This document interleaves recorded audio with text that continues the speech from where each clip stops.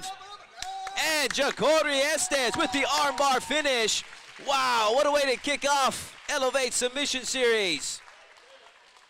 Nothing better than the submission to kick things off in the first match there. Nice control, good transition from triangle to armbar. Not letting his opponent off the hook. So the winner goes to spoils. Jacori Estes, your winner. That was a nice Your little scrap winner from both by of them. armbar, Jacori Estes. That was a nice little back and forth. Good job on both athletes. Yeah, nice transitioning for their age. Jiu-Jitsu Fundamentals 101 and making those transitions part of the process. As I'm sure we'll see both competitors on future Elevate Submission Series. Can't replace that experience that they gained here tonight, win, lose, or draw. Absolutely.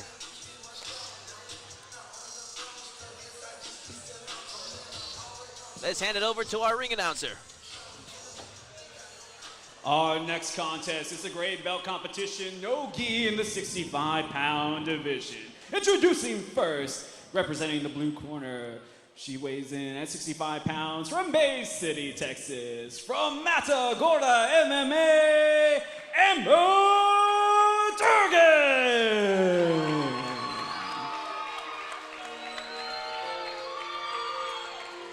Here we have, making your way to the mats, Amber Durgan.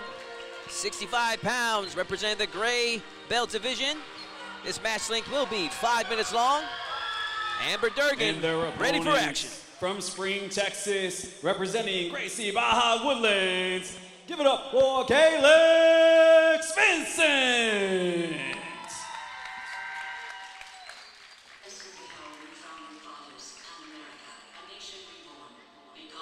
Calyx Vincent making her way to the mats, representing Gracie Baja, the Woodlands, as she prepares for battle against Amber Durgan.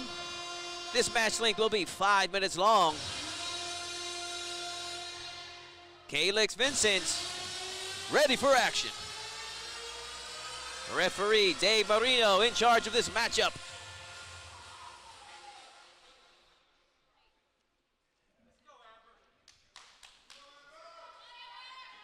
Amber Durgan from Matagorda MMA. Under Gabe, who's a good friend. Excited to see this little performance. She was also on the last card. And immediately Vincent pulls guard, but she's caught quick almost there by Durgan.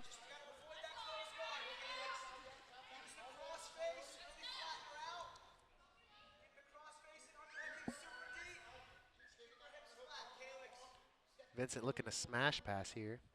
Calyx Vincent on top, Amber Durgan on the bottom. There we see good correction there.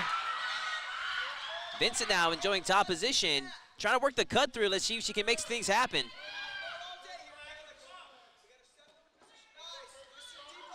She hustles her way to the side control position. As Durgan trying to frame her way to a knee shield and creating space, doing an excellent job there.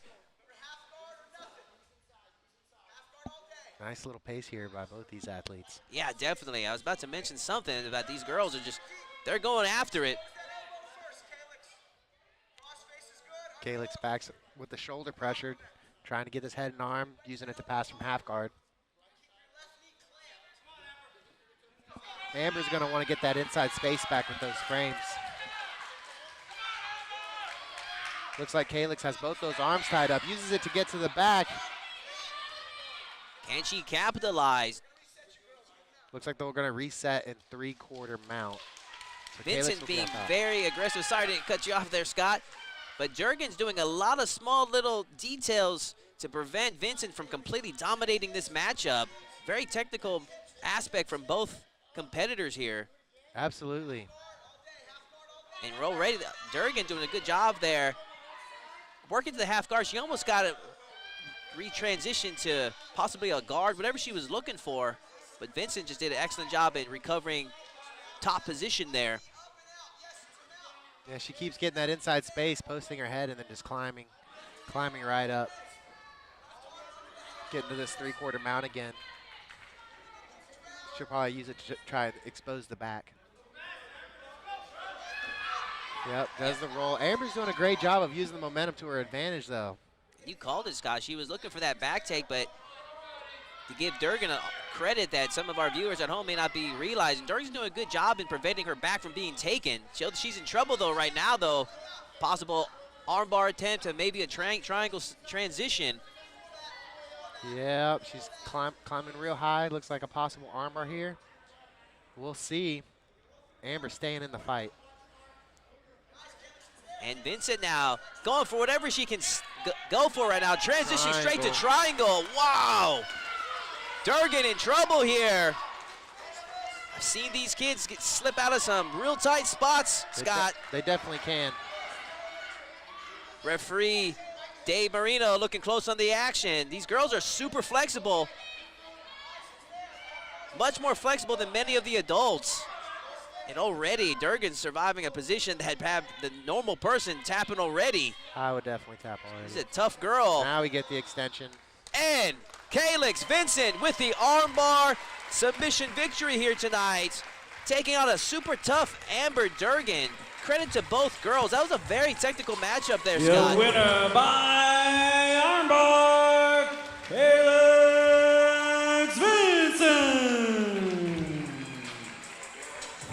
Congratulations to Calyx Vincent with the submission victory here tonight. Credit to Amber Durgan, too. Very tough fight on her hands. She stuck it out. 2 matches in, 2 submissions, Scott.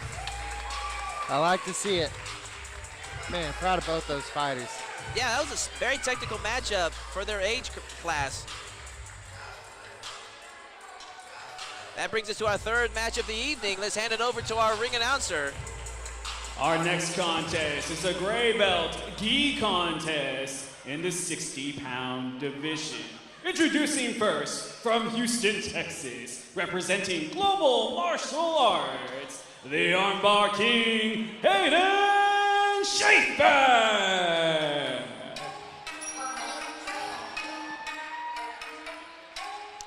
Our first gi match of the evenings featuring the 60-pound division as we have Hayden Schaefer making his way to the mats, representing the blue corner here. Hayden Schaefer, ready for His action. Opponent from Houston, Texas, by way of Spokane, Washington, representing Greasy Baja West Chase, it is Declan King.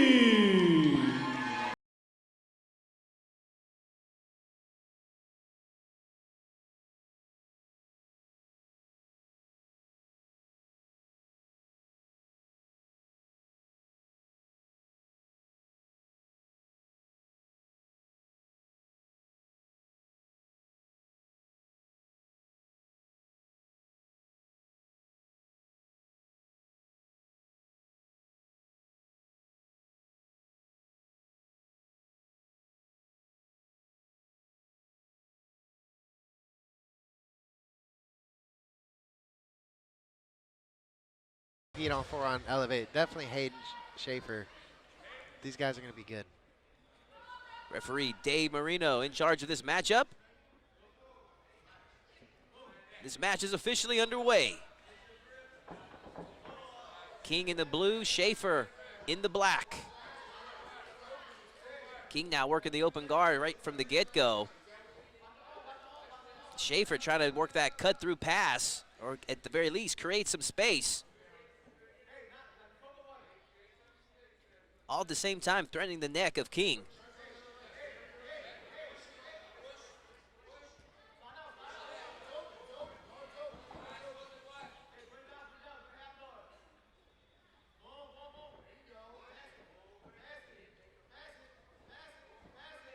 Schaefer once again looking for the pass. Nice little slice through right there. Little misdirection. Man, these kids are on another level.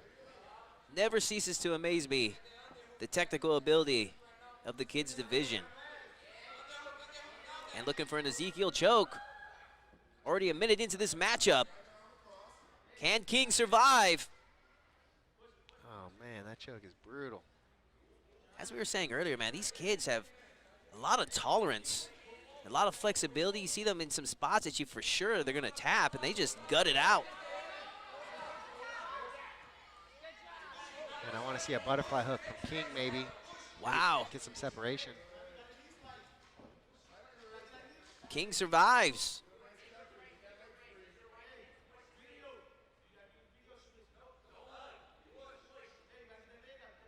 Schaefer continue working. A lot of pressure from Schaefer. Still unable to achieve the full mounts, but he's still going for the attacks. All at the same time, working the legs too. Just so many things going on. Seems like King is keeping his cool and doing his best to retain his guard, which is impressive. Very poised for his age. Young Declan King, representing Gracie Baja West Chase. Man, look, Schaefer going for this guillotine. We'll see if he can feed his hand all the way through. Looks like he's looking for a collar. Yeah, he's got that wrapped around the neck.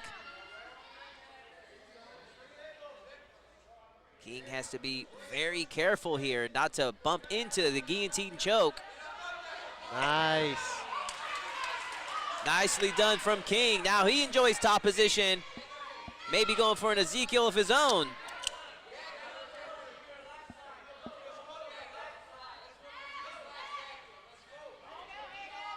The tables have turned. King with the pressure now.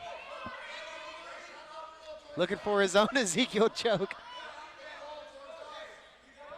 Man, what a turn of events. About a minute ago, we were saying King was the one in trouble, but now King's on top, threatening Schaefer. Can Schaefer survive this?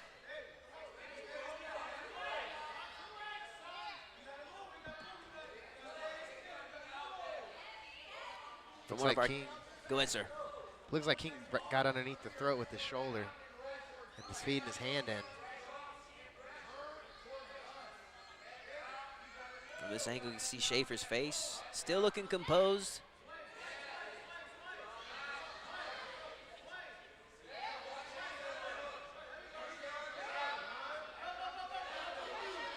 Schaefer now with that underhook on the right side. Trying to see if he may transition to maybe deep half guard or try to use that underhook to scoot his way out. We shall see. But right now he's got to address, make sure his neck is not susceptible for an attack. Not an easy sport. Yeah, there's so much going on with the gi, with the different types of grips, like even they're grabbing the belt and the way that they're holding on to each other. You can really use that friction too to kind of slow someone down. 2 minutes. That's where those preferences of which to gi or not to gi. That's why there's so many different options as a grappler. Some like that slower pace, more methodical pace of the gi. Some like the speed that comes with the slipperiness of the no-gi. And as I say that, Schaefer now working in the triangle position. Man, we've seen like this position 3 times in a row now for in our third match, Scott. It really lets you know what the fundamentals are. Good job by King in keeping his posture in a bad spot.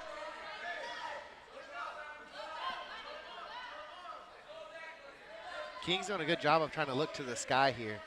Oh, Schaefer looking for that armbar. Man, he's so fast. Wow. Breaking his posture down, breaking the neck, man. Could this be our second triangle choke in a row to armbar? Double trouble here. I'm teaching triangle armbar in my next class. A la Verdum and Fedor Emelianenko from back in the day, for those of you MMA historians. Oh, full transition to the armbar. We got a full extension, ladies and gentlemen.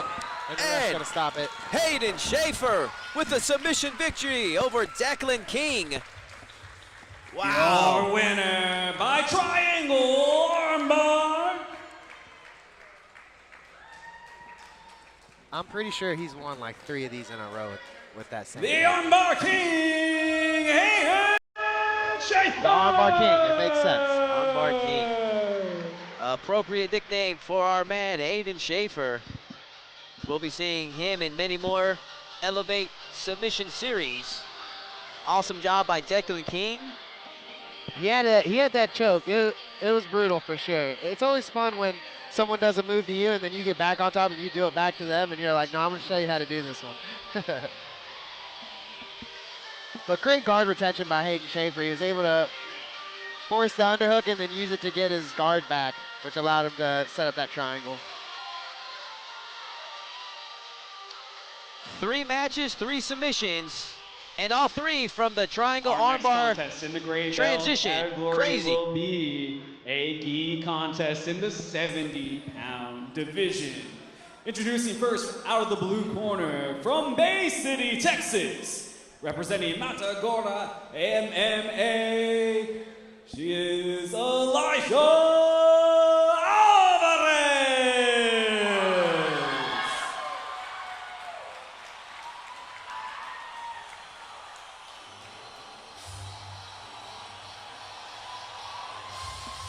And that brings us to our 4th match of the evening, ladies and gentlemen.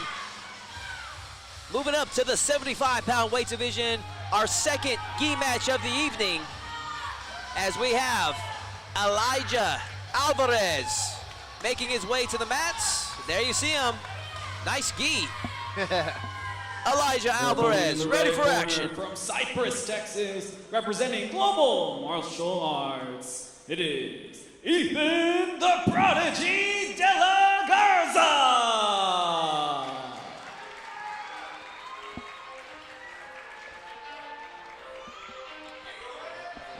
Global Martial Arts' own, the Prodigy, Ethan De La Garza.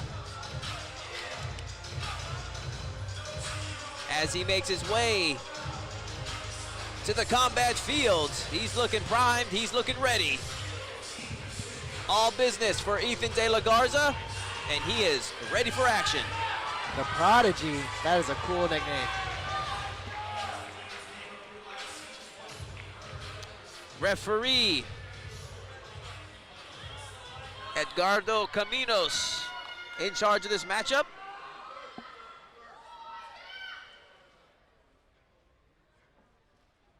This match is officially underway. Alvarez in the red, De La Garza in the black, and already the Prodigy with the triangle. Man, our 4th match in a row with this position, this double trouble threat. Armbar from the triangle, and did he call it? And the Prodigy, Ethan De La Garza. Is that? Okay. And that's official, guys. Ethan De La Garza with the armbar victory here. Your winner by armbar, Ethan De La Garza. Wow, living up to his nickname. Congratulations to both competitors. Hope to see Elijah Alvarez in future Elevate Submission Series. Had a tough draw here tonight. And congratulations to the victor, Ethan De La Garza. 4 fights, 4 submissions, Scott. All from the Triangle Armbar Series.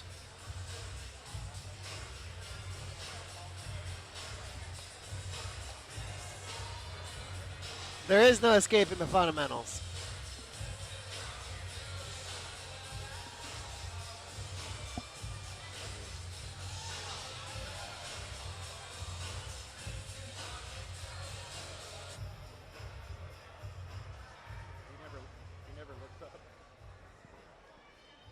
Our next contest is the gray belt gi contest in the 110-pound division. Introducing first, representing the blue corner. Out of Houston, Texas, by way of 85 BJJ, it's Marion Hernandez.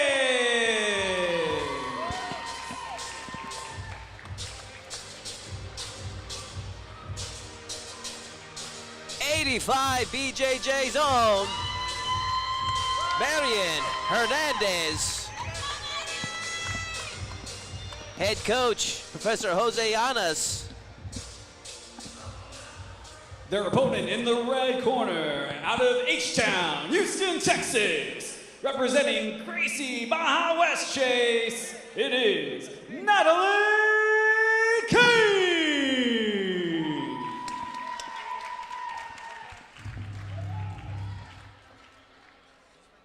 And here we have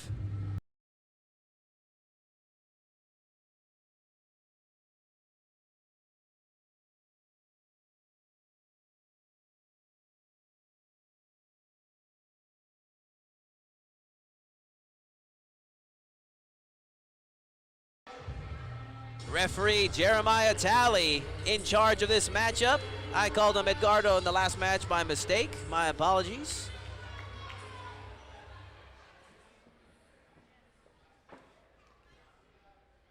I get a feeling this is going to be a technical match. This match is officially underway. Both these athletes look prepared. I'd have to agree with you on that technicality there. Scott has Mary Lynn already from 85 BJJ. Pulling guard. Very active guard to her credit.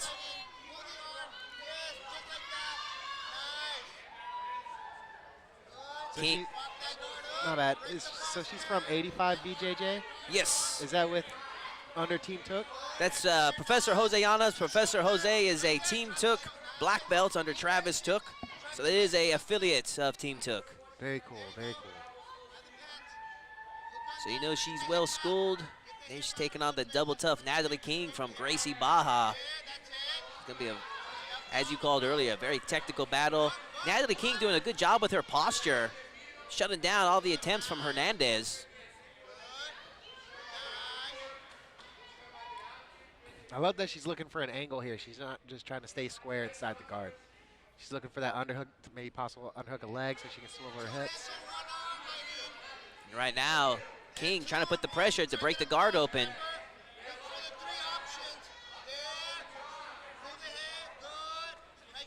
And Hernandez, like you're saying, Scott, working that angle. King recognized it though. That was a nice little pass right there. Enjoying top position now from half guard, Natalie King. Working that shoulder smash on Hernandez.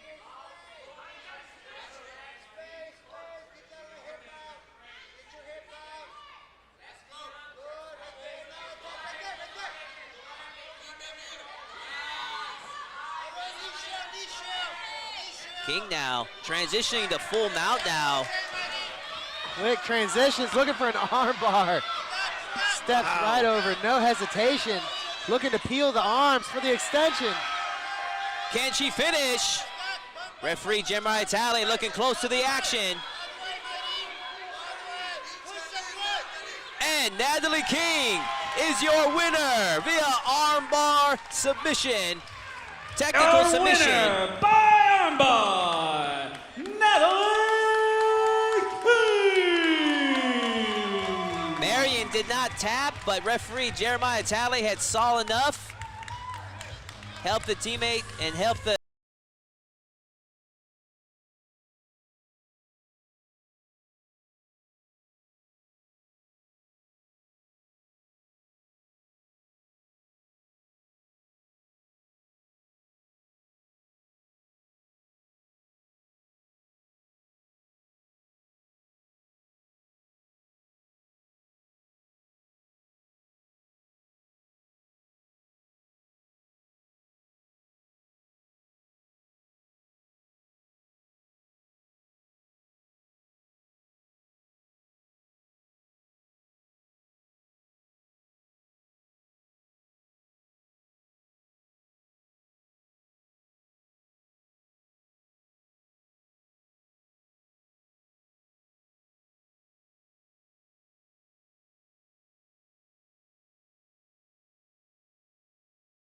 All right, fans, our next contest.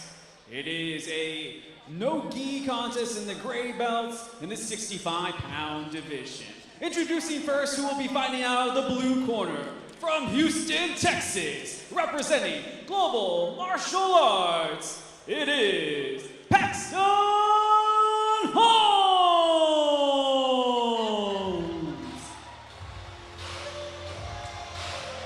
Paxton Holmes has been on this card multiple times as well.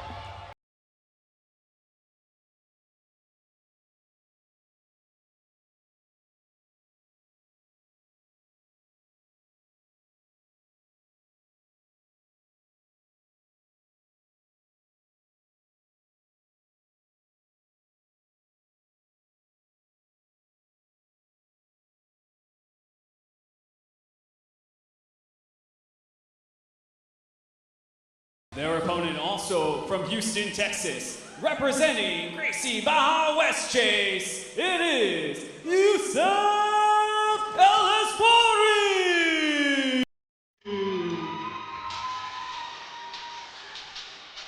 Gracie Baja West Chase's own Yusuf El-Espouri. 65-pound, no-gi, gray belt division. This match will be 5 minutes long. There you see him, Yusuf El-Espouri, ready for action. Global versus Gracie Baja. Referee Jeremiah Talley in charge of this matchup. And it is officially underway. Already, Yusuf going in for the single leg.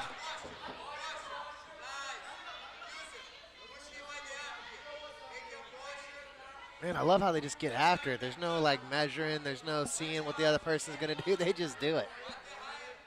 Also a sign of a seasoned competitor, just having no fear out there, having a lot of confidence in their ability. And right here, familiar position, Scott. Triangle attempt from Paxton Holmes. Can he finish it? Oh, into armbar. Wow, that was tight. Paxton Holmes, your winner from triangle to armbar finish. Wow. Our winner by armbar, Paxton Holmes! Scott, what the heck is going on here tonight, brother? I have no idea, but the next month of my classes will be triangle arm bars.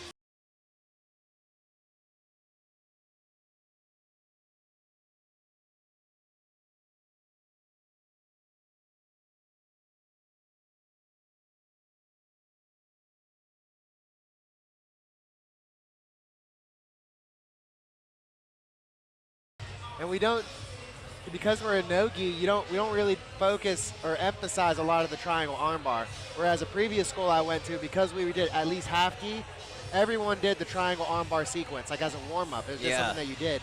And I was talking to my no-gi class, and they just had no idea what I was talking about when I kept mentioning the triangle armbar sequence. And I had to show them all, like, our next basic match triangle armbar is move. a yellow belt no-gi contest in the 105-pound division. Introducing first, out of the blue corner, representing Jacksonville, Texas, fighting out of Ground Dwellers, Texas roots, it is Tommy Wood Jr.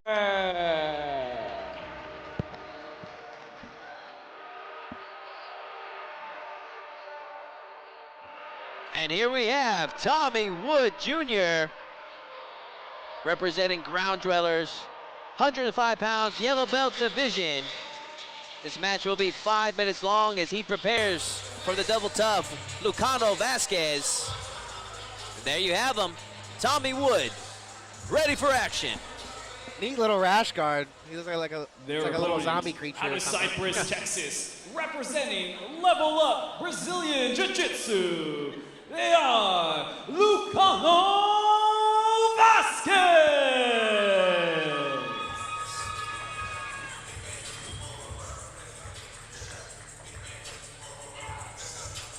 Here we have Lucano Vasquez. Uh-oh, he's in all matching level X black. I like it. Referee Edgardo Caminos in charge of this matchup, and we are officially underway. No wasting time in this matchup. Nice little foot trip right there. Use like a cement mixer to put him down. Vasquez in the white, Wood with the dark colored gi top. And once again, looks like we're going to be back in that armbar triangles position. This time from a different angle, though. Bring him back to the middle. That side angle is brutal. If he can lock it up, if the lock is behind your arm, digging into your lat, it's pretty brutal. Can imagine. So many creative ways to finish your opponent in this great sport. Looking for the proper position to start in. Luckily, they got it together now. So, Vasquez in control from behind. Ooh, nice drag down there. High crotch to sit him back down. Spins for the armbar again.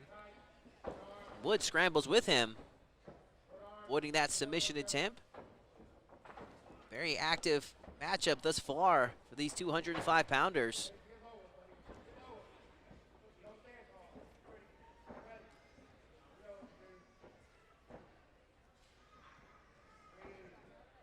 Ground drillers is Wood working the tie up.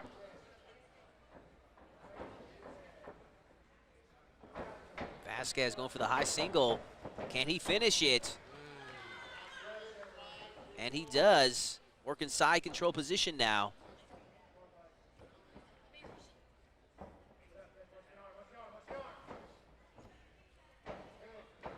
Ooh, in on the guillotine. Is Wood in trouble? Arm in guillotine now for Vasquez. Wood doing the right thing, though, and tripoding up to try to relieve some of the pressure. Good escape. Way to stay calm and collected. Surprisingly, Vasquez let him off the hook with that one.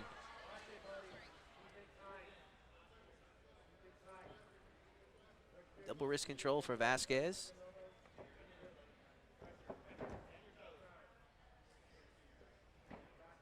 Triangle position. Looks to tighten it up. It's tight. Ooh-wee. Bad spot for Wood. Referee Edgardo Caminos looking very closely. Oh, he's got an uphill battle here for himself right now. And Vasquez working that angle. Man, It's only a matter of time. that was a good transition amount. Looks like he's trying to rush it, though. Maybe Wood can use that space to create an escape. Man, we can't see the camera angle, but I'm taking a look at Wood's head, and it is just turning purple. Yeah, mounted triangle is not fun to be in. About the second worst spot that you can ask to be in, but outside of a deep rear naked choke. In regards to see what Wood can do with this. Oh.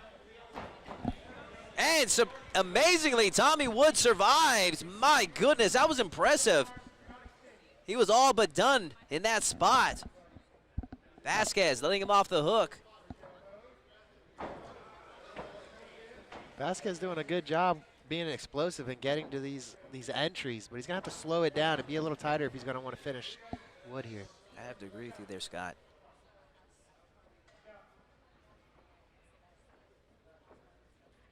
You guys like a little too excited with that triangle armbar positions where he let Wood off the hook. Going for the armbar. Wood was able to get his arm back quickly. Not to take any credit away from Wood, because Wood is doing an excellent job in defending himself. 100%. Now the pace has slowed. Let's see if Vasquez can keep up the pace and be just as effective as he was in the first half. 1 minute to go. Let him hear you, crowd. Nice high crotch there from Vasquez, but he's got to be careful. He's got his head stuck in a guillotine there for a Back, moment. watch the edge. Over the edge, bring him back to the middle. 46 seconds are left in this matchup. 46 seconds, who wants it? These Short. kids are tough, man. Yeah, no doubt. Let's see if we can see something exciting in these closing seconds. They're going to go for it, Scott. And already you see Wood there threatening. On an armbar. Could this be our 7th submission of the night? Oh, not quite there. Good defense from Vasquez. Wood has came alive in this last minute.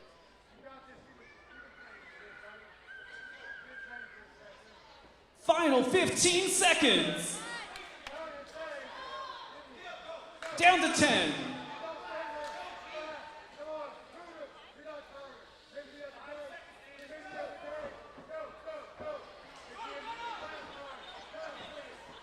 And that's time. And Tommy Wood and Lucano Vasquez go to a draw. They go the distance here tonight. Our first match to go the distance This here. contest ends in a draw. Lucky number 7, Scott. Great fight, though, man. Both of them had their moments. Looks like Vasquez kind of caught Wood off guard with the pace, and it took Wood a little bit to wake up. But Yeah, very sound and technical ability there on both fighters, and good composure on Wood in rallying that first part of the match and able to kind of bring it to his pace towards the second half. big facts.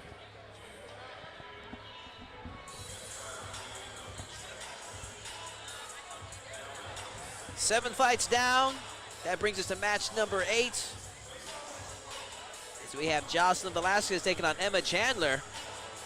That was a fantastic matchup. 5 minutes, not enough to separate both those combatants. As we carry on, here our next contest. It is a yellow belt contest with gi in the 110-pound division. Meeting first in the blue corner from Houston, Texas, representing Texas Third Coast MMA, it is Jocelyn Velasquez!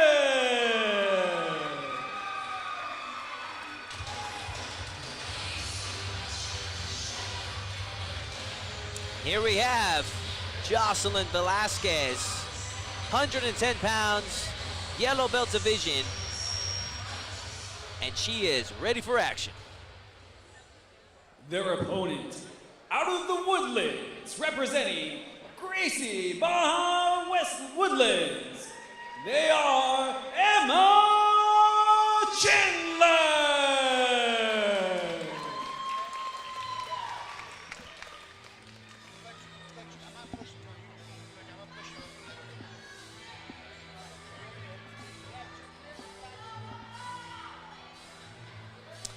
And here we have Emma Chandler from Gracie Baja, the Woodlands.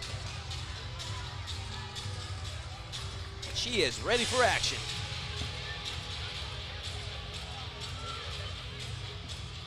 Yeah, Emma Chandler is a beast.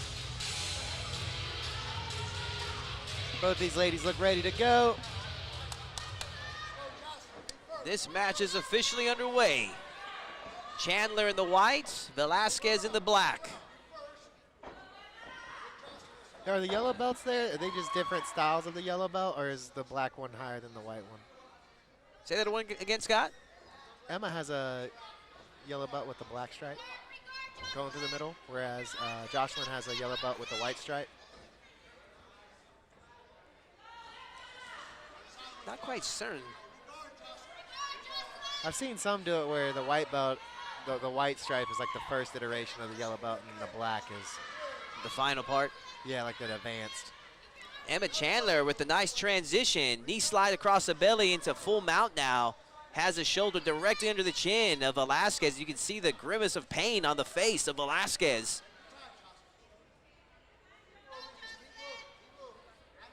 These kids use shoulder pressure better than I do. They have quite the technical ability.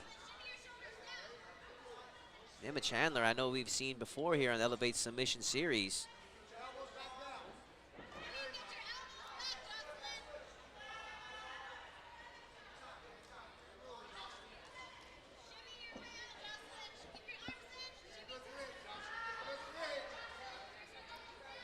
Chandler trying to work that arm, elevate that knee as high as she can under the arm.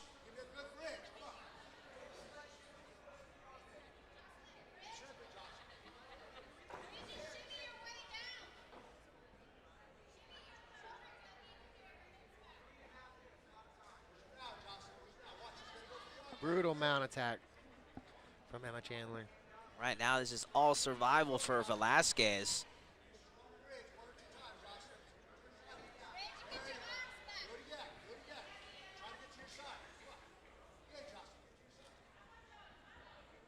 And when you're in this spot, is just all you can do is just try to keep that composure, look for your openings. 'Cause Chandler's in there, looks like she has all her spots covered. Looking like going for an arm bar. There's her opening. Velasquez now causing a scramble.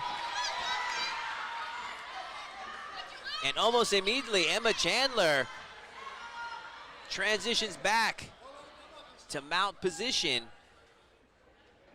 She is all business there, Scott. Yes, one of the best ways to escape, as you just saw, is to possibly give your opponent the next one, which is like give them the arm and then hope they go for it and then use that to be able to escape, which is what Jocelyn did. So I hope that she can do it again to keep this match going. I'd like to see some offense from Jocelyn.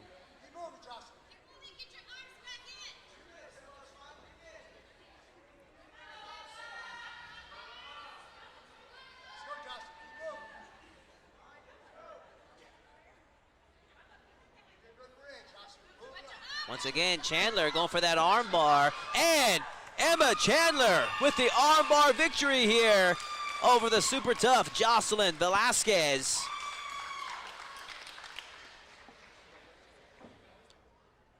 Took her a while to get there, but she waited for her openings, was very patient. On the second try, she got that mounted arm bar. Your winner by armbar, Emma Chandler! Hopefully, Jocelyn Velasquez not suffer anything major there from that arm bar, but she's definitely feeling that. Congratulations to Emma Chandler on her victory here tonight. Sure we'll be seeing a lot more of both competitors in future Elevate Submission Series matchups. 8 fights, 7 submissions.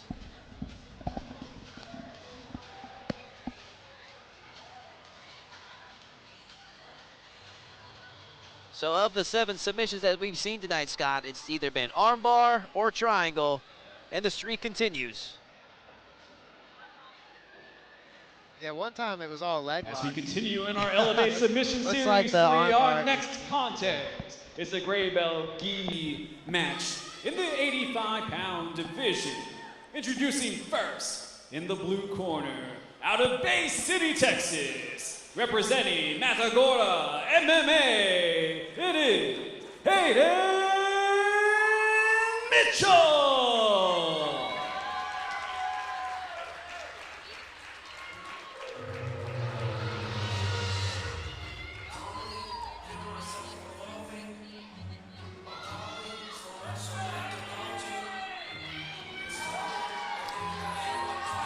Here we have Hayden Mitchell making his way to the competition field.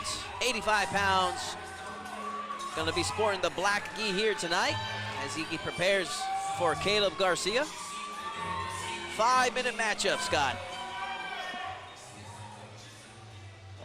And their opponent, out of Spring, Texas, representing Ground Dwellers, they are Caleb Garcia!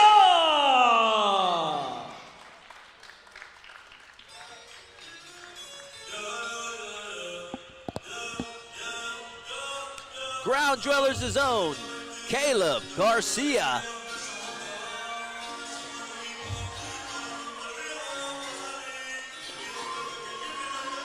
There you see him. He is ready for action.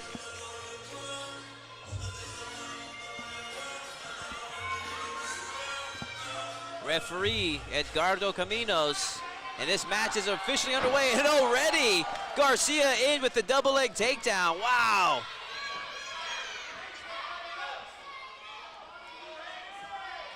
Garcia now with the full mount.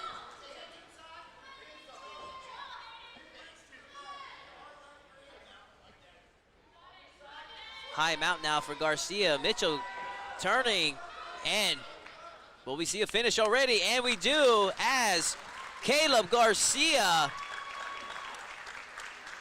almost like clockwork, takedown into the mount, into a mounted armbar, earns a very fundamental victory here tonight over Hayden Mitchell. Your winner by armbar, Caleb Garcia! Man, Scott, that's almost like plan A working out as perfectly as can be. Right, right. When you tell your competitors to prepare for a match, you say, hey, if everything went as smoothly and as perfectly as possible, what is like your best match scenario? Then you have to call in for the reserves. Good job there to Caleb Garcia. Thank you all that are joining us here tonight at Elevate Submission Series. I am Todd Moore, calling the action here with Scott Pelzel from ClearLifeMedia.com. We still have our main event of Carlos Henrique taking on Lucas Valente later on tonight, so don't go anywhere. Let's hand it over to our ring announcer. Ladies and gentlemen, it is our final gray belt contest of our Elevate Submission Series 3. It will be a gi contest in the 120-pound division. In the blue corner, introducing first, out of Bay City, Texas, representing Matagora MMA, they are Addison Sparks!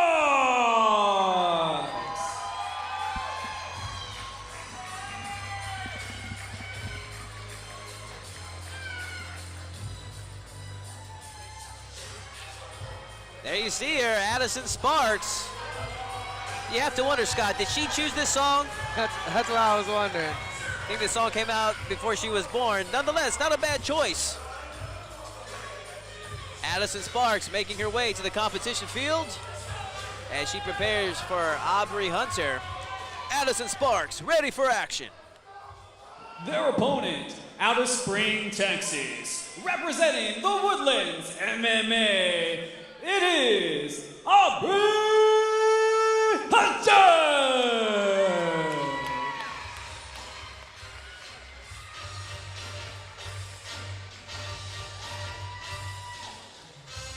Gracie Baja's own Aubrey Hunter.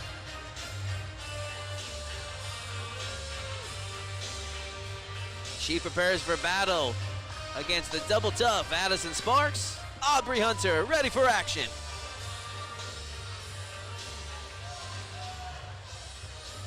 The referee, Dave Marino, in charge of this matchup.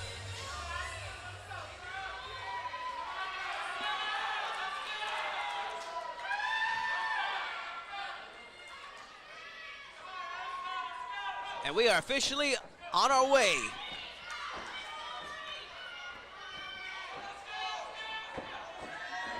Hunter pulls guard. Let's see what she can do with it. Sparks in the black, Hunter in the blue gi. Hunter opting to take the posture away from Sparks. Frustrating position to be in when you're on top like that.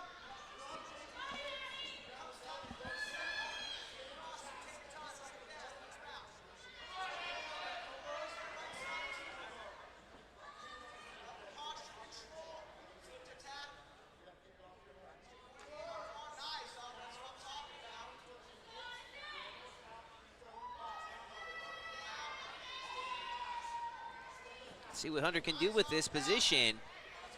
She's looking like she's breaking the base of Sparks, creating an angle. Nice sweep there from Hunter.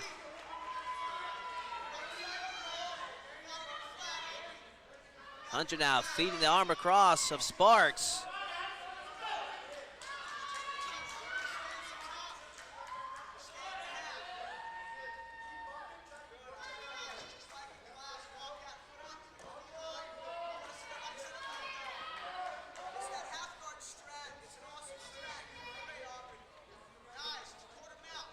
Slow and methodical.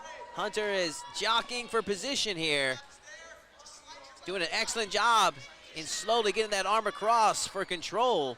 Right when she does, referee Dave Marino decides to bring the action back to the center. But she's inch by inch there, Scott, just working that arm across.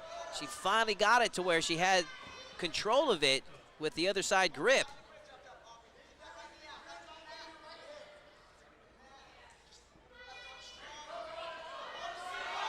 Looking to take the back now. Hunter now with the angle.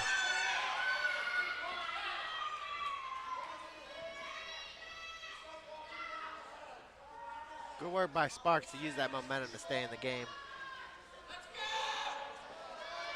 Back to square one. But Hunter still has the angle.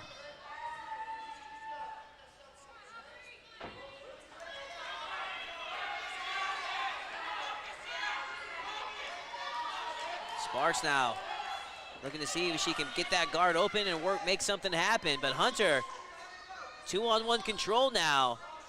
Looking to create the angle. Transitions to the other side, going for the armbar. Can she finish it?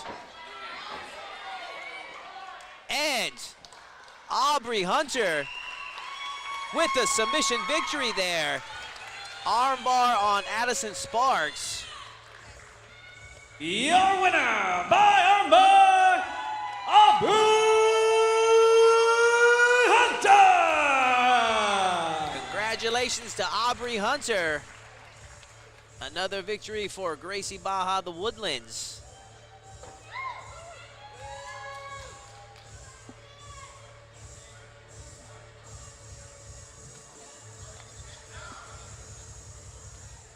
Man, we've only had one match out of our 10 go the distance tonight. Some highly skilled grapplers here, finishing every match. That brings us to our final 5-minute match of the evening as we have Anthony Avila taking on Matthias Naranja.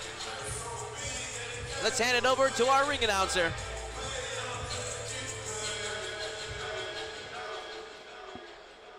Next up, fans, it's our lone green belt contest of today's competition. It will be a no-gi match in the 135-pound division. Introducing first, by way of the Rio Grande Valley, Harlingen, Texas, representing Champion Academy, this is Anthony Avila.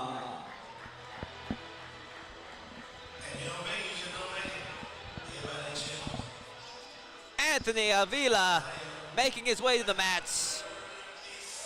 135 pounds as he prepares to take on Matthias Naranja.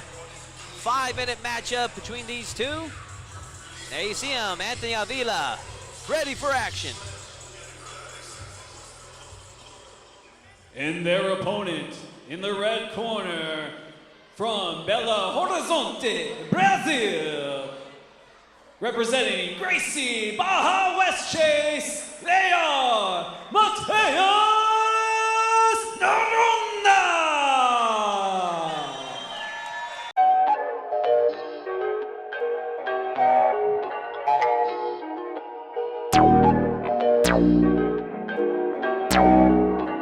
Perfect.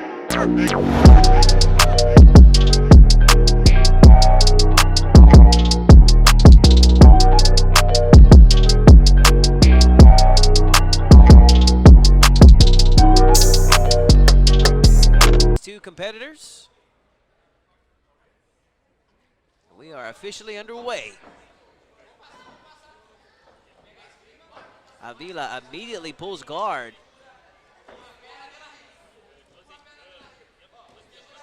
Very active guard for Avila.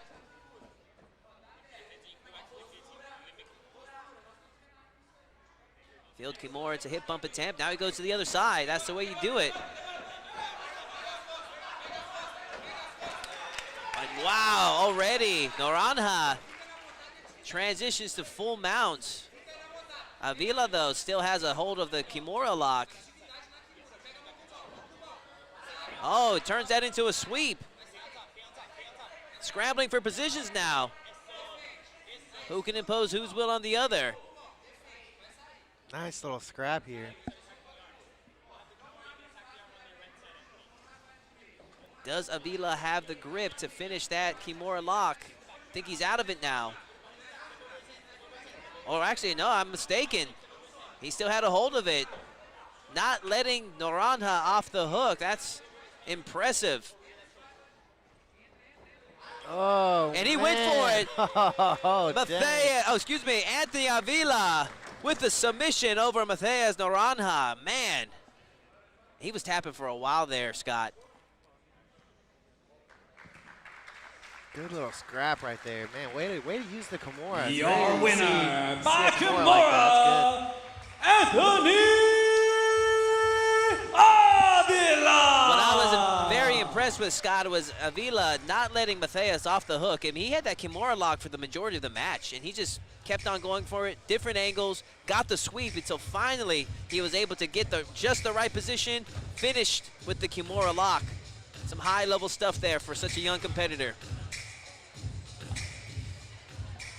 Fans, at this time, what we will school that take a was? short intermission. What's that Plenty again? of drinks and You know what food to be school? had. A good chance to get Avila out was and at? use the I restroom as well. missed that. I can't Plenty remember. of submission series gear Yeah, I missed it too. available. I think, as we will Noranda, be back the one from shortly Gracie with Baja. our blue belts. Again, just a quick intermission as we reset and get ready for the blue belt portion of our competition. All right, ladies and gentlemen, we shall be back in no more than 10 minutes. Don't go anywhere. We're coming back with Calvin Jackson taking on Tevin Sandoz.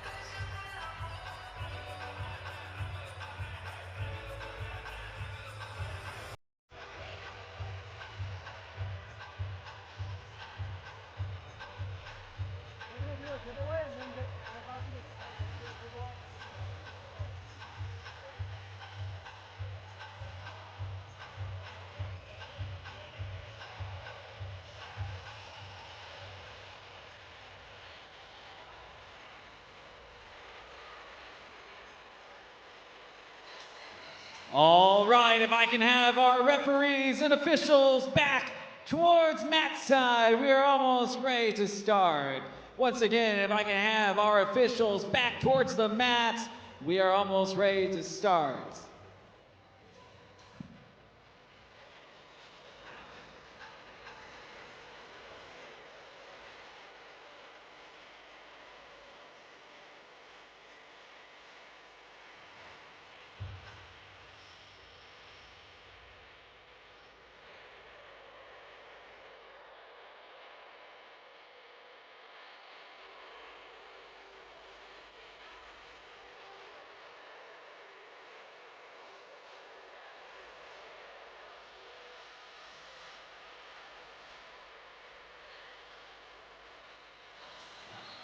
All right, fans, as you make your way back to your tables, let me introduce to you one of our fantastic sponsors. It is Lee with his family from Fitness Depot Houston. Please welcome Lee and his family to Fitness Depot Houston. They got some free swag to give to y'all. Make sure you visit Fitness Depot Houston. They specialize in home garages, home gyms, and all of your fitness needs and more.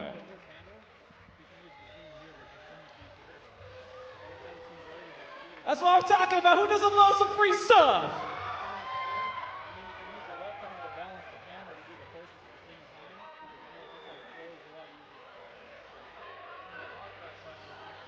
Oh, that's all of it. As you can see, it's a true family affair. So make sure you support one of our supporters in Lee for Fitness Depot Houston. Make sure to go check out the store and check out his stuff.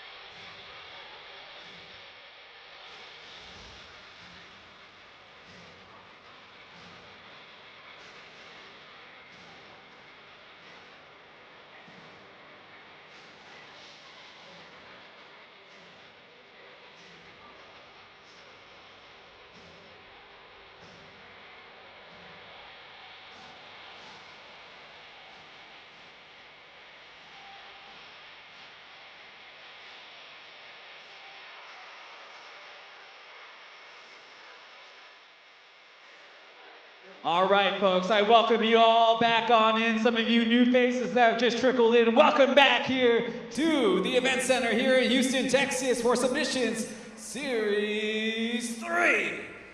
A big thanks to all of you, and again, our fine sponsors, the Nuna Law Firm. Of course, you just witnessed Fitness Depot Houston as well. We are now in the blue portion of our belts here in our Elevate Submission Series 3. It will be a gi contest in the 165-pound division. Let us meet our first combatants after the intermission. Introducing first, from the state of Illinois, representing Odyssey Martial Arts, it is Calvin Jackson!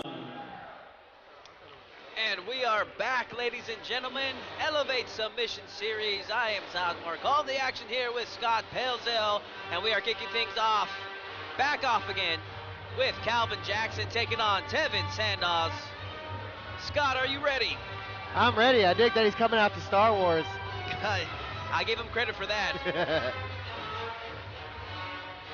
I unshamedly admit I'm a huge Star Wars guy. Not as big as some other people. You don't have the 1,000-piece Legos or anything? No, but I do have His a opponent lightsaber. in the red corner, from H-Town, Houston, Texas, representing Ed Ramos BJJ, this is Tevin Sandoz.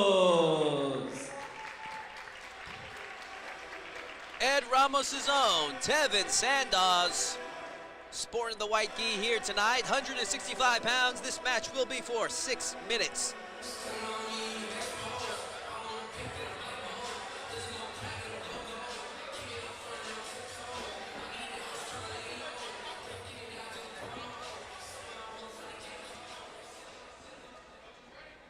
Referee Dave Marino in charge of this matchup, and we are officially underway. Jackson in the blue, Sandoz in the white. Oh, already wizard throw there from Sandoz, but Jackson recovers. Man, I thought they were going to be right here in our lap, Scott.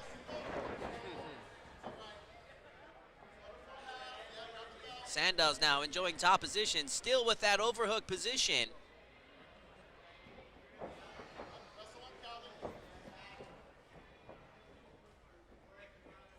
Familiar position. We've seen this one quite often here tonight.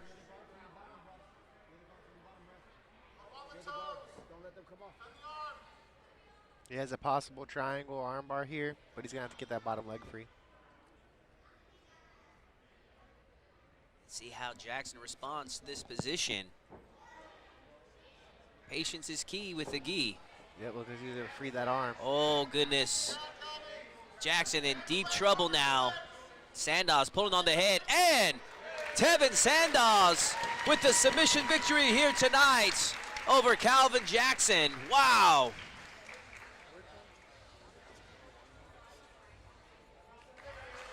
Tevin Sandoz, ladies and gentlemen. Our winner by triangle, Calvin Jackson!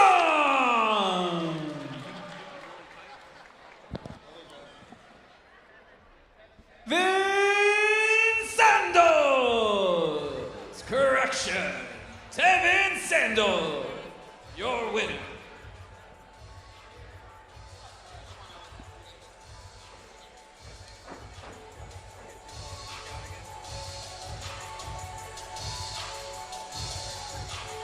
12 fights down.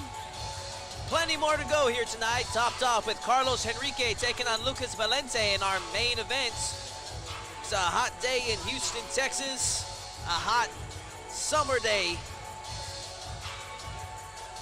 No hotter than in here tonight for Elevate Submission Series. Promoter Chris Lopez. Next up in our blue belts, it will be a no-gi contest in the 155-pound division. We meet first out of Cypress, Texas, representing Level Up BJJ. This is Angel Vega.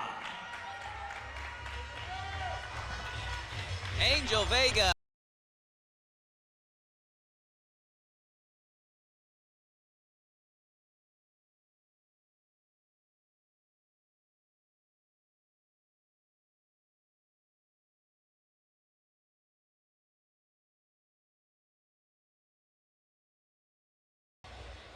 Their opponent in the red corner, fighting out of Pasadena, Texas, representing United BJJ, this is Juan Rubio.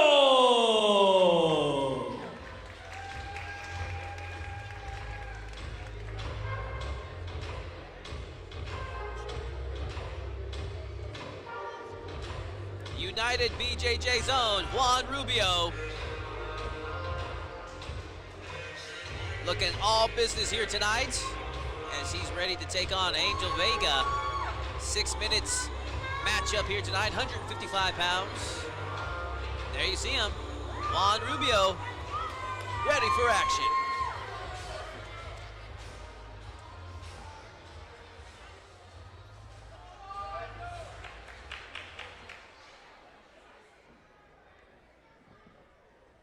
Referee Jeremiah Talley in charge of this matchup, and we are officially underway. Vega in the all black, Rubio with the blue trim. Rubio immediately pulls guard, going for an ankle lock submission. That one looks brutal. Vega addresses it. Gets the 1 foot free, but needs to be careful with the other side.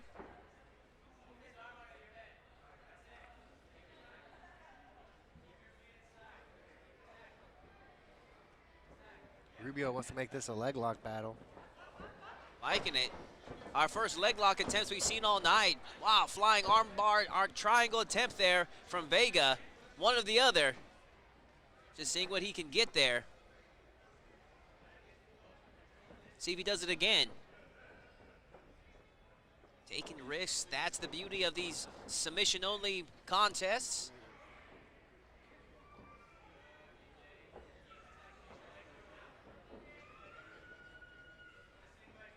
Butterfly hooks now from Rubio. Vega's got his legs crossed, so it's going to be hard for Rubio to expose those legs. We'll see if he can do it.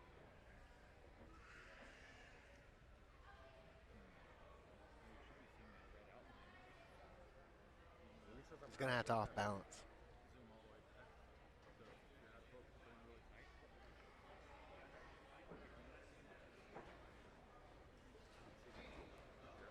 Nice little throw by there by Angel Vega. We'll see if he can capitalize. Guillotine attempt now by Vega, but Rubio doing a good job slipping the head out. Big lift now. Wow. Vega out of danger though. Going back to the footlock attack. Rubio very persistent with that.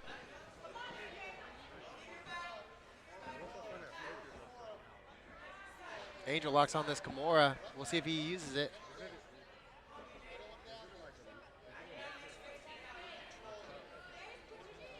Submission for submission in this matchup. These guys are going for it.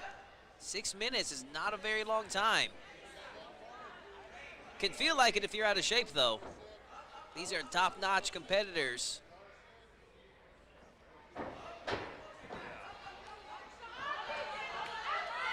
Armbar attempt from Vega. And he's exposing his legs in the process. Rubio going for it. Wow. Great transitions here in this matchup so far, Scott. Yeah, I love transitioning to mount that quickly. When instead of taking the side control, you just slide right over to mount. It's beautiful. Vega walking that arm, walking those fingers to elevate that arm of Rubio. See if he can possibly work an arm bar to that side, or maybe even a head and arm choke. Let's see what he's going to go for. Oh, he's going for the head and arm. Can he make it happen? Tight. This is going to be tight. This is always a pain to escape. Even if you get out of it, you're going to be drained. Pain in the neck, huh? Good job on Rubio in addressing that, able to slip out.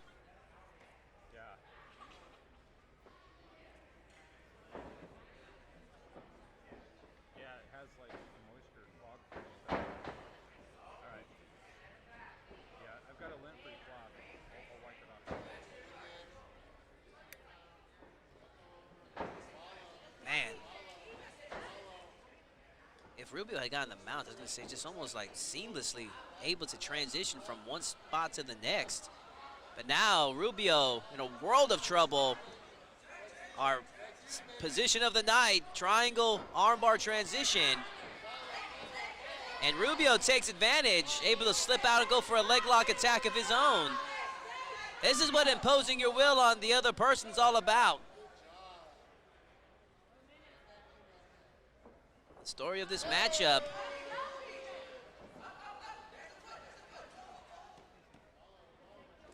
Yeah, you can see in the blue belts, you know, they kind of got to slow it down a little bit. Both these guys have had their opportunities to finish, but just that little bit of anxiousness, that anxiety, messes with the technique just a little bit. Story of this matchup, Vega with the attacks to the upper body while Rubio opting to go low. Both competitors showing what they can do and what their favorite options for a submission are. Vega may transition to Darce choke here.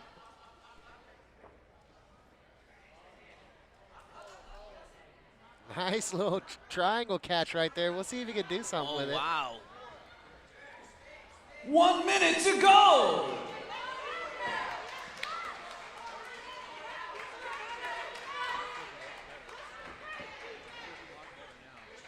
You're right, Scott. Just that difference in the levels of ability. The blue belts compared to the black belts, the blue belts just are a little bit more anxious and don't quite let themselves settle into a position. They're just non-stop advancing from one to the next, 30 leaving a lot of seconds. space. Will we and have gaps a for winner? that to Cheer 'em happen. on, folks. I do like that they're pulling off attacks, though, which says a lot. You know, sometimes blue belt matches can be boring, but these two are going after it. And it's Yeah. been one attack after another. Yeah, thus far it's been one of the most exciting matches of the night so far. They got less than a minute to make something happen. See if Vega can finish one of those trademark leg locks that he's been going for all night long. He's going to want to get that space back in between chest on chest. Short time left. Referee Jeremiah Talley right there at It's the corner. time. And Angel Vega and Juan Rubio go the distance here tonight on Elevate Submission Series. Great matchup. Definitely one for them to watch back on and enjoy, as we certainly enjoyed to hear from the seats. Referee's decision, Jeremiah Talley gives Our it winner to by Angel Vega. decision, Angel Vega.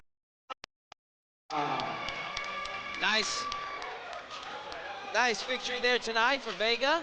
I'd have to agree with that decision. Yeah, it definitely seemed like he got a little closer on his submissions. And it also plays a part, too, that you can't really say if you're going for leg locks that you're in a, dominating the match, especially when the other guy's doing attacks from mount and passing your guard. It's going to be hard to say that you were more of a threat. That leads us to our next fight of the evening, as we have Alan Flores taking on Jacob Trevino in a 200-pound big boy matchup. Oh, yeah, this big boy. This is what I've been waiting for, Todd.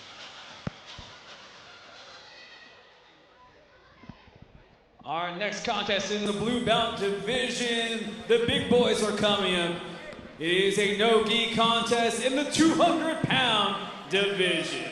We'll meet first out of the blue corner from Houston, Texas, representing Third Coast MMA. This is Alan Flores.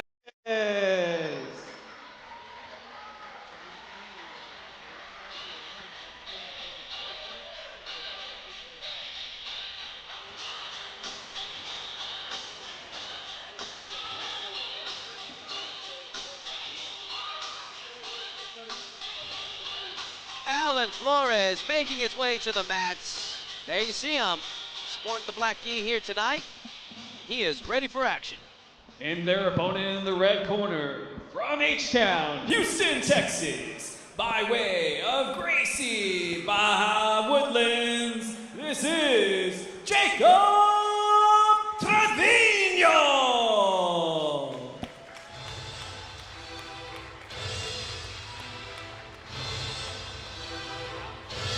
Gracie Baja, the Woodlands' own, Jacob Trevino, making his way to the mats, preparing to take on the double tough Alan Flores. you see him, Jacob Trevino, ready for action.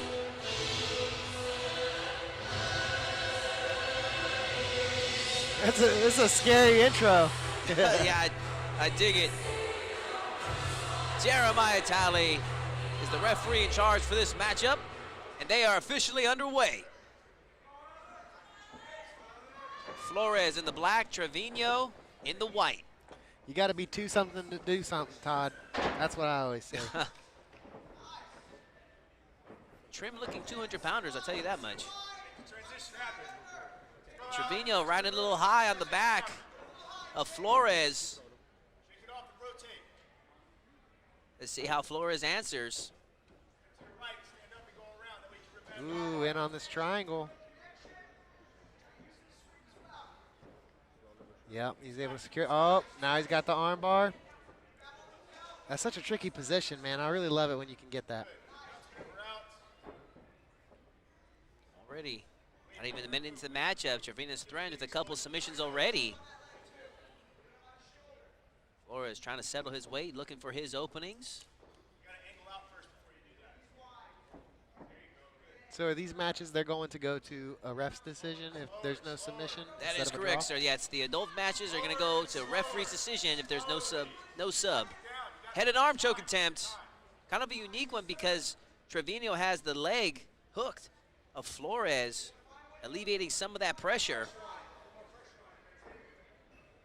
He's sticking with it, though. He's listening to his coach, Jason Solis, who we'll see here later tonight.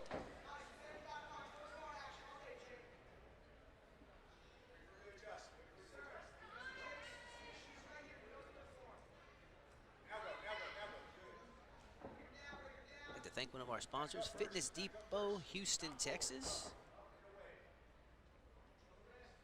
Represented here tonight. Seems like they're big in the jiu-jitsu community. They seem to support a lot of athletes and events. Yeah, the owner Lee over there is a great guy. I've known him personally for a couple of years, and just a great guy, great family man. Does well to this community. Right now, we are enjoying this blue belt contest between Jacob Trevino and Alan Flores.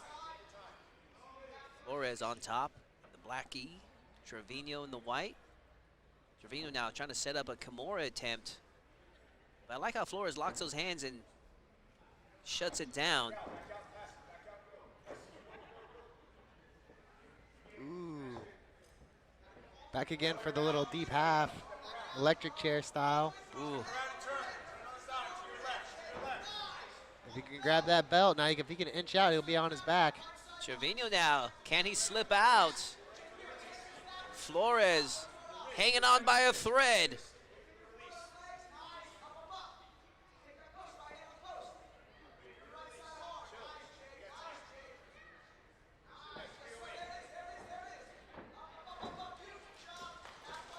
Nice little deep half sweep by Trevino. His last name sounds like Dorino, like Gilbert Burns. Little nod there. Enjoying top position now. Match over halfway into it. Man, that collar on the crossface is brutal.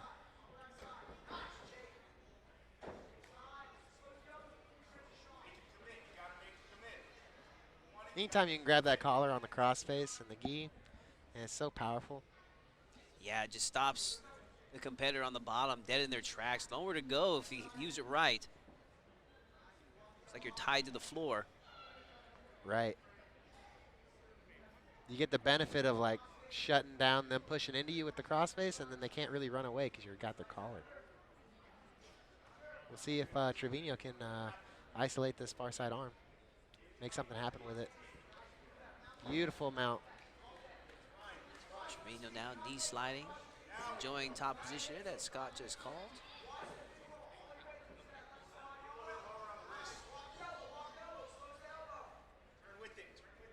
Trevino trying to lock out those legs too, but transitions to a little bit higher of a mount to isolate those arms. Flores maybe going for an arm bar here if he can maintain that high mount.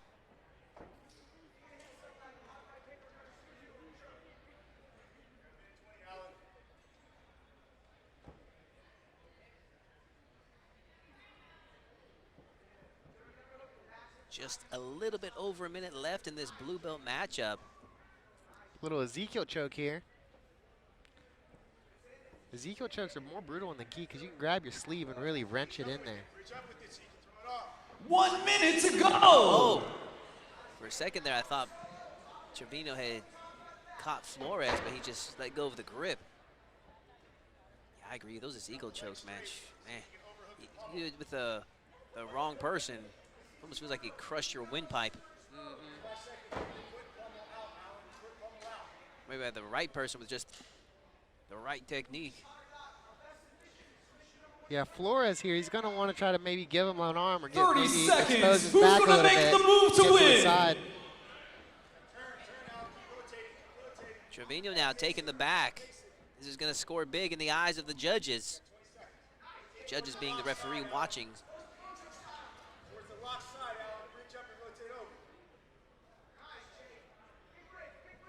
Brutal collar on the face right there. Looking for a possible collar choke. Good job by Flores with the defense here. Way to turn it back into And that is time. And Alan Flores and Jacob Trevino go the distance here tonight at Elevation Submission Series. They will go to a referee's decision here shortly. I think that's a pretty easy one to score though, Scott. I think so too. Unless something crazy happens, I see that one going Trevino's way. And Jacob Trevino is Your officially the winner. winner here tonight. By decision, Jacob Trevino. And congratulations to Jacob Trevino, our victor here tonight. As we move on to our next match of the evening, as we have David Cantu taking on Chance Petrie in another blue belt contest. This one contesting at 175 pounds. I want to thank everyone that's watching at home on Clear Life Media. I am Todd Moore, calling the action here with Scott Pelzel, and you are watching Chris Lopez's Elevate Submission Series. Do you think you have what it takes to display your skill? Contact Make It Happen Chris. We hope to see you on future Elevate Submission Series or possibly Elevate Fighting Championships. It's great what Chris Lopez is doing for the Houston MMA community, Texas overall, providing another platform for people to get some experience in and Starting to see all showcase the their sweat skills. puddles starting to accumulate. That's how you know everybody is working really hard here in this competition at the Elevate Submission Series 3. Just a friendly reminder that you can get the pay-per-view tomorrow on replay from clearlifemedia.com. As we move on in our blue belt portion of our card, this will be a gi contest in the 175-pound division. Introducing first, from Houston, Texas, representing 85 Jiu-Jitsu, this is David Cantu.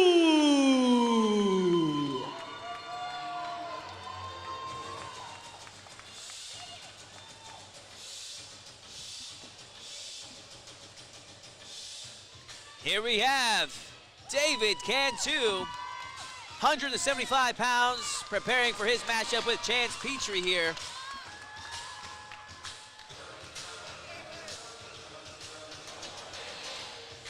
There you have him, David Cantu, ready for action. And their opponent, also from Houston, Texas, representing United BJJ, this is Chance Petrie.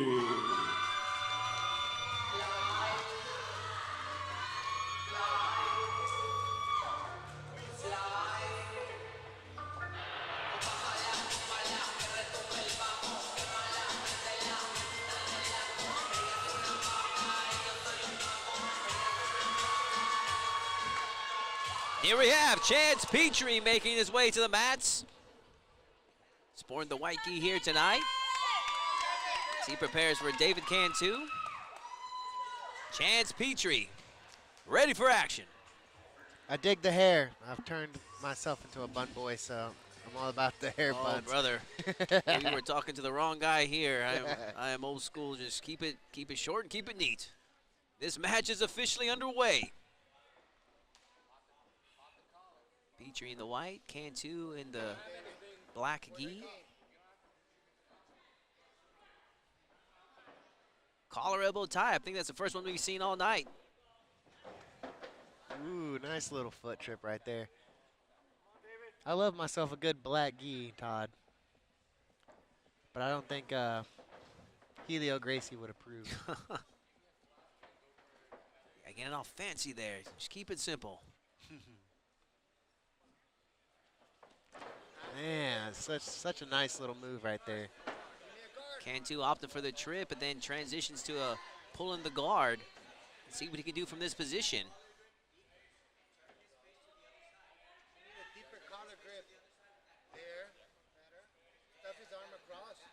There you hear the instructions from Cantu's coach, Professor Jose Llanes, representing 85 BJJ. Located here in the Cypress area, excuse me. Use the collar grip for space, David, as well. Separate your head and try to get that leg back in there. If he lets go of the bottom leg, he's going to give you space to recover. You got to be fast with that. Yeah, if Petrie gets an elbow grip, he'd be good in a good spot to pass. He's a little too high on that wrist. Space, David. If you have to let go of that collar, you have to. Petrie inching his way to side control as he finally secures it. Didn't need the elbow grip, but would have been helpful if he did. Well, now he's undoing the gi. I like seeing that from side control. It really makes the person on bottom have to move. Because if you wrap someone up in the gi and side control, it's a done deal. Yeah, the worst thing you can do is just watch the show and let somebody just undo your gi so easily. Don't make it so easy for them. Cantu now, wrapping that arm up. Watch the left arm. You need the left arm out, David. You need the left arm out.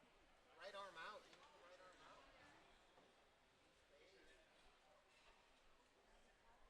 Yeah, Petrie trying to do something with this lapel here. Look how he tries to pass it underneath. Ooh, Yeah. That's such a great grip. Man, you were talking earlier of the hand on the collar when you have that head under the arm. I mean, the arm under the head. That's even worse right there. Yep, 100%. You see how he's able to staple him down as he tries to bridge away? Yeah, that lapel underneath the neck is one of my favorite grips. And those of you guys that are watching at home that have never experienced that, it literally feels like you are tied to the floor. Can make for a long night. Cantu doing a good job, though. He's not completely making all the mistakes. He's getting his frames back, getting his inside space. There we go. Uses a little bit of momentum. But Petrie catches him in mount here. This is what I like to see from the blue belts. Petrie's a little more patient here. He's actually like solidifying these positions. Man, in these 6-minute-long matches, I mean, sometimes you got to give up a position to make something happen. And with Cantu having that, with Petrie having that lapel wrapped around the neck like that, I mean, he was in for a tough fight. Likely a stalemate for a long time.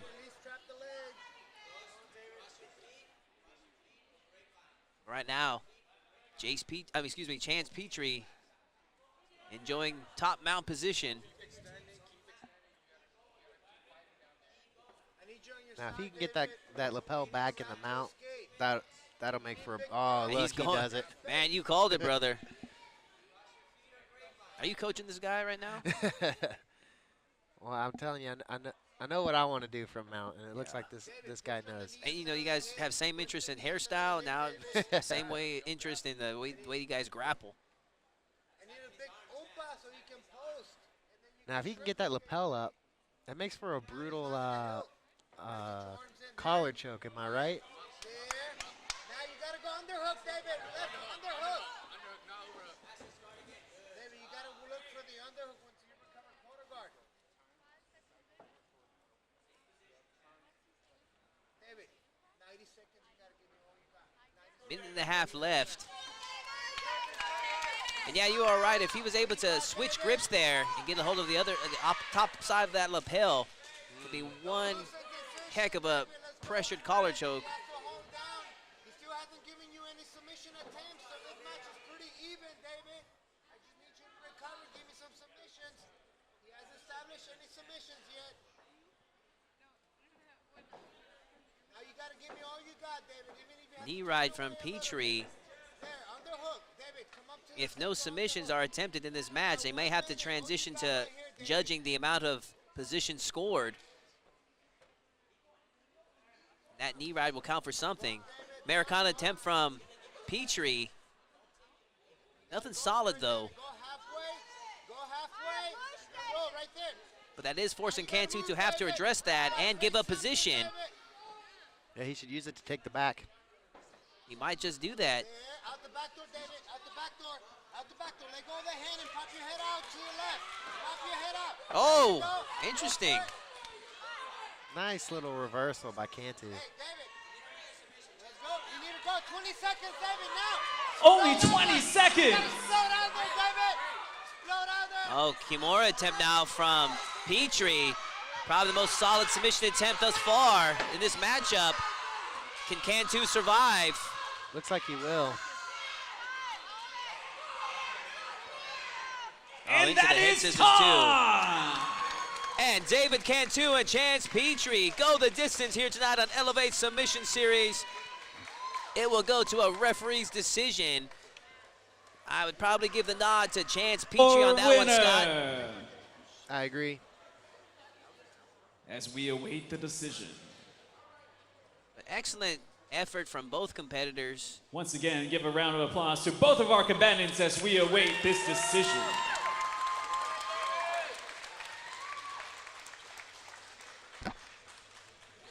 And now, your winner by decision, Chance Petrie. Chance Petrie with the victory here tonight over the double tough David Cantu.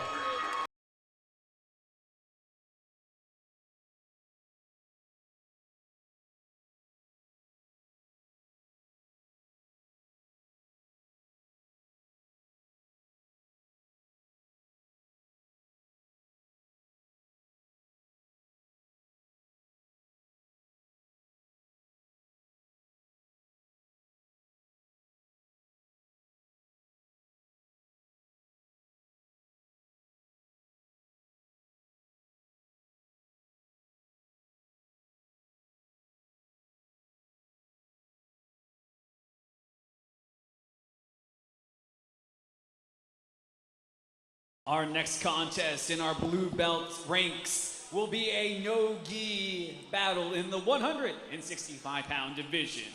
We'll meet first, representing Pearland, Texas, by way of Gracie, Baja Pearland, this is Zachary Angeles. Gracie Baja Pearland's own Zachary Angeles. Interesting choice of competition gear there, Scott.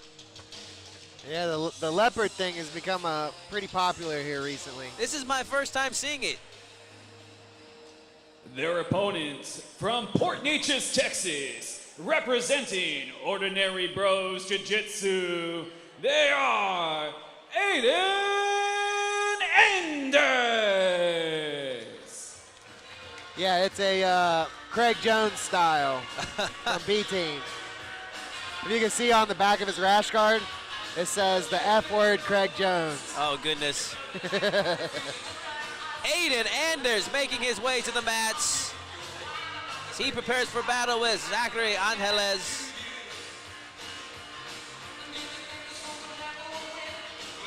Aiden Anders, ready for action.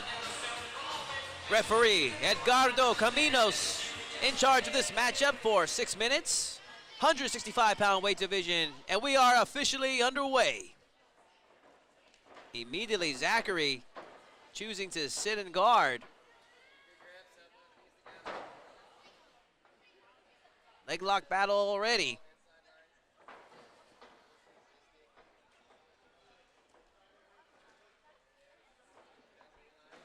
These two 165-pounders are going after it, Scott. 100%. Ooh, look at that little Aoki lock right there. Oh, man. man. Saw Anders there with a little bit of grimace on his face.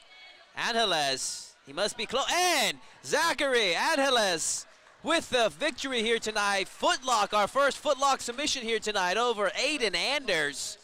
Those things come quick, Scott. Yeah, especially when you get that Aoki lock where the Our foot's winner turned. by ankle lock, Zachary Angeles. Congratulations to Zachary Angeles. First footlock submission of the night. I give him credit for that.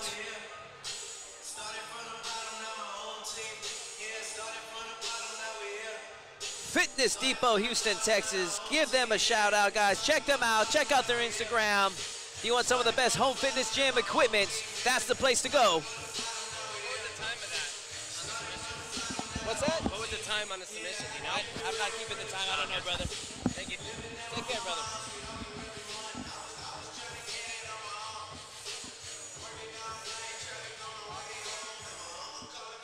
And that takes us to our next fight of the evening. You can't take your eyes off of anything. Submissions can come in a split second. Our next contest in the blue belt division will be a gi contest in the 135-pound ranks. Introducing first from Houston, Texas, representing Team Took MMA, this is Rafael Vasquez. Team Took's own Rafael Vasquez making his way to the mats here tonight. Preparation for battle against Kenny Velasquez. There you see head professor Travis Took in his corner here tonight. Rafael Vasquez ready for action. Their opponent, also from Houston, Texas, representing United BJJ. Please welcome Kenny Velasquez.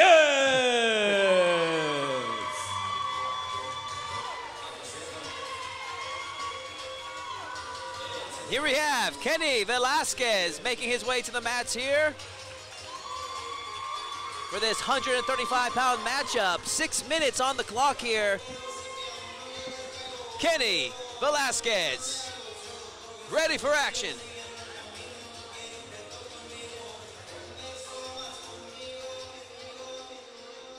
This match is officially underway.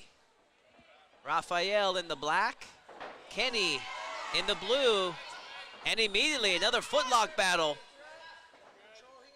Great counter to the guard pull, that little Ashi entry right there.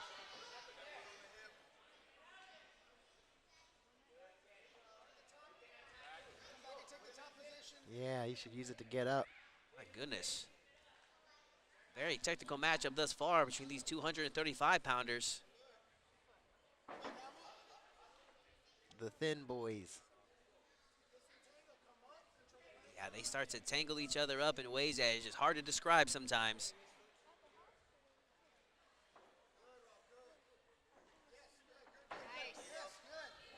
Yeah, I can never go technique for technique with the smaller guys who are at my level because they're just so fast. I have to use my big boy strength to slow them down a little bit. I know, and they hate that, don't they? Yeah. But you know, it evens out because you can't go as fast as they can or as flexible, so they're just going to have to deal with that strength and see who can impose whose will on the other. Right, me personally, Todd, I think I've been asking this question lately, speed or strength. I'm more scared of speed. Usually if I'm faster, I feel pretty good. But if I'm slower, it's a hard fight. Right now, Kenny Velasquez enjoying top position. He's your man in blue. I know they have similar last names, ladies and gentlemen. I already had messed it up at one point. Right now, footlock for footlock attack right now.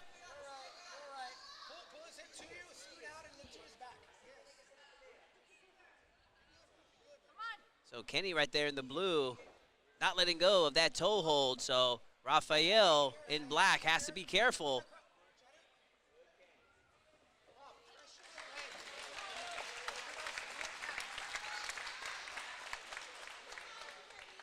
And they start from the neutral position. Good call there from the ref.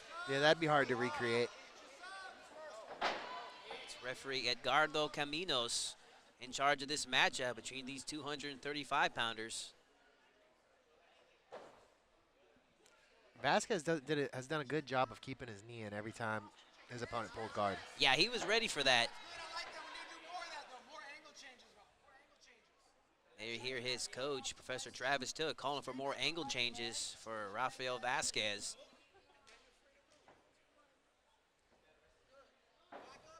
Yeah, United is like they tend to focus on jiu-jitsu, so that's why you can see in this style from Kenny, the guard pull, and then you got Team Took, Team Took MMA, so you know that they train like a lot more, getting on top, a little more fundamental. So we'll see which style trumps today. Vasquez looking to cut through. Oh, a little throw by Nicely done. to the pass. Rafael Vasquez now. Still on top position. Was almost able to get the full side control. That sneaky little throw by.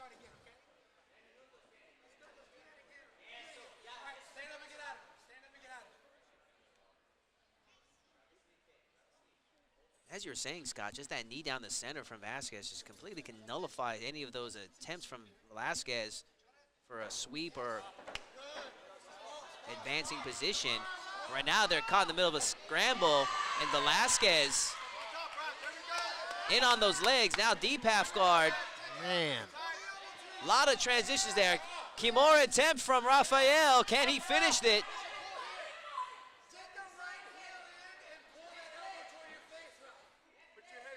Man, these athletes are going after it, man. I really like what I see here, Todd. Yeah, very technical matchup. Oh. Kimura, can he finish it? Isolates to the arm triangle. Oh, my goodness. From a different angle. Full extension. Rafael Vasquez with a submission victory here tonight. That was impressive. My goodness, double trouble there. Inverted triangle, and what is that? Like, it was, he had him in a, not quite the arm bar. Kind of had to use like a modified Americana too. Right. Yeah, that style of triangle. That Your winner by Triangle Americana, Rafael Vasquez.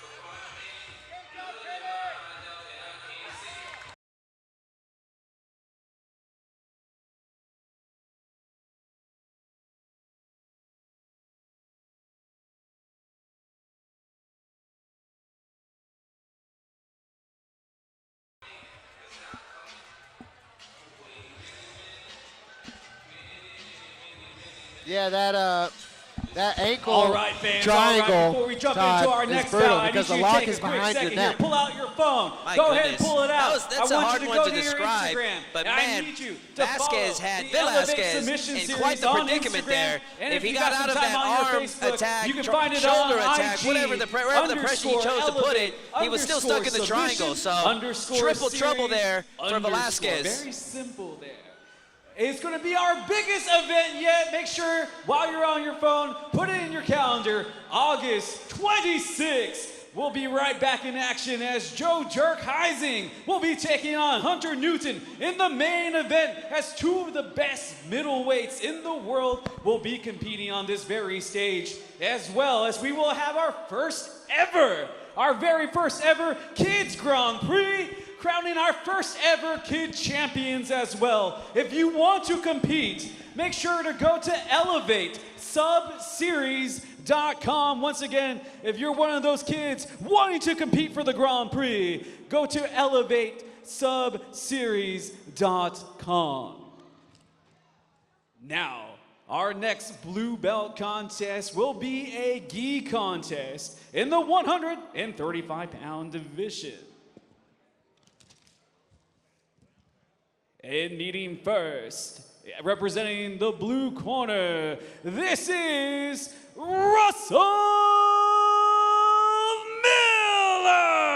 Miller! Here we have Russell Miller making his way to the competition field here tonight. Getting ready for his matchup against Sekou Samano. 170 pounds, this match will be 6 minutes. There you have him. Russell Miller, ready for action.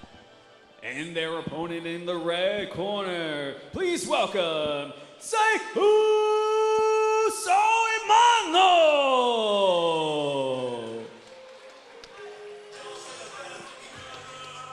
Seiku Soimano making his way to the mats, representing Gracie Barra as he prepares for Russell Miller. Very tall and lanky, 170-pounder. As he prepares. There you see him. There's Russell Miller. Seiku Soimano ready for action. Yeah, Russell Miller trains at an affiliate of the Dark Side, the Empire. And he also went to this past ADCC in Dallas. Should be an exciting matchup then, Scott. Oh, it's going to. If you remember Seiku Soimano, he got a dope submission the last card that we were at. So this is going to be a good fight for sure. Soimano in the black. Miller with a blue top.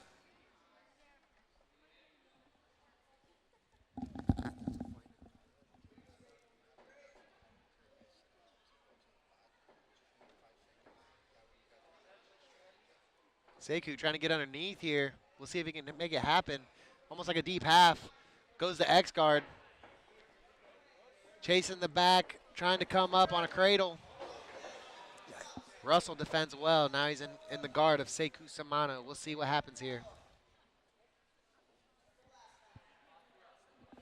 Chaska Ortega. Chaska Ortega, you need to check in at the back. Chaska Ortega, please check in at the back. Soimano with this, the triangle lock from the guard, that's going to be brutal to get out of. And taking advantage of those long limbs of his. Yeah, I almost never do body triangles of any sort, like from the back, the triangle from the back. It's so hard to do unless you got long limbs. Yeah, if you don't got the legs for it, sometimes you can do damage to yourself and put yourself in a calf lock. Yep, I've done that to myself plenty of times. It's like, oh, I can hold this guy, and then they put pressure on my knees, and it hurts really bad. Back to traditional guard down. Miller trying to work for his posture. Russell needs to posture up. He's going to have to get his head to the sky, get his posture back, and look to stand up on Seiku here.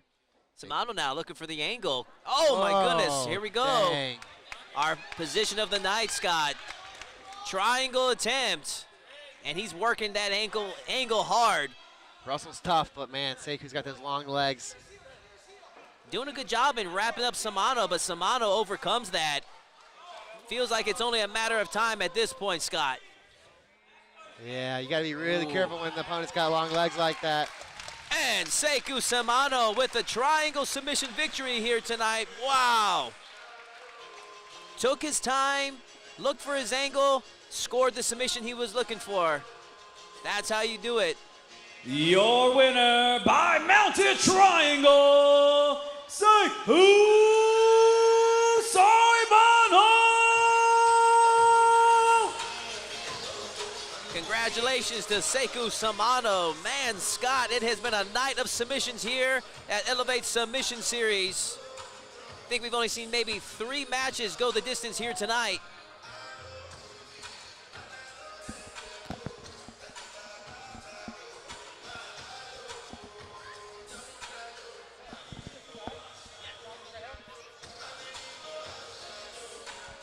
$18 matches down. 18 to go here tonight, topped off with Carlos Henrique and Lucas Valente in our main event. If you think you have what it takes, go to ElevateSubmissionSeries.com. Let our promoter Chris Lopez know that you think you have what it takes to compete on this stage. All right, fans, our next contest will be a blue belt gi contest in the 155-pound division. We'll meet first out of the blue corner from Houston, Texas, representing Team Osiris BJJ. This is Jonathan Trejo.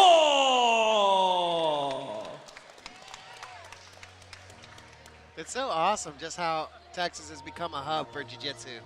Like, Houston literally has competitions every weekend, it seems like. You know, I've boasted for many a years that the best athletes in the nation are produced right here in Texas. It's no coincidence that we produce the best NFL players, that we have some of the best fighters in the nation. So for a long time there, it was California or Texas. Where do you go to get the best jiu-jitsu? Right now, I'd make a solid argument. Texas is nothing less but the best here in Texas. And their Big opponents, out of the red corner from Houston, Texas, representing Houston BJJ Club, this is Brian Boone!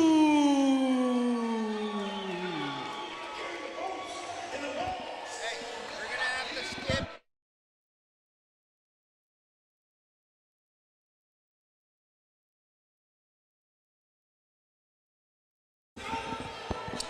Here we have Brian Vu making his way to the mats as he prepares for battle here tonight against Jonathan Trejo.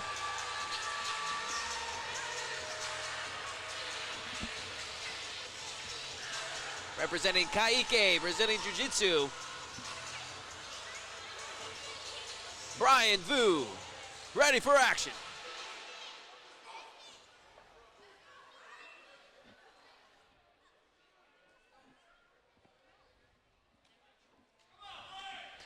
This match is officially underway.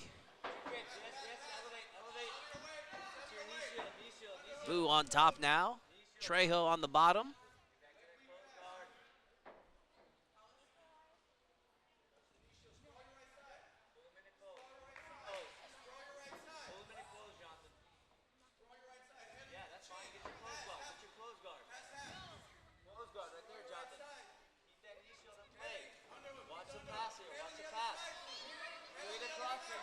Vu enjoying top position in the half guard, looking to make the pass to the full side control. Trejo making it difficult for him.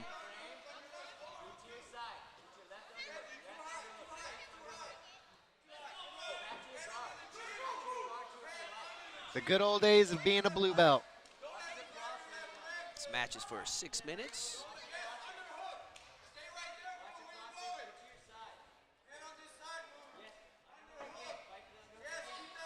Vu pummeling to get those double underhooks from top position now. Trying to get full control of this spot. But Trejo giving him a lot of trouble with that half guard. Pummel fight from this half guard position. Cross body now from Vu. Underhook from Trejo. Looking to slip out to his left side. Can he make it happen?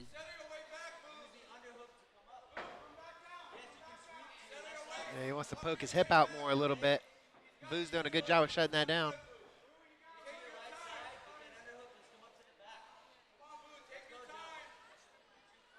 Man, I missed the gi. This is getting me excited to put a gi back on.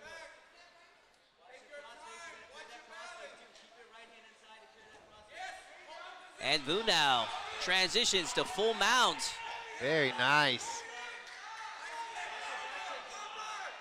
Trejo trying to hard bump, but gets his arm up. Trejo is in trouble. Nice Can little Vu finish armbar it? tent.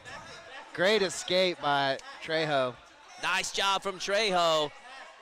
Way to turn the tables. Now the tables have turned, as you were saying, Scott. Trejo enjoying top position now. I was literally about to say it's good to see a blue belt stick in the positions and then gets a little excited and gets rolled. Vu now with one submission attempt under his belt. That's going to count in the eyes of the referees if it goes to a decision. This match over halfway in. Let's see what Trejo can do with it.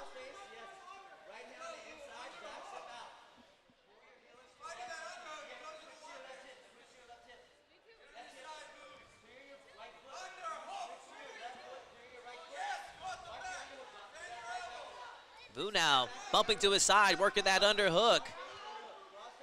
Making it difficult for Trejo to keep him flat. Trejo now looking to extend the arm.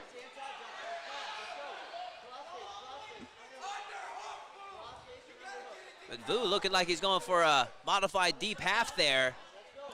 Both these guys are doing great on pummeling the underhooks and overhooks. Seems like they're both getting into a little pummel battle here. Yeah, battle for positions has been the majority of this matchup. One submission attempt for Vu with that armbar attempt from earlier.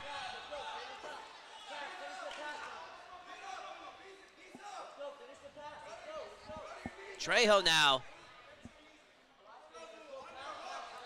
2 minutes left.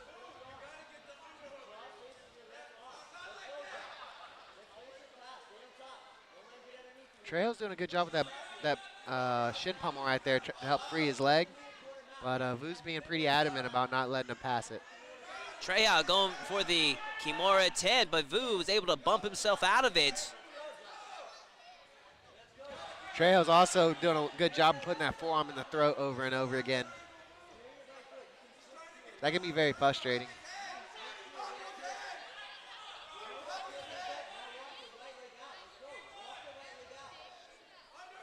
Forearm in the neck again.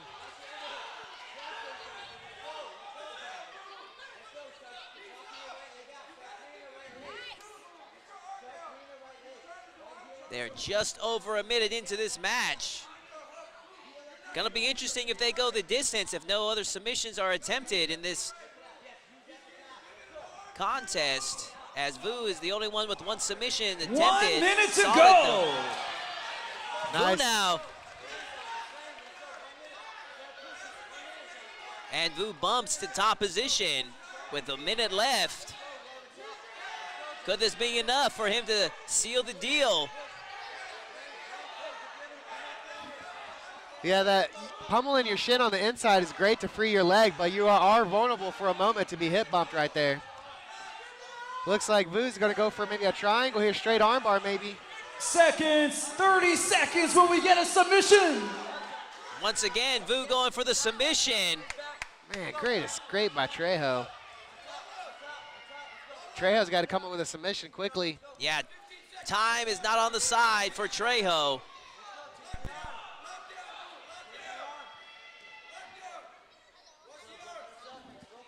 Five seconds left. Can Trejo pull something off? That's time! And Jonathan Trejo and Brian Vu go the distance here at Elevate Submission Series. Great match. So we'll go to a referee's decision, and I'd have to think with the two submission attempts by Vu, the position battle was somewhat even to where that could be the nod for Vu. If we shall see. Let's make it official here shortly. I can't tell what that logo is on the back of Vu. So that's Kaike And your Jiu-Jitsu. winner by Kaike. decision, Brian Vu!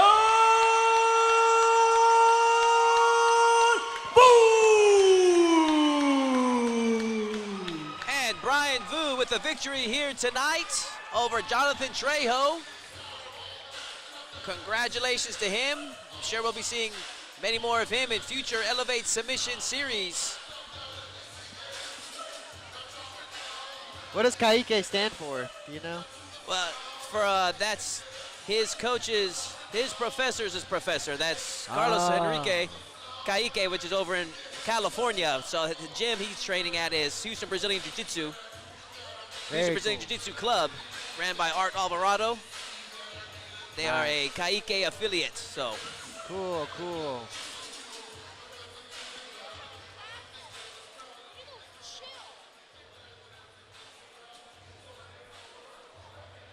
And that leads us to our next fight of the evening, ladies and gentlemen.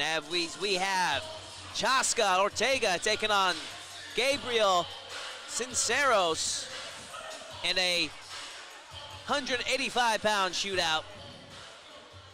All right, fans, our next competition here in the blue belt category is a no-gi contest in the 140-pound division.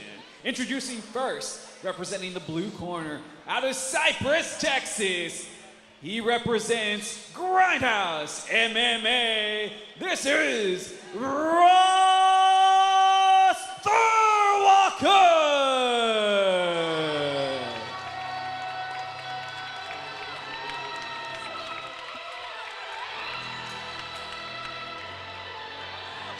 have Ross Thurwalker making his way to the mats. We're gonna have to skip over Ortega and Sinceros as we go to the 140-pound division.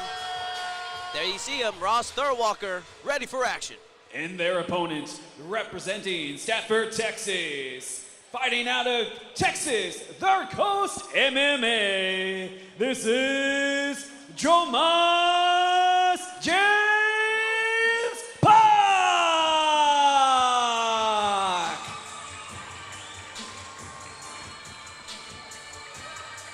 Here we have Jomas James Park. As he prepares for his matchup against Ross Thurwalker. There you have him. This is going to be a good fight. Yeah, going to see a lot of speed in this matchup. 140 pounds, blue belt matchup. Referee Dave Marino in charge of this matchup.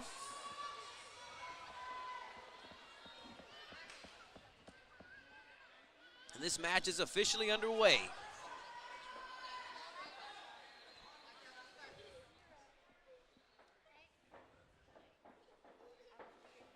Oh, a little single. We'll see what he can do with it. Tries to tree chop him and put him down. Way to stay up on his feet. Yeah, Thurwalker being nice and heavy. In with the arm-in guillotine, but James Park recognizing the position and the threat. Transitions nicely to the side control, and Von Flue choke already there, Scott. Yeah, the Von Flue choke is not good. He's going to have to feed that arm out quickly. He's going to want to butt scoot away. Yeah, Oh, he's is out. Thurwalker out? My goodness. James Park with the submission victory over Ross Thurwalker. Lights out for him. Dave Marino reviving Ross Thurwalker as that Von Flue choke is a sneaky choke. It is. That's a common thing you can see at the white belt and blue belt levels, holding onto that guillotine, but it almost never bodes well. Winner by Von Flue choke, Jomas James Park. And I must compliment, what a cool name. You're right. Jomas James Park. Double J Park. Sure we'll be seeing many more of him in future Elevate Submission Series. To the victor goes the spoils as he celebrates his win here tonight. And that leads us to our next fight of the evening. Hey, Alyssa.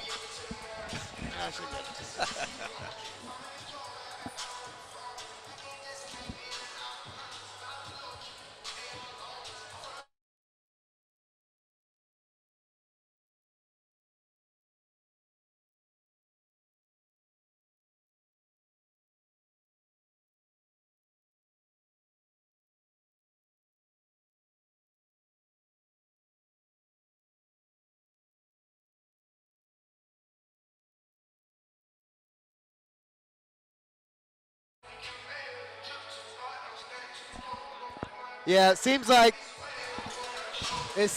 everyone's kind of got to learn the hard lesson of that On that Von Flue choke. that Von Flue choke. Almost always, you know, you'll even I want to like thank all of you again think for that, joining like, us no, he here at the hasn't got this. ULH And then Event they do. Center I know, here you for just- Elevate you can't Submission believe it that Series first time. You're 3. just like, I'm Don't not gonna- forget and then that you're the out. pay-per-view Not gonna give will it up. be on replay tomorrow on ClearLifeMedia.com. So if you missed any of the action, again, go to ClearLifeMedia.com to watch the replay. As we continue on in our blue belts, this will be a gi contest in the 160-pound division. Meeting first out of the blue corner from Houston, Texas, they are representing Gracie Energy Corridor. This is Aniel Bodonga.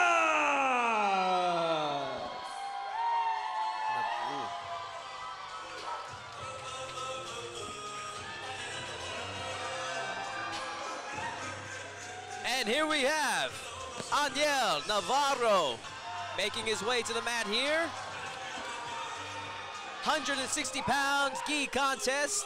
Blue belt division, 6 minutes in his contest against Derek Parilla. There you have him, Haniel Navarro, ready for action.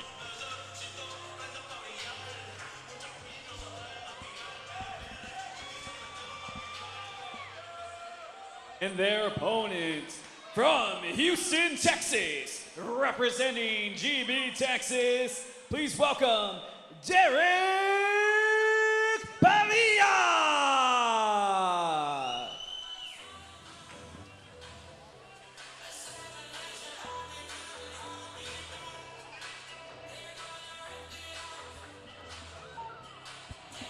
Derek Parilla, representing Gracie Barra, Texas.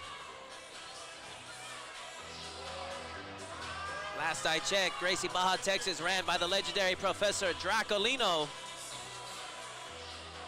There you have him, Derek Parilla, ready for action. This dude doesn't look like he picked a song. I mean, he could have, but he. Referee Jeremiah Talley in charge of this matchup.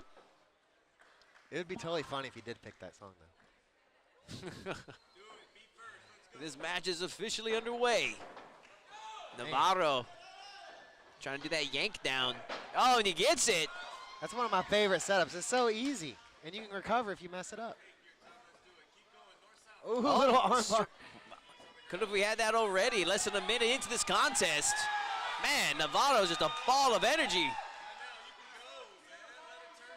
Can Parilla weather this storm? That is Haniel Navarro. Parilla in the blue gi, Navarro in the black. Yeah, I like Navarro's style, just getting in there and getting right to it. He was ready for it. He looked pretty fluid. A lot of times people can be stiff. He's going to want to free that lockdown, and he does. We'll see if he can cut pass with it. Step out from Navarro, looking to take it back to the feet. Let's see if he goes for that same takedown. And Parilla pulls guard.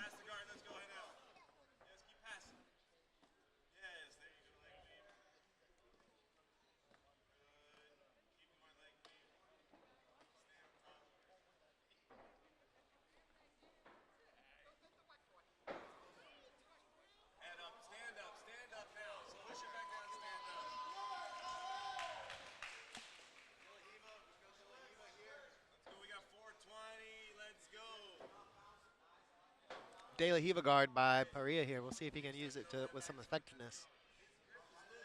I can appreciate me a good De La Riva guard. Navarro trying to cut the angle, or trying to step over to modified mount. Parilla needs to be careful here. Navarro doing a good job in transitioning to side control. Smooth transition there. Yep. He's doing a good job holding on to that collar.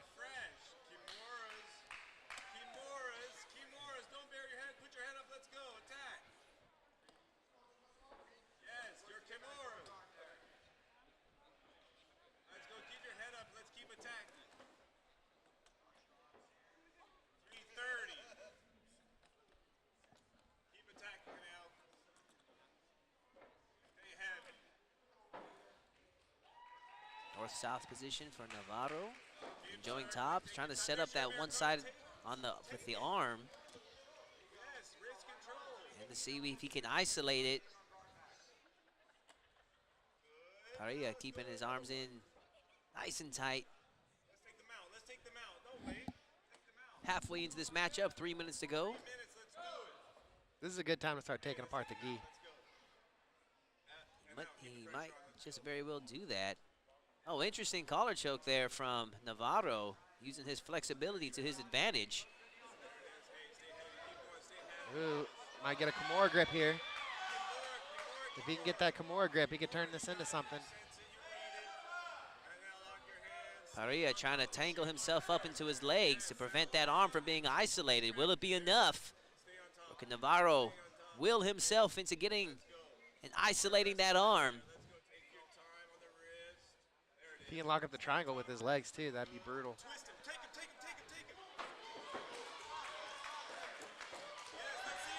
And a jump guard from Navarro himself. Let's see what he can do from his back.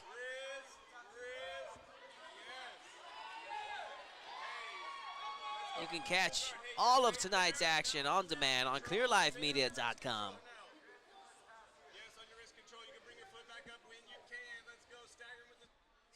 Curious to see what Parilla is going to do with his leg right there. Opts to pull guard once again.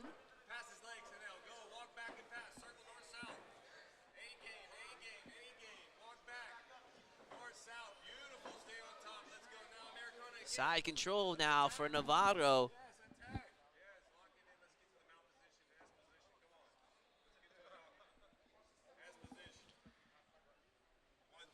Looks like he might have the gi now. Let's see here. Yeah, he's got that gi. Held on to inside control here. It's going to make it hard for Parilla to escape. Those of you watching at home, what my man Scott's referring to is that collar on the other side wrapped underneath the arm of Parilla and used as a handle by Navarro on top. We were mentioning earlier that it's the feeling of being tied to the floor. Now he's feeding his own gi to try to set up a collar choke. It is time on the side of Navarro to finish this attempt.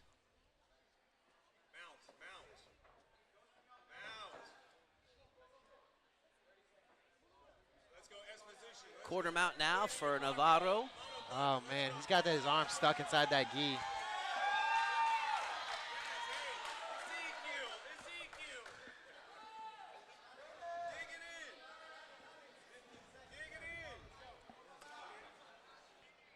An Ezekiel attempt here by Navarro. Final 10 seconds. Who's going to want this one? This is going to be key in deciding who wins this match. Good sub attempt. And that is time. Good job from both athletes. Good defense by Parilla. Good flow by Navarro. But it looks like he'll get the nod. He did have 2 submission attempts. Yeah, pretty easy one to score. Great job from both competitors, especially Aniel Navarro, starting hard and heavy right from the get-go. Pretty easy decision for the referees tonight.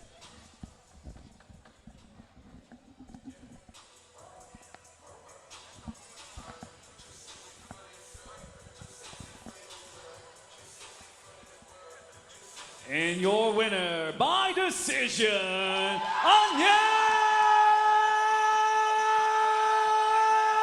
Navarro! Congratulations to Aniel Navarro as he gets the nod here. He is fired up. That takes us to our next match of the evening, our final blue belt match. So we have Eddie Pugachev taking on Tevin Sandoz. Yes, I was wondering, does Tevin Sandoz have 2 matches tonight? Because he was already up earlier. Tevin Sandoz pulling double duty. Yeah, he won an earlier match by armbar, I think it was. Match 12.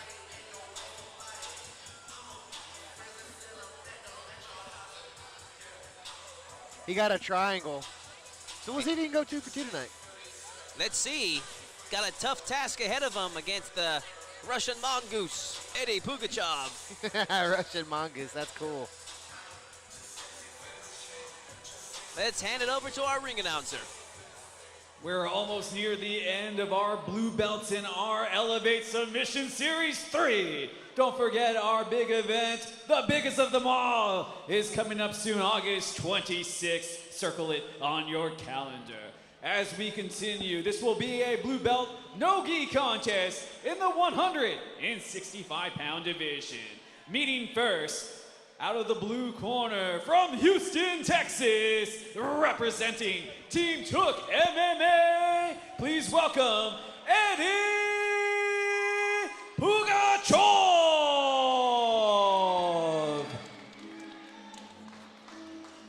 Team Took's own Eddie Pugachov.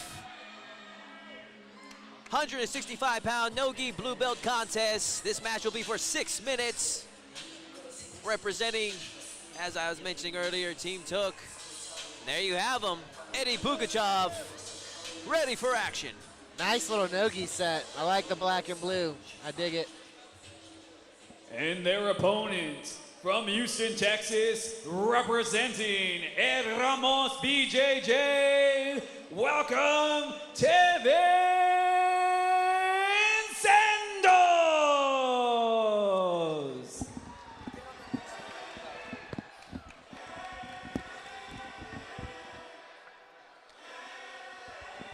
Here we have, pulling double duty tonight, Tevin Sandoz. He's got a tough task ahead of him. Coming off of the victory from earlier tonight, the triangle victory over Calvin Jackson. There we see him, Tevin Sandoz, ready for action.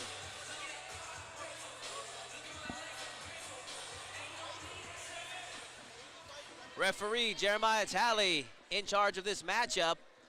This fight is officially underway. Pugachov early on, pulling guard.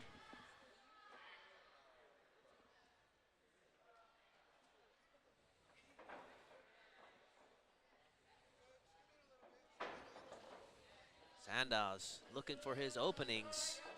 Pugachov has been training for many years, started training at a very young age of 6 years old over at Team Took. Dang. I think Tevin has his own gym called Valhalla Grappling, I believe. It's like a smaller town on the outskirts of Houston.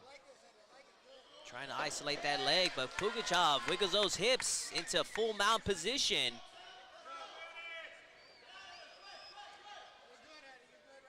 Yeah, Todd. Oh man, already in on a Ezekiel choke. You're mentioning earlier about how effective that could be with the gi. You don't see too many of them with the no-gi, though. No, you don't. But I'll tell you, Todd, when I went to ADCC Dallas, one of the adult divisions was all medaled by teens.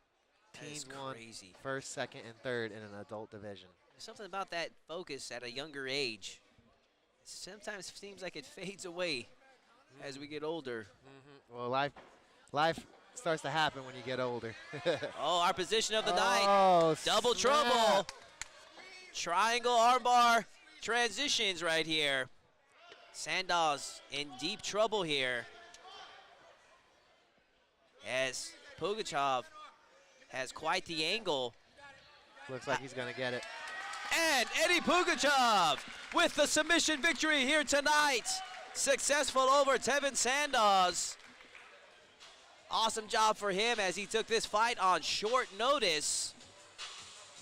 Dang. I'm sure we are going to see a lot more of this Ladies and young man gentlemen, in the your future. winner by triangle choke, Eddie Pugachov. Congratulations to Eddie Pugachov on a phenomenal victory here tonight over the double tough Tevin Sandoz. The teams are scary, Todd. They're scary. I will agree with you there. I would not want to step in the ring with Eddie Pugachov. Yeah, when I was coming up and I was like 20, 21 training martial arts, I was always like worried about someone being way older, like a 29-year-old or 30-year-old. And I remember one of them telling me, he's like, no, dude, I'm way scared of the younger guys because they can just go so hard. Yeah. And back then, it just blew my mind. I've always thought that if you were older, you were stronger, faster. And you're not realizing that they're more scared of you than you are of them. Yep, yep. Funny paradox. As you fans know, with the fight game, the card is always subject to change. This will be our final contest in the blue belt division. It will be a no-gi catch weight contest. Welcome back out for his second appearance here tonight from Houston, Texas, representing Third Coast MMA, Alan Flores.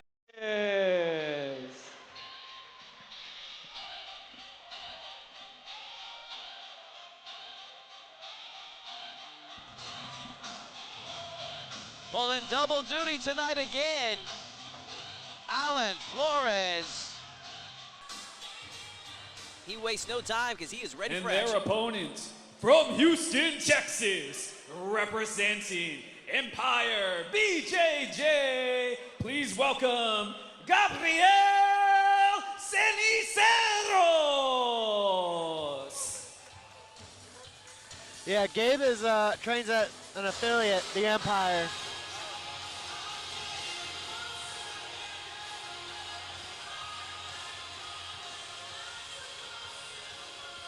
Gabriel Cisneros.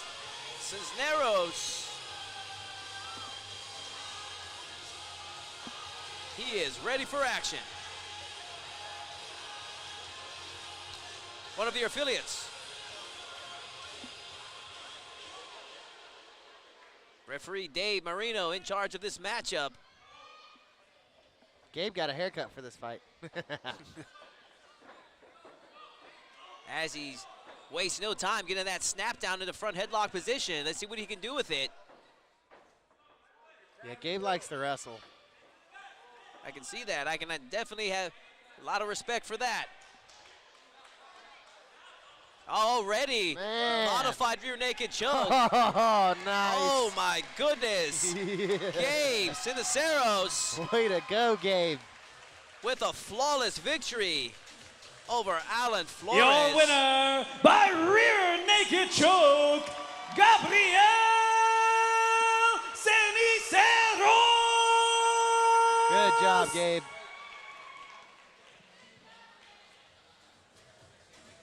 My Fans, goodness. at this time, we will be taking a 10-minute intermission. What that means for you, plenty of drinks, plenty of food to still be had. Hey, I already had 2 tequilas. I need you all to catch up as our purple belts are coming up next. Don't forget, if you have missed any of the action, you can catch the replay tomorrow on clearlifemedia.com. And while you're on your computer or on your cell phone, and some of you brought your tablet, make sure you check us out at elevatesubseries.com to register for the Kids Grand Prix on August 26th. And follow Elevate Submission Series on IG and on Instagram.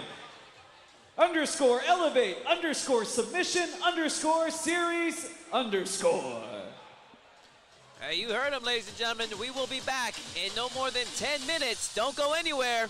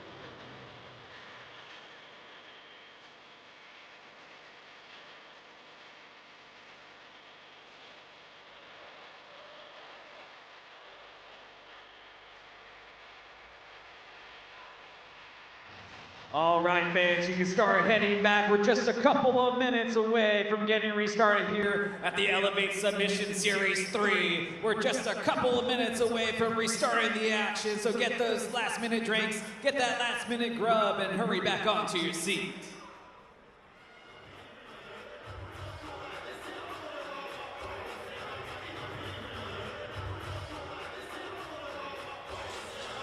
Two more minutes, ladies and gentlemen. Those of you that are watching at home from Clear Life Media, spread the word to your teammates.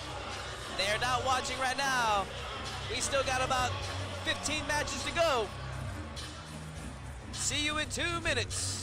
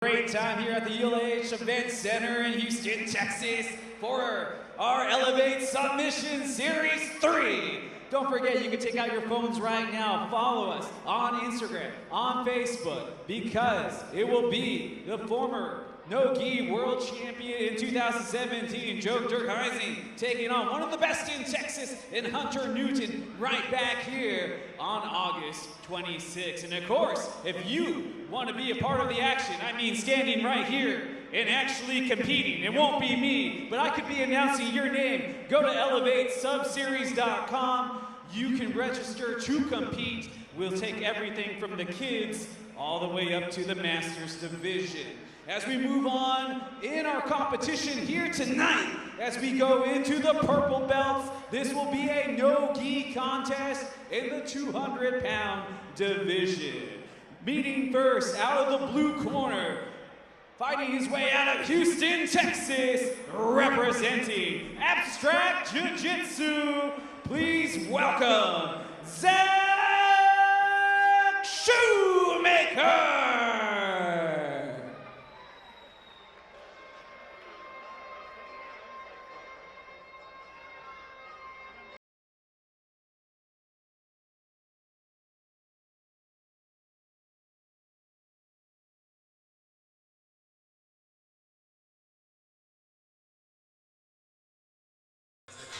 200 pounds no-gi matchup for your man Zach Shoemaker. Should be an exciting matchup.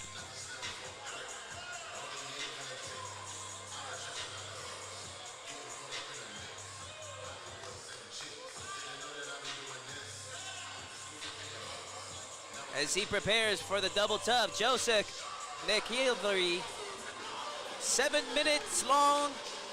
Zach Shoemaker, ready for Their action. opponent also from Houston, Texas, representing the War Training Center, this is Joseph McElvey.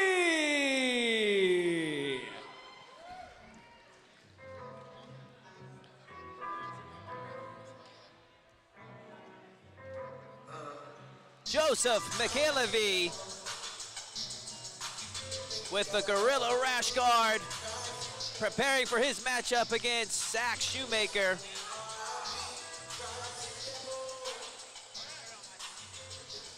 Yeah, Zach just got his purple belt, so I know he's excited to showcase his skills.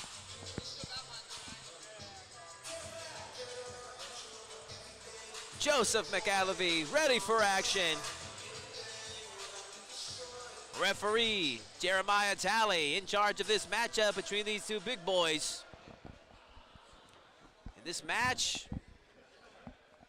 is officially underway. Shoemaker with the purple top. McElvey with the black.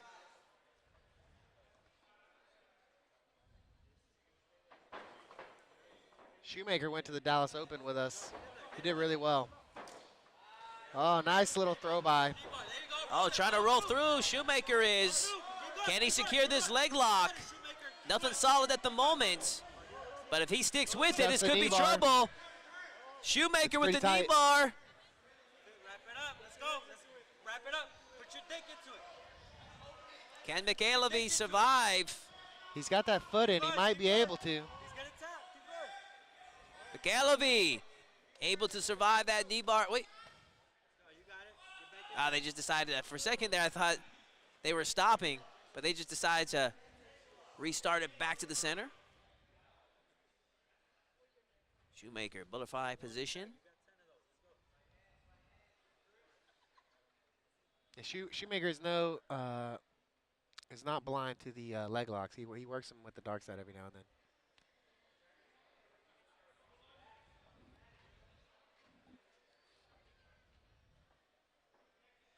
Just under 2 minutes into this matchup. And our first purple belt match of the evening. Careful, careful. Pass that guard. McElvey on his back now. Careful. Get that left arm out. See that left arm? Pass guard. Don't chill there too long, Shoemaker. Yeah, pass guard.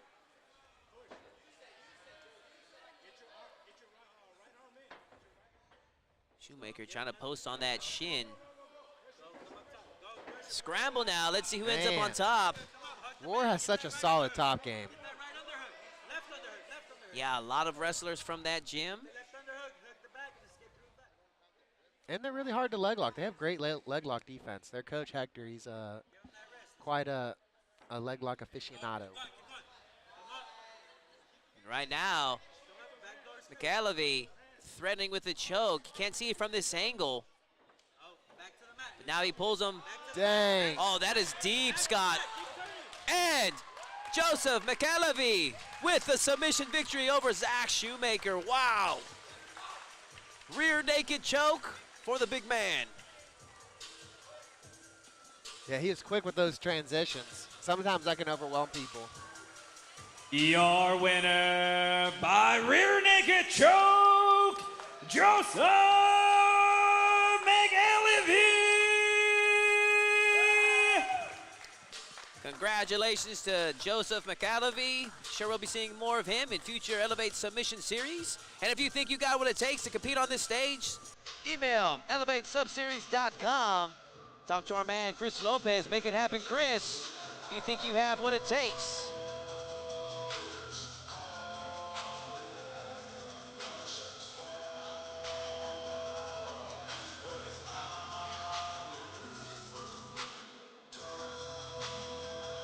"24 fights down, 12 to go, Scott."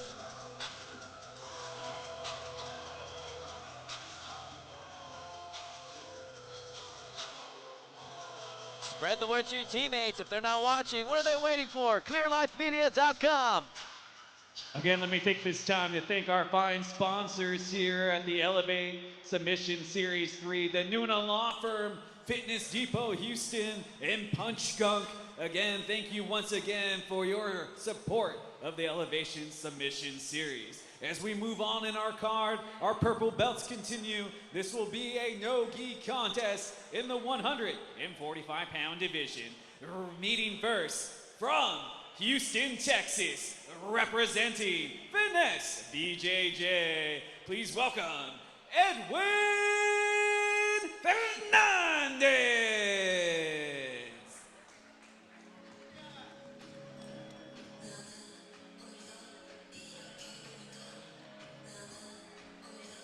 Making his way down the aisle, Edwin Fernandez, 145 pounds, purple belt no-gi division. 7 minutes long, this contest. There you have him, Edwin Fernandez, ready for action. He's part of the Bun Boy crew. And their opponents, also from Houston, Texas, representing Texas Third Coast MMA, he is Brian Gregorio.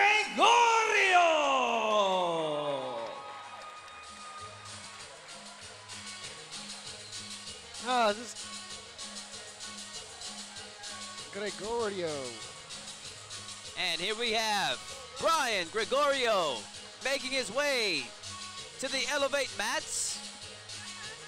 145 pounds, sporting the all-black gear for tonight's matchup.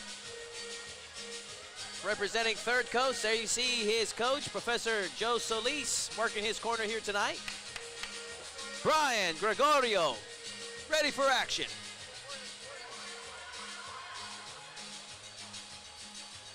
Dig the Punisher, rash guard. Heck yeah, my man. Referee Edgardo Caminos in charge of this matchup, and we are officially underway. Fernandez versus Gregorio. Gregorio in and on the legs. Can he finish it? Great little head and arm. Good defense from Fernandez. Maybe he can turn this into a Darce choke of some sort, but Gregorio back on the feet.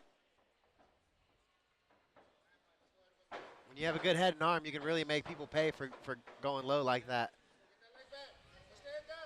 We'll see. And Gregorio persistent with that single leg, determined to get that takedown. Right now, he's enjoying top position. Going for a footlock, can he finish it? Dang, gets the takedown, goes to the legs. I love it. Gotta be careful, because Fernandez answers back with a toe hold. His leg is stuck. Oh, nice, he cleared it. 50-50 here. Is he clear yet? Not out of the woodwork just yet. These purple belts, ladies and gentlemen, can go for heel hooks now. So now the game's a little different. They don't have to go for straight locks and toe holds. They can go for heel hooks. Battle of the foots between these two competitors. Ooh, toe hold on toe hold action. Ooh, Fernandez is really cranking it right now. We got a good shot of that with our view right there. Oh, watch the edge, watch the edge. Back to the center they This go. one's been fast and furious so far. Referee Edgardo Caminos stands them back neutral on their feet. Good call by him. It seems like that happens a lot with the leg entanglements, that if you get to the edge, there's a good chance you're just going to be reset. Low single attempt there from Gregorio. Shut down by, actually Fernandez opts to hook the head and now ends up in side control position. Almost thought we got to see a Von Flue choke like we saw earlier there. Yeah, he's got a good head and arm. He's going to have to hip in a little more. Because, Man, Gregorio stepping over for that knee bar. Ends up giving up the back. dang, a little change of pace here. Fernandez looking to keep control. Good job from Gregorio getting underneath like that. Trying to bump to make something happen, but still not out of danger. Anaconda attempt now from Fernandez. Oh, good roll through from Gregorio. Almost like catch-as-catch-can style.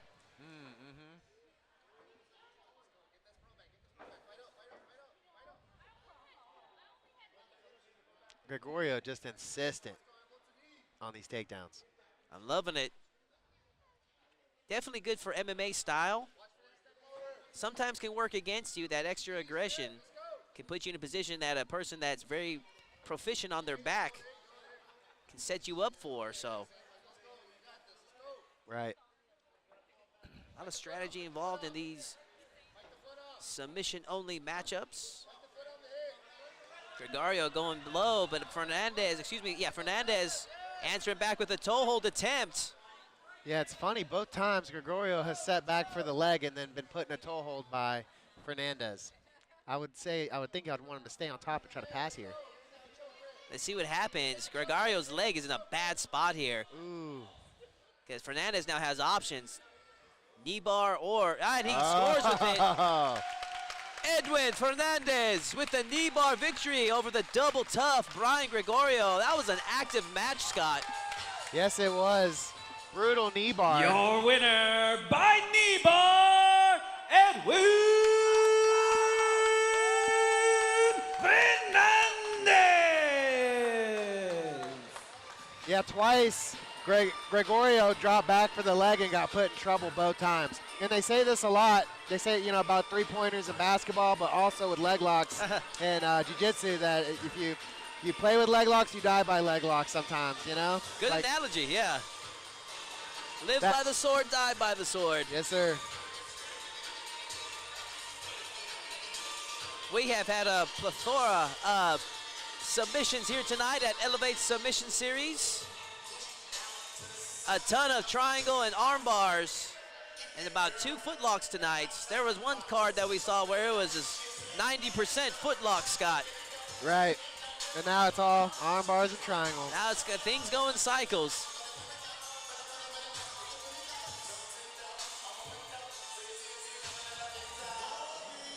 As you fans can see, as we move up the card, the expertise gets that much better as the last two combatants were switching in and out of positions until we came to that submission. As we carry on here in our purple belt, we will go to a no-gi contest in the 185-pound division. Introducing first, fighting out of the blue corner, representing Orende Bros BJJ, this is Logan Smith.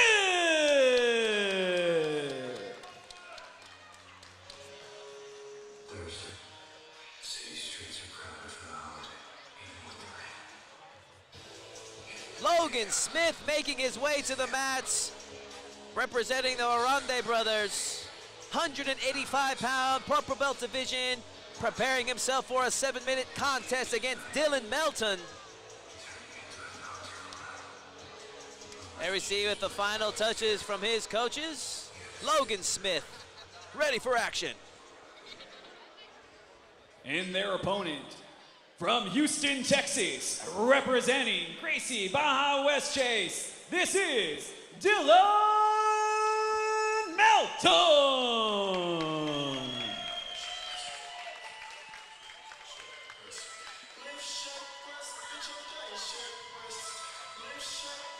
Gracie Baja's own Dylan Melton, 185 pounds, looking fit, looking ready as he prepares to take on Logan Smith. There you have him, Dylan Melton, ready for action. This is going to be a good fight. This match is officially underway. Melton in the black, Smith with a purple rash guard.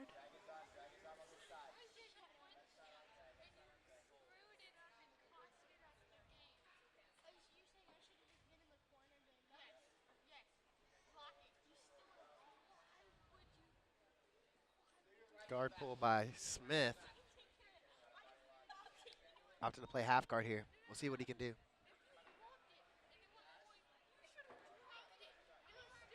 Trying to invert and get underneath him. Oh, let's see if Melton can make this happen. Drops back Heel to hook heel hook from attempt. Ashi. A little heel slip by Smith.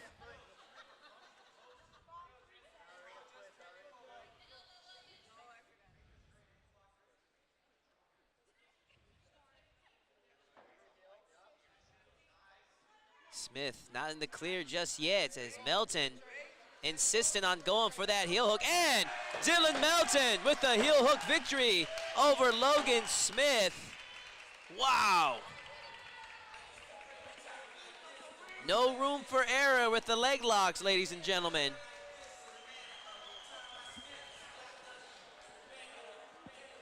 Ladies and gentlemen, your winner by outside heel hook, Dylan Melton!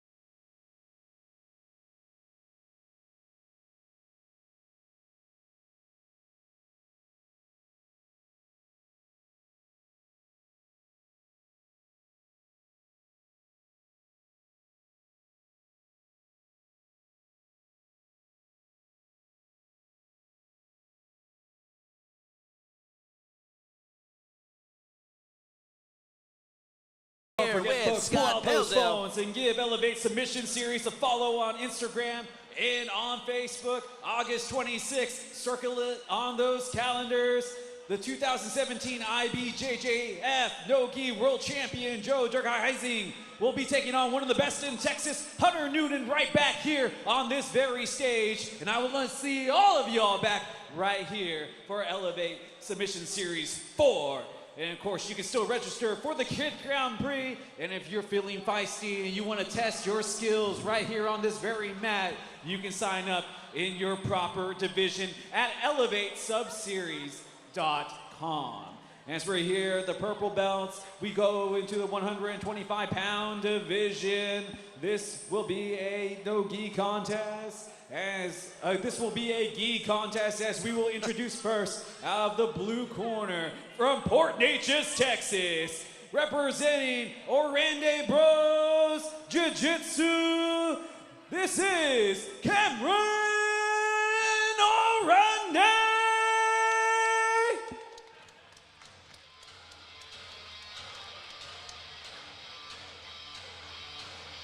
Orande Brothers' own Cameron Orande, 130-pound purple belt division, as she prepares for her 7-minute contest against the double tough Jennifer Rankin. There you see here with the final touches and preparations with the Orande brothers here on our side. Cameron Orande, ready for action. And their opponent from Pearland, Texas, representing Gracie Baja Pearland, this is Jennifer Rankin.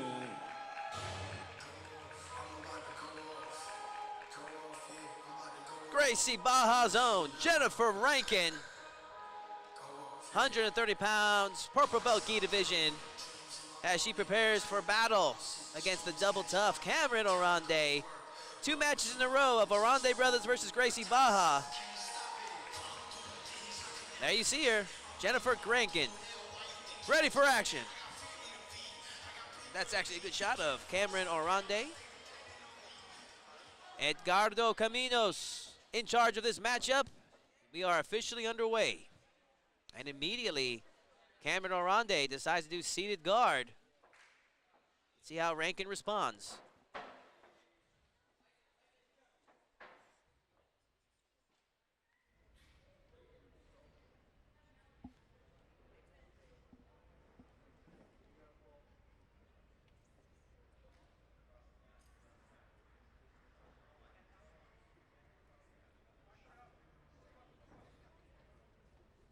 Not uncommon for jiu-jitsu crowds to go to a dead silence, Scott. Almost like a Japanese crowd.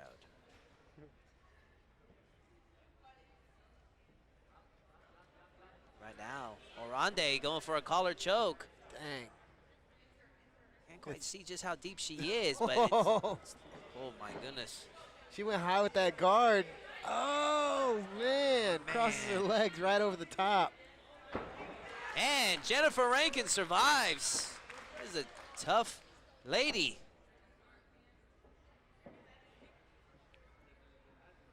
That's the thing about the gi is people can come up with so many creative ways to make something extremely tight. Jennifer Rankin knows how deep that was. We'll see if it wakes her up a little bit and see if she can put together some passing. The grip on the, oh, for a second there, I thought she had a grip on the pant cuffs. Collar sleeve by Orande. That technical ability with the gi really comes into play. It's going to be some very frustrating, very tied up positions here. Sometimes you may not have an answer for. For a long stalemate.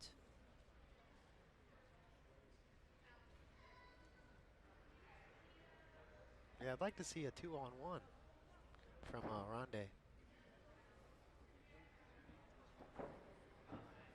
Oh, snap. Great little attack right there. Back again on the collar choke. Man, you can tell Orande, that's her bread and butter choke. She loves that. Keeping Rankin honest with that choke.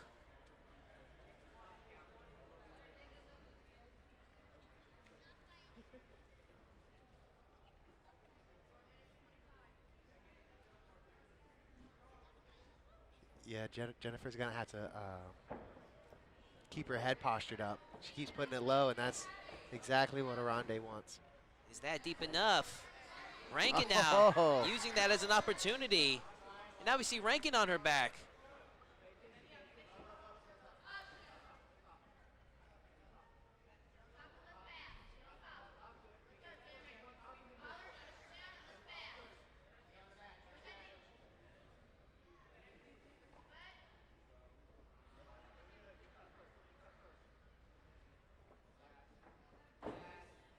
Listening to Orande's coaches and how she's being able to listen to them and put it into action is pretty cool. Sometimes when athletes are new to competing, they're just blind out there. They're not listening. That can be very frustrating as a coach. Sometimes you have to train your athletes to listen for your voice, especially in a noisy crowd. Right now they have the benefit of the crowd being silent. Whenever you have this type of action going on, it makes it easier for the coaches to shout out instructions.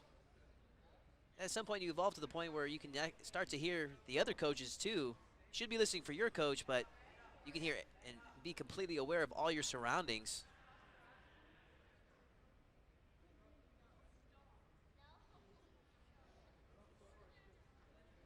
Yeah, it's funny when you and your coaches kind of get on the same page too of like what to say, what not to say.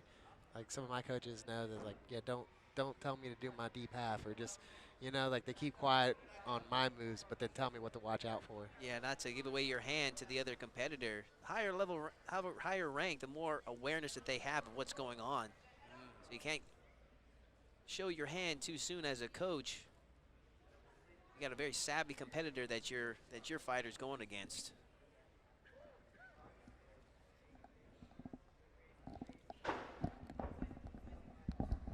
We got about 2 minutes left, but I would say that Orande has an advantage here because she's gone for those Ezekiel chokes. Yeah, I think Loop all the submission attempts thus far in this matchup have all been done from Orande.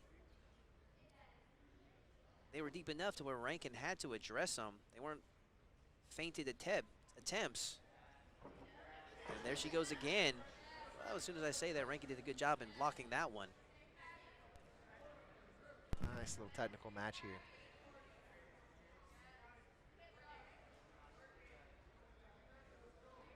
I mean, that's a really nice setup from Orande. She essentially like used a butterfly hook to off balance her leg and then used it to get into the triangle, and then went to go switch to like the next position, and Rankin defended it.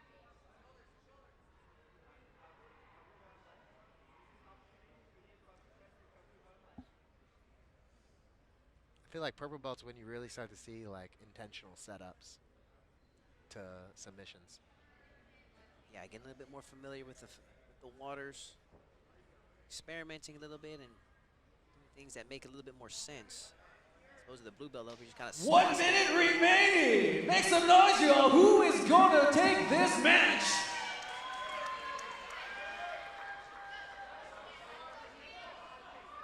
Time is not on the side of Jennifer Rankin. She needs to make something big happen, or she will be giving up a decision to the double tough Cameron Orande.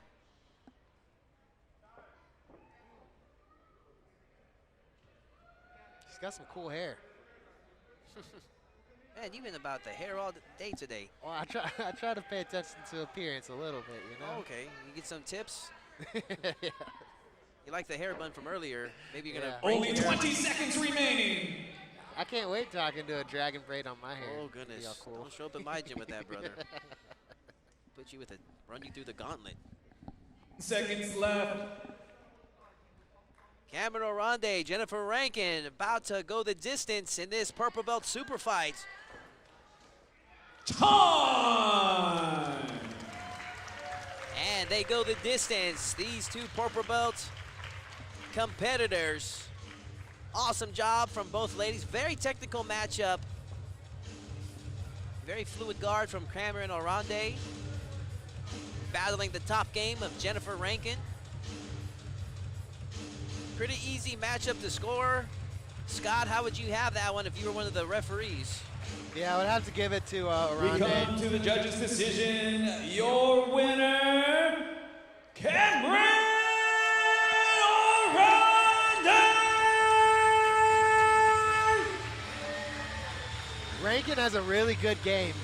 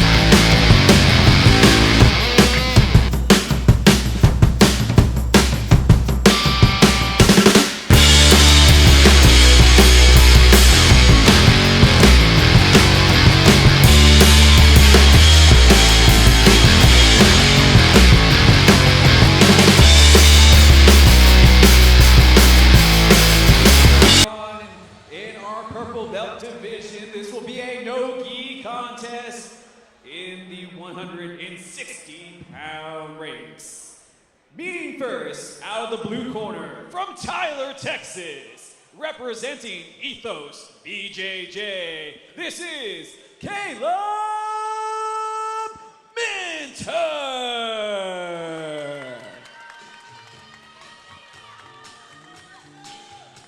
Making his way to the Elevate mat, Caleb Minter, 160-pound, purple, no-gi belt provision.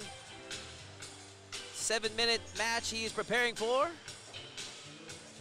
There you see him, Caleb Minter, ready for And action. their opponent from New Caney, Texas, representing 10th Planet New Caney, this is Josh Sarald.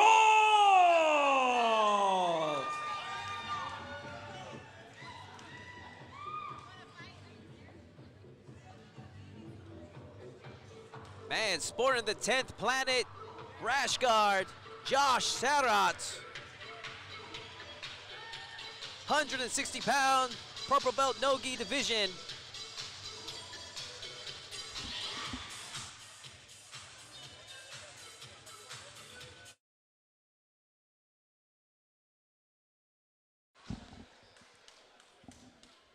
Referee Dave Marino in charge of this matchup, and we are officially underway. Yeah, Josh Surratt's going to look to attack the legs here. He's a leg lock aficionado. That's kind of his go-to. He does know how to wrestle, but he's going to try to trick him and go for his legs.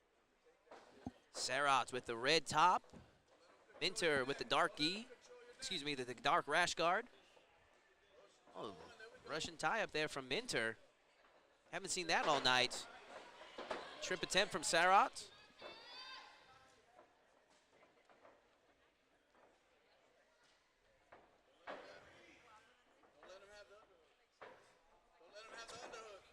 It's refreshing to see a takedown battle. As soon as I say that, Sarat pulls guard. As y'all can see, he was trying to get underneath him. Minter's doing a good job of shutting it down.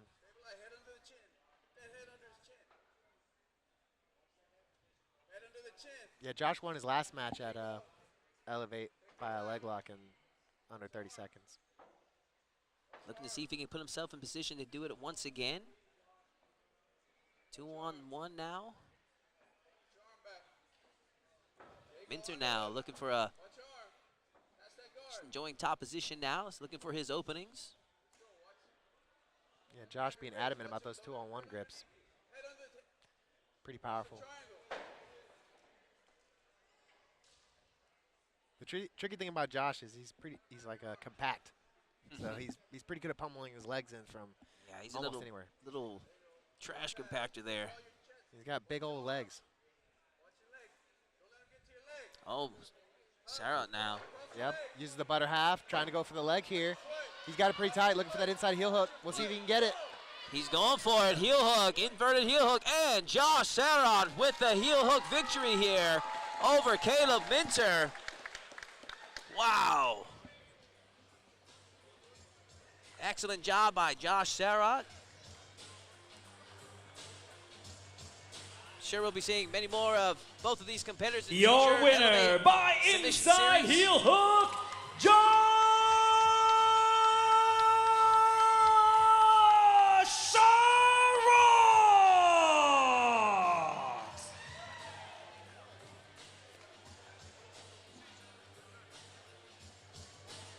Congratulations to Josh Sarat and his victory here tonight.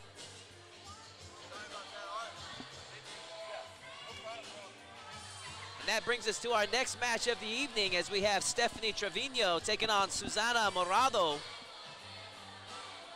We are almost to our main event.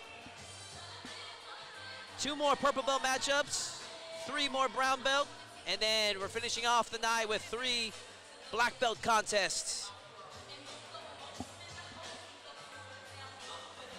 Oh, we're sitting about 75% submission rate, Todd. Yeah, there's been As we quite a few carry on subs here here in our tonight on the purple Elevate belts, this will Submission be Series. a no-gi 145-pound contest.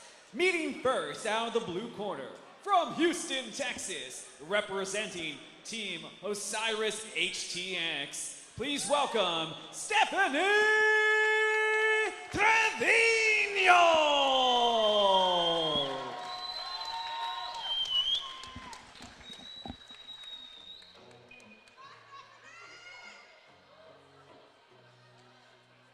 Making her way to the Elevate mats, Stephanie Trevino. 145-pound no-gi contest, purple belt division. Preparing herself for a 7-minute long contest. I know that from Team Osiris, these guys are always on social media. They make hilarious videos, and they're also really good at jiu-jitsu. And her opponent from Houston, Texas, And representing Trevino, she's really United strong. She's BJJ. very serious about Please strength and welcome conditioning, so Susana she's an athlete. Morado!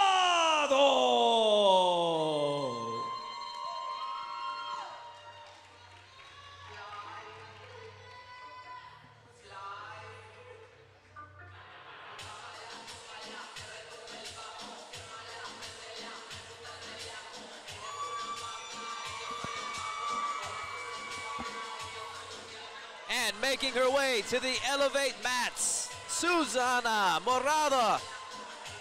145 pounds, purple belt no-gi. 7-minute long match she is preparing for as she is taking on the double tough Stephanie Trevino. There's a shot of her opponent. Susana Morado ready for action. Referee Dave Marino in charge of this matchup. We are officially underway. Trevino and Morado. Ooh, this match is going to be good. I can tell. They're coming in with some energy. Heavy on those hand fights. On the head too, on the head too. Yeah, good head control. Yes, beautiful, beautiful. More of that, more of that. Trevino in the all black. Morado with the purple sleeves. Inside ties, rush him if you need it to clear. Heavy on the head, let's go, heavy on the head. Heavy on the head, yes, beautiful. Heavy on the head every time.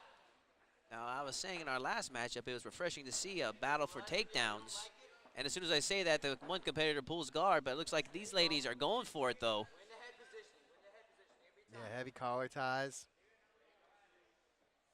Let's go, stay with that, let's go. Yeah, heavy on the collar ties, let's go, let's go. With that, yes, yes, don't leave. Trevino working in the shot. Yes, come up In and the front headlock position. back up. Back up on that. Back up on that. Looked like she was thinking about sitting through with that one. But Morado has her Back up on that. nice and tight in this front headlock position. Back up on that. That's right. Trying to drag her down. Trevino back up to her feet.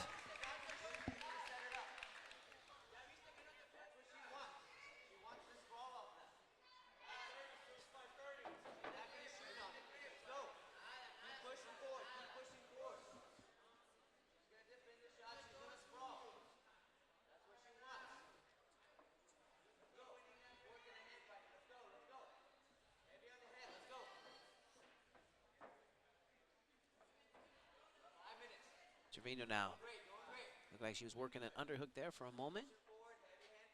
Jockeying for position, these two ladies. Like a tie clinch there for a second.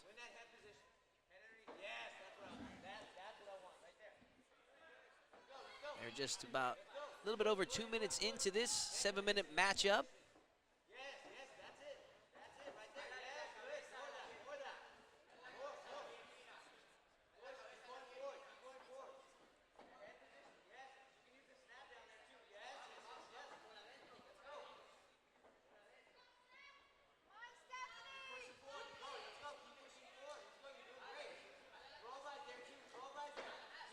And Trevino in on the single leg. Can she finish it, Scott?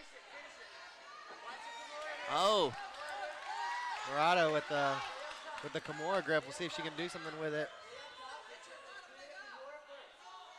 Trevino wants to pass that leg if she can. That'll neutralize that Kimura. Morado was still with that grip, being insistent on it. It seems she can make something happen with it. She's not letting go. Not letting Trevino off the hook just yet. Morado now forcing Trevino to have to address that. Trevino opts to step over the head. Most significant submission attempt of this matchup so far. That could score big if this goes to a decision.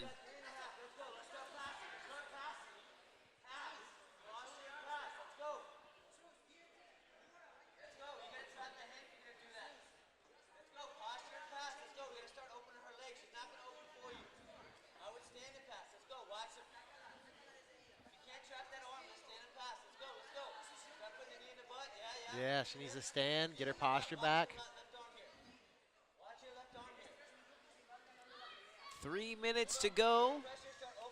Trevino needs to answer back.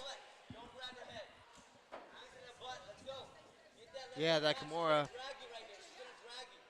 I don't think she really had it, but that's definitely enough to get to sway a decision.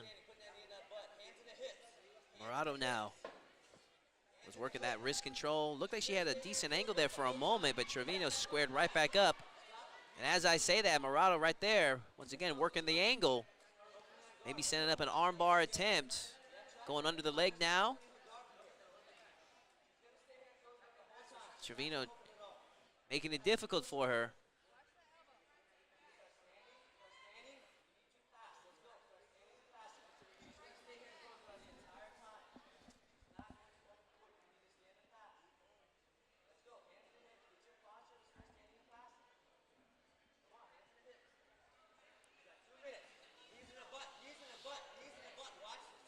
Yeah, it can be really hard to pass the guard without your posture.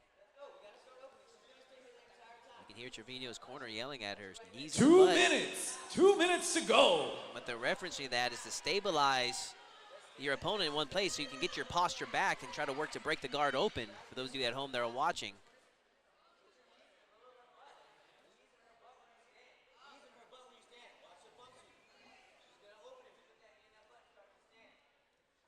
Time is not on the side of Stephanie Trevino. She's down one sub attempt to Susana Morato as we count down the seconds. Trevino's corner calling for her to shake right now to get those knees through to possibly break the guard open of Morato.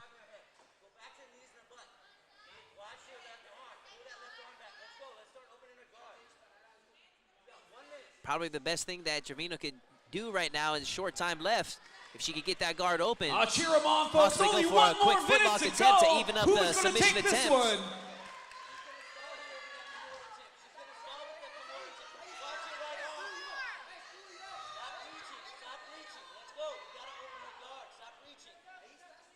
Good choice for Morato to go for the Kimura attempt because that's going to force Trevino to eat up some more clock time by spacing out.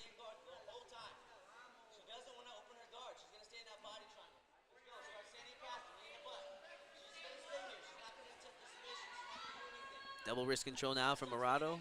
Actually, once again, she's going for that. Kimura, if she can get that, make an adjustment to her lock. Uh-oh, she's feeding for it. 20 seconds. Right now, Trevino desperately needs that guard to pop open any way that she can make it happen. Seconds.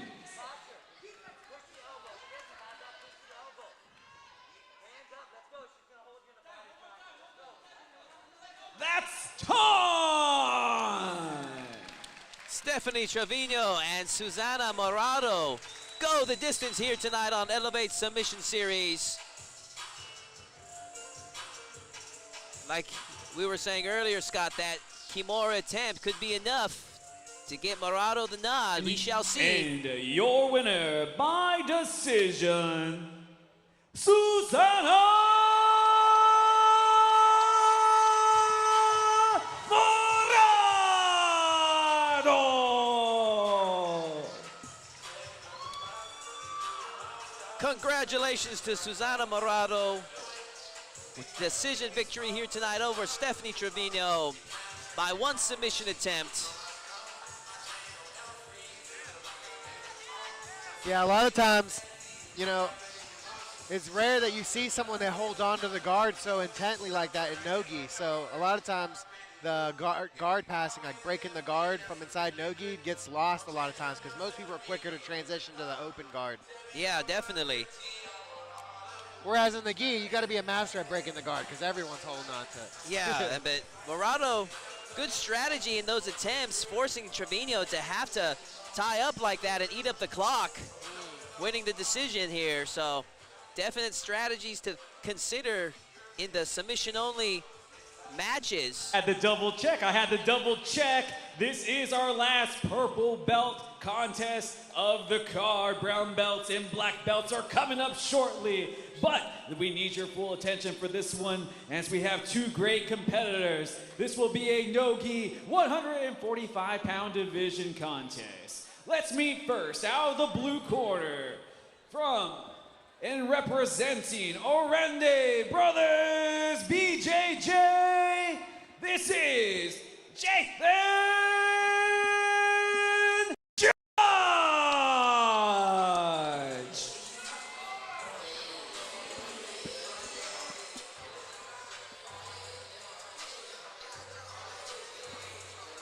And here we have Jathan George, representing the Orende Brothers, making his way to the Elevate mat. 145 pounds, purple belt division. And he is ready And for their action. opponent from Houston, Texas, please welcome Niles Peebles.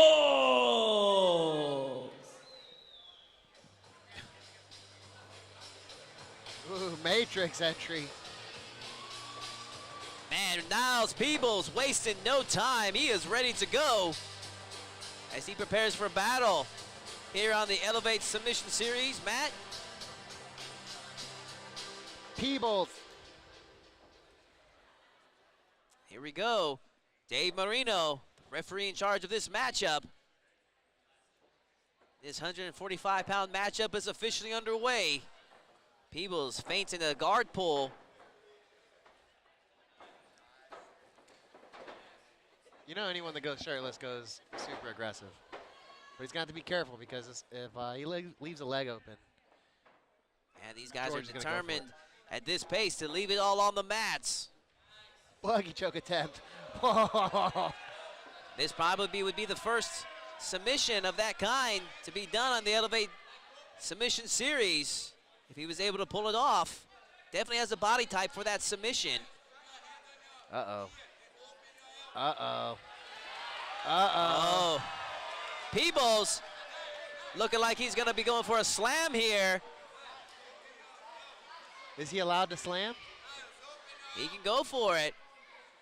If he does, will that be enough to get him out of the lock? What do they call this again? The buggy Scott? choke. The buggy choke? The buggy. Wow.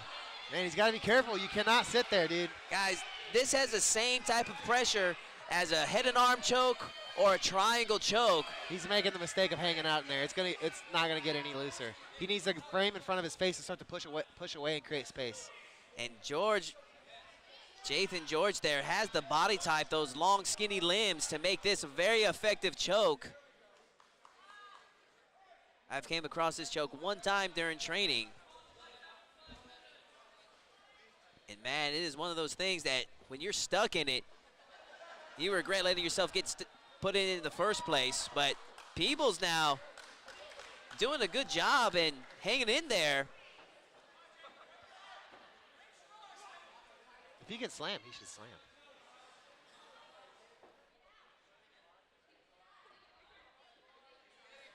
See, the buggy choke is not that smart if they can slam, but if you can't slam, it's a really good move because now you can't use that force to knock it off. And Peebles' patience paid off as he was able to break free from George's death grip.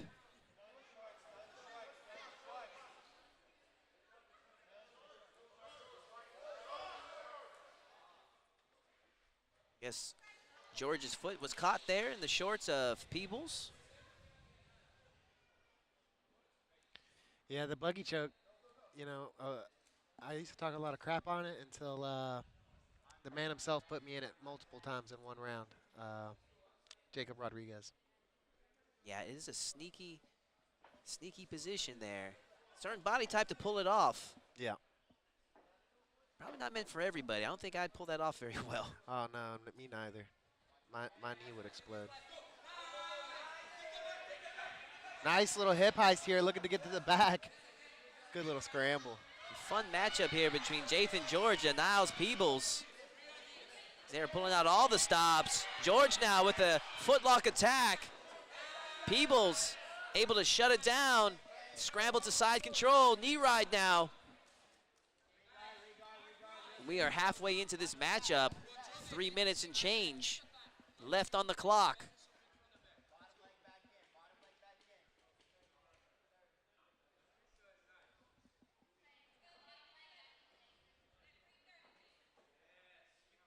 Love to see your breakdown on that on your YouTube channel. Scotty P Breakdown on YouTube. The buggy choke? Yes, sir.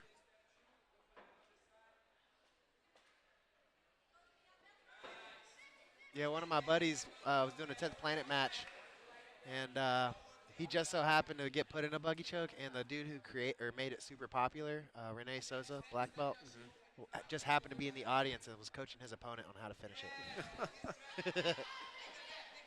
He still got out, though. North-south position now, enjoyed by Peebles as he's on top. Oh, my goodness. Oh, snap. Looking for an armbar triangle. This would be incredible if George can finish it. Oh, man, that is tight. And he is close. Peebles was in position to tap a couple of times, and he does. Wow. What finish. You're only going to see What that a type turn of finish of here events. on Elevate Two of Submission the best Series. in the state Wow. going at it. Man, that What was a cool. match. Like an inverted back take into a triangle armbar. Beautiful. Two of the best Congratulations purple to belts Jathan in the George. states, but there had to be a winner. Your winner by armbar. That was an exciting match, Todd. Jathan George. Man, Scott, like I was saying, you're only going to see a finish like that here on Chris Lopez's Elevate Submission Series.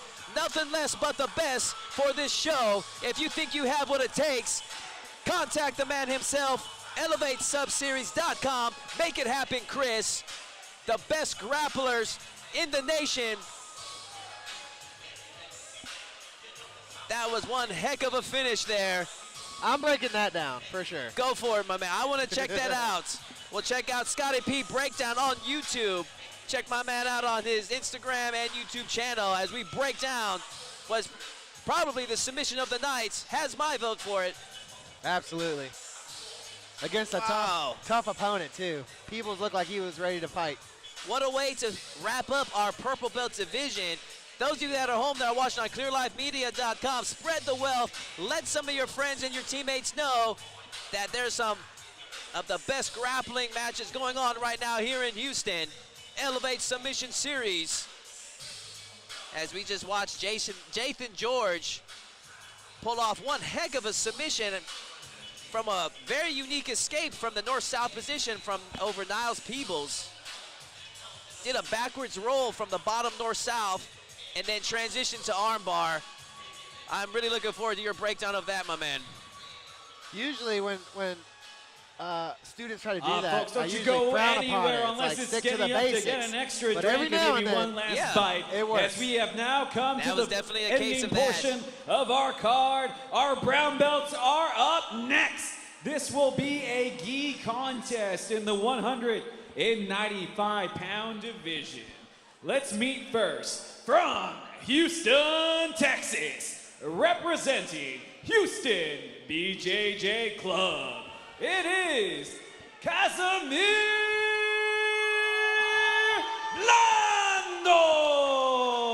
Blando.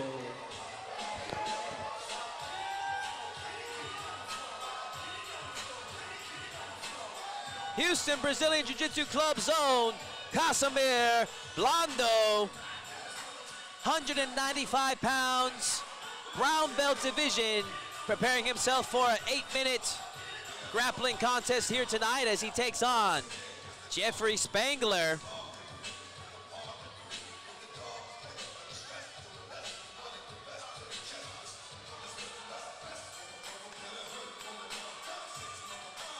Casimir Blando with the final touches and preparations as he prepares for his matchup.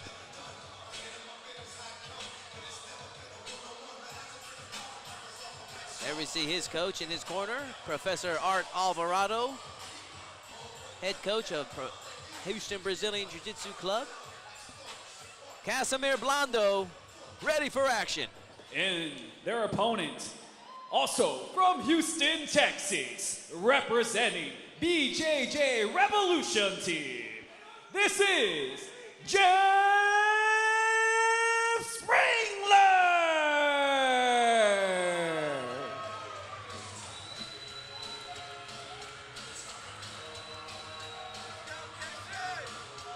Making his way to the Elevate Submission Series mats, Jeffrey Spangler.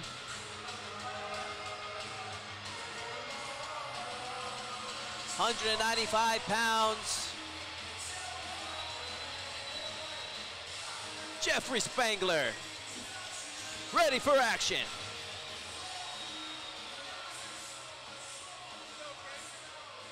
Referee Dave Marino in charge of this matchup.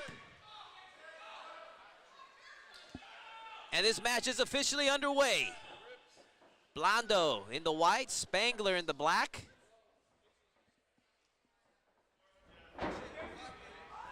Spangler pulling guard. Converting on the De La Riva, I like it.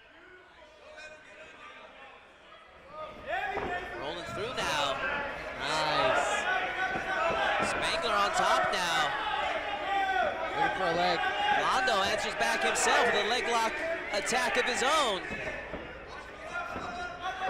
Way to clear his knee line. Spangler.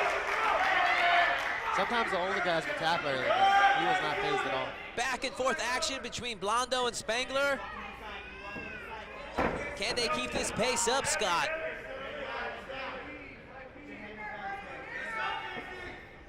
It's our first brown belt matchup of the evening.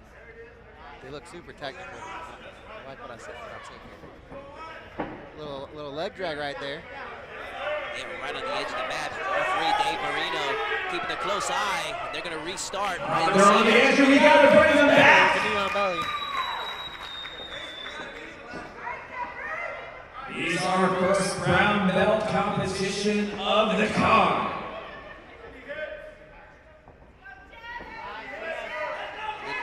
A little bit over a minute into this contest. I love me some knee on belly in the gi because you can hold on to the collar and the pant leg, really just ride them.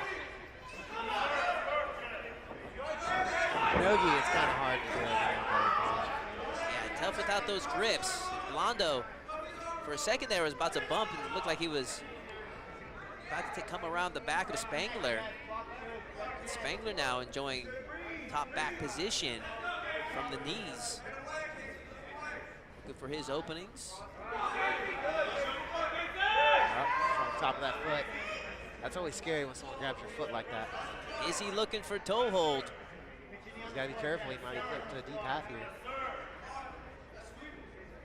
Spangler crossing his feet to thwart any attempts from Spangler. I like that little pass by to mount. I do that a lot. Unable to hold the position.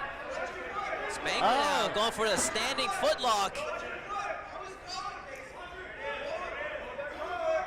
And here Blondo's coach calling for him to grab the collar, and he does, listening well to instruction. Man, Spangler's so fluid. Look at that little shin pummel right there to the knee on belly. I love it. Nice transition from Spangler. Spangler now tying that arm up. Let's see what he's going to do with it. He's going to step over for a Kimura or armbar. His choice.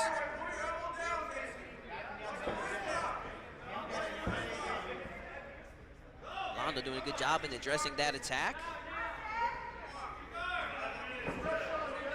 Yeah, Spangler's got a great combat stance.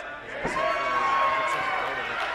Nice little back take from the turtle position. Let's see if he can maintain it here.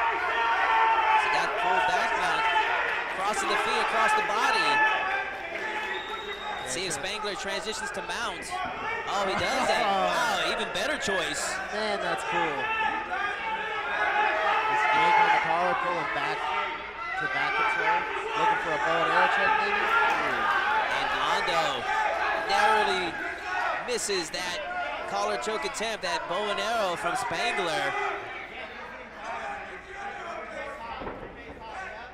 Nice little swivel pass there. Just swiveled his hips right over the top. Back to the knee on belly. Man, Spangler has just been attacking from all positions. Blondo seems to be getting fatigued from just thwarting off all these attempts. Yeah, if you're good at knee on belly, it's so powerful because you can, if they make a mistake, you slide right to mount. They make a mistake, you take the back. They make a mistake, you go 3/4 and then pass again.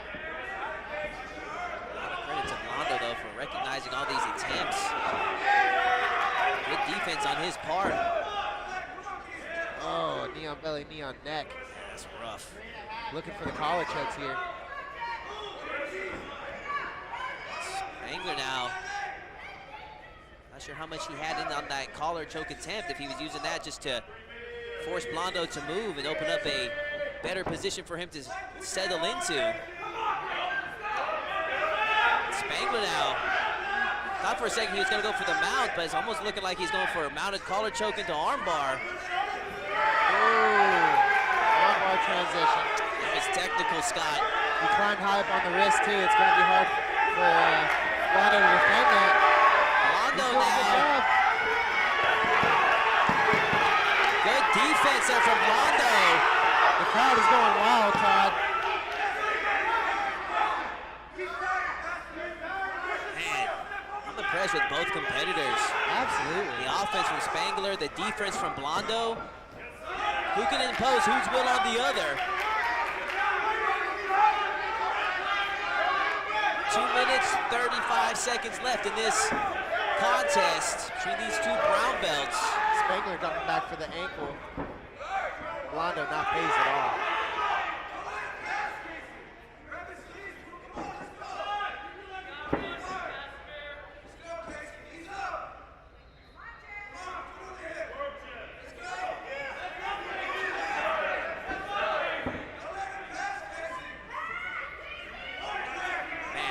Both of these competitors, they've been burning up a lot of energy. This has been a very active matchup in the heat. 2 minutes In remaining. great shape. They're still going at it just as hard. Spangler has some smooth guard passing. Transitioning to full mount now. Blondo looking to bump out and make something happen. I want to see Spangler get a little tighter. He's giving him a little bit too much space. Oh, transition to the armbar. Can he finish it? Oh, Jeffrey Spangler with the armbar victory over Casimir Blondo. Wow. What a That finish. was a terrific scrap by both of our competitors. Man, he worked hard for that one, Scott. Absolutely. Man, that was sub-attempt after sub-attempt. That was some good jiu-jitsu. That was nice to watch. Nice transitioning. Your winner by armbar, Jeffrey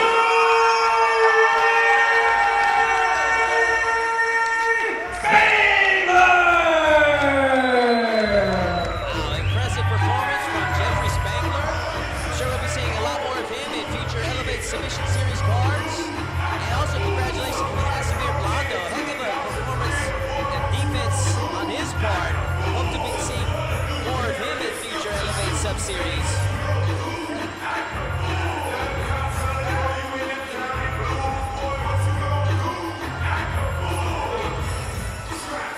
Man, how about that? That smooth transitioning was quite the sight there, Scott. It was.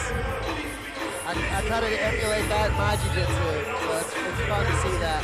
Hopefully, you can do it just as smooth as he does at that same age as well. That's even doubly impressive. Right, right. And the old guy talk of you're only old as you feel. I'm starting to get to that phase where I'm starting to say And that you type thought of that stuff. fight was good. It's just going to get better as we get closer and closer to our main event of the evening. Now up next in this brown belt division, it will be a no-gi contest at the 165-pound mark. Let's meet first from Houston, Texas, representing Empire. This is Fasal Rahman.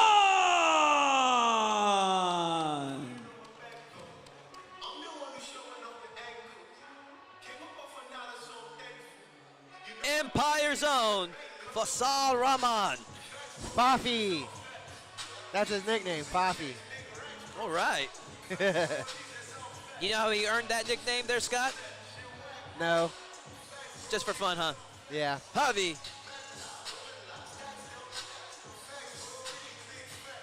Fazil Rahman, ready for action. And their opponent from Tomball, Texas. It's on his Instagram representing handle. War Training Center. This is Nate Garza.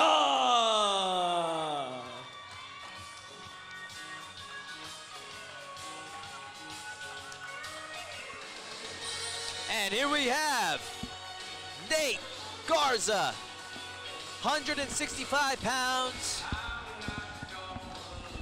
has been around this sport for a long time. A lot of mixed martial arts experience for this man as he transitions to the grappling aspect of the game. Add some more chapters to his competition career as he prepares for the double tough. Favi Rahman. This is going to be a classic battle between the wrestler and the leg locker. Fafi's going to try to funnel him super deep into the leg lock entanglements, and Garza's going to try his best to neutralize him and stay on top and grind him out. Sounds like a fun matchup we have on our hands here at Elevate Submission Series. Our second brown belt contest of the evening. Referee Jeremiah Talley in charge of this matchup between these two brown belts. And we are officially underway. Garza's got really good leg lock defense, but Favi's very, I would say, like one of the most tactical leg lockers that I know. It's been years since I've seen Nate Garza in person. He is moving well. He's always aggressive on the stand-up. I tried taking him down and I just gave up. Garza with the beard. Favi clean shaven. Gorilla versus Octopus.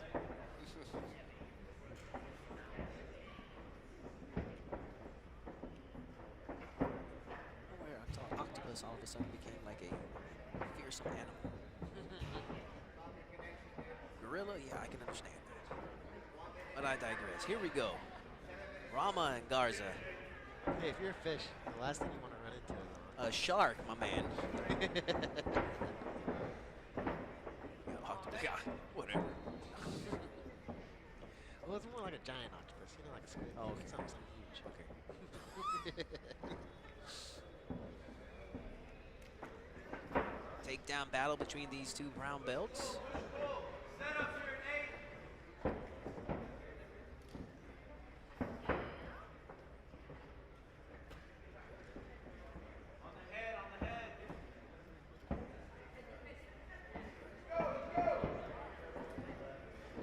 Garza's a physical specimen. He's really hard to grapple with upper body takedowns.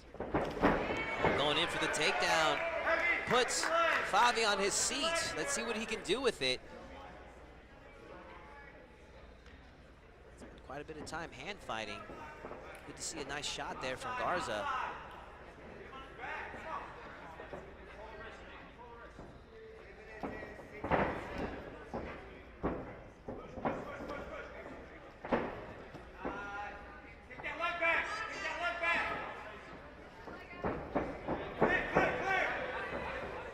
Favi now attacking the foot of Garza. Can he finish it? Garza wrapping up the upper body of Favi, trying to smother that attempt. Yeah, Faison did a really good job of like keeping a hold of him, because that's what Garza is really good at, is negating the leg attacks by high stepping right out. Oh snap, he just did a back step to a 411. This is gonna get really bad here. He's gonna essentially pose double trouble here with two different types of leg locks he's gonna have open to him. Yep, see he's gonna pummel that, look for a knee bar, inside heel hook. Nice little spin by Nate Garza, but Faison has the bite. Oh, good movement from Garza. Just able to get out of that footlock attempt. Quick attempt of his own, but still not out of trouble. Great movement by Garza. Still plenty of time left in this matchup. I'm gonna age myself for a moment. And, you know, I cornered Garza in an MMA fight well over 15 years ago. What? Dang. That's so cool. I can't even remember the year. That's how long ago it was. I know it was well over 15 years ago. Oh, Garza feeling the effects right there. That's a warrior. Trying to shake it off and continue fighting on. Yeah, Faison had a deep bite on that leg. But hats off to the defense of Garza. He takes matches against leg lockers all the time. And I don't think he's been leg locked. That dude's a warrior. Fighting on. Favi showing compassion for his opponent.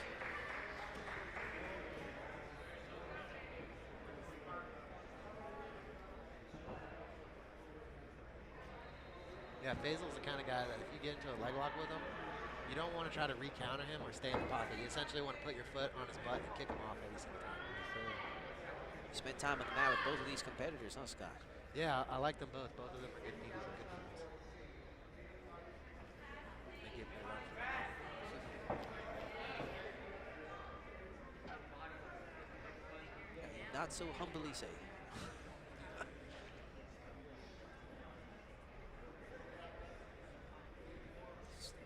A little bit of a bloody nose there for Garza.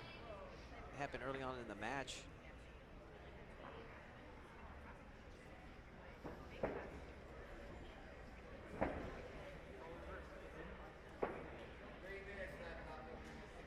Just under 3 minutes left in this brown belt contest between Nate Garza and Favi Rahman. Thank everyone that's watching at home from clearlifemedia.com. We still got our main event as Carlos Henrique takes on Lucas Valente. Spread the word.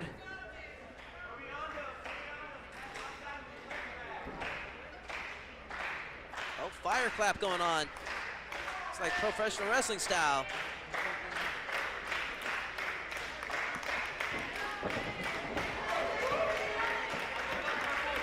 And he's coming alive. Whoever that fire clap was meant for, I believe it was Favi. Now that man's on top. He's so good at maintaining the legs. Like, even though he loses the knee line, 2 he has a minutes, good grip on 2 the foot and minutes follows up remaining. with it. Love to get a roll in with both of these guys after what I'm seeing here and what you're describing. It's a very technical matchup. Actually, check the feel of Favi's leg locks.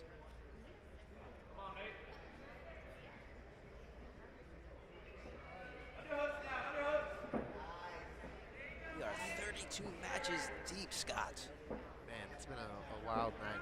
You guys watching at home, we have been at it for 32 matches, 64 competitors that we've been calling here tonight, so bear with us. We still got 4 more to go. Oh, Favi Rahman going for it, and he scores big with the footlock submission over Nate Garza. That is something to be proud of, as you were saying earlier. Nate Garza, tough competitor that goes against a lot of leg lock competitors and yet to be leg lock until tonight. Your winner by ankle lock,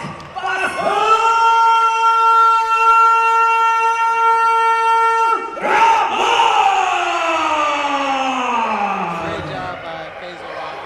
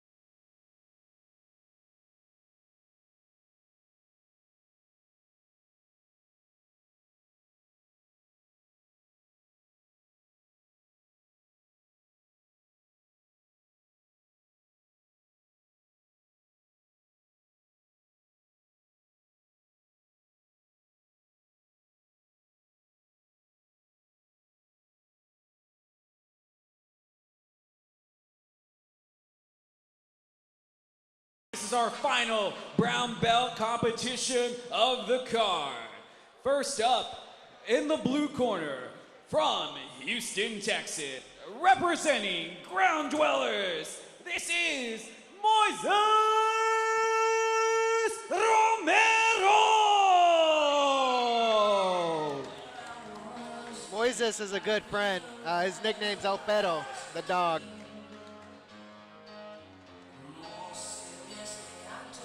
He trains really hard, and he's been progressing a lot here recently. He looks all business as he prepares for his matchup here tonight. Moises Romero taken to the Elevate Submission Series mat, and he is ready for action. Yeah, Moises Romero is a And ball their of muscle. opponents. In the red corner from Belo Horizonte, Brazil, representing Gracie Barra West Chase, please welcome Enrique Carbago! Enrique Camargo, though, is a beast. He's a different animal. Enrique Camargo making his way to the mats. This should be a firefight of a matchup between these 265-pounders. 8 minutes on the clock. Expect 8 minutes of intensity from these two competitors. Henrique Camargo, ready for action. There you see a good shot of Moises Romero. Referee Edgardo Caminos in charge of this matchup, and we are officially underway. Romero in the white, Camargo in the black.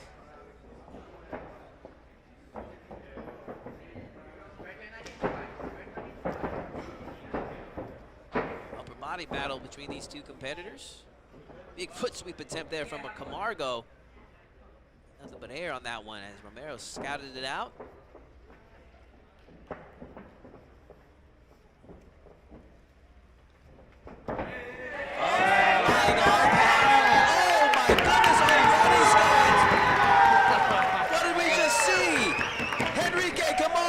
Flying armbar in less than a minute. My goodness. His training partner is Your winner by flying armbar,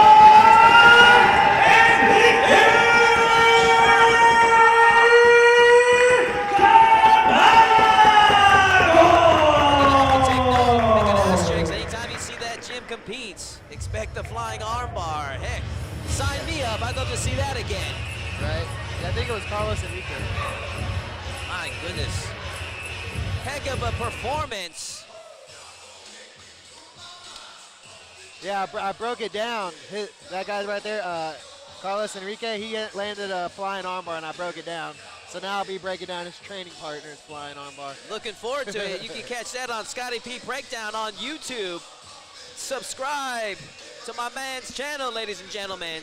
Follow him on his Instagram as he breaks down some of the best submission moves as you see here on Elevate Submission Series and all grappling all around the world. All right, fans, I've been informed we have a very, very brief intermission. This is just an opportunity for you to get up, stretch out a little bit, use that restroom the one last time, grab that one last drink, because we have our 3 black belt matches, including our co-main. Don't go anywhere, and ladies main and gentlemen. We'll event be back up in ahead less than very 10 shortly. minutes. So don't you go anywhere.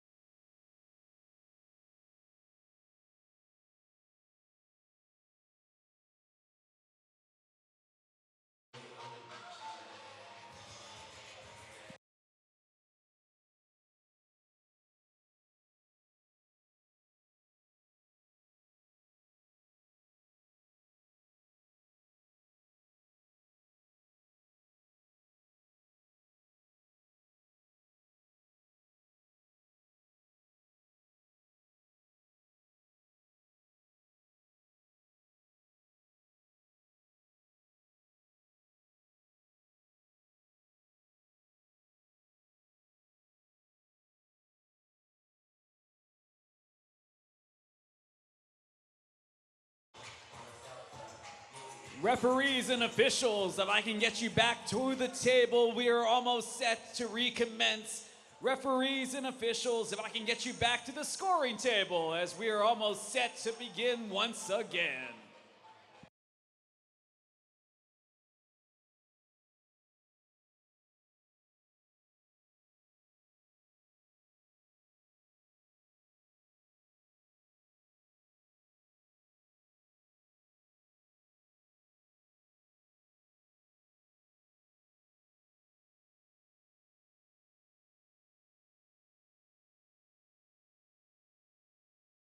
And as for you folks in the crowd, you know, they're still serving those drinks. So if you got it, drink it, get yourself another one, because we still have 3 more matches, all black belts, including your co-main and main event of the evening. A real quick, big thanks once again to all of our sponsors here at the Elevate Submission Series 3, the Nuna Law Firm, Fitness Depot Houston, and Punch Gunk. Without them, we wouldn't be able to put this on. And of course, a big thanks to our streaming partner, ClearLifeMedia.com. Remember, at ClearLifeMedia.com, the replay will be available tomorrow.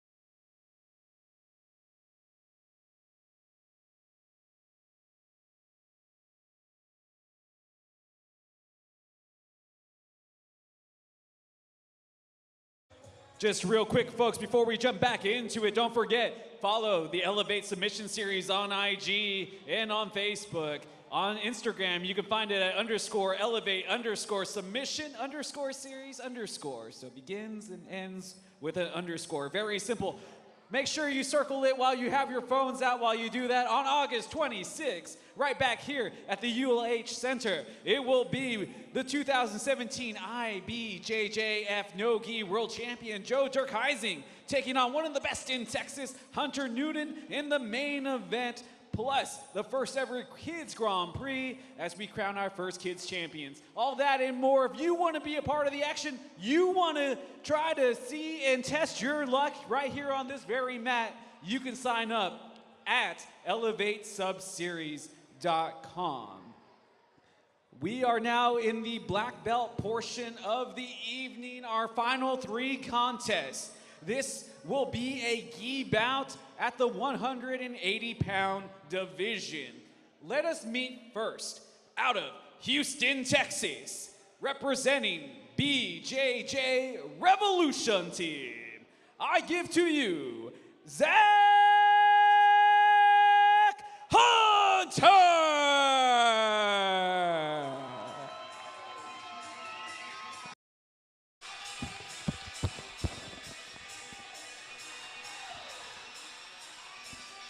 All right, we are down to the nitty-gritty. Our final 3 matches here tonight. Kicking things off in our black belt division with Zach Hunter as he prepares for battle against Jason And Solis. your opponents, also representing Houston, Texas, fighting on the Third Coast MMA. This is Jason Solis!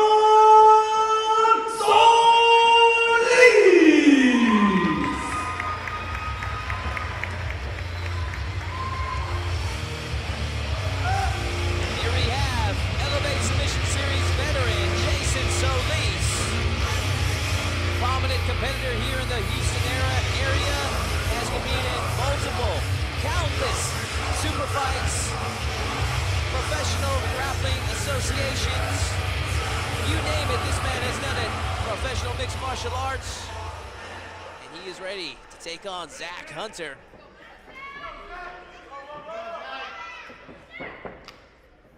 This match is officially underway. Solis in the black, Hunter in the blue.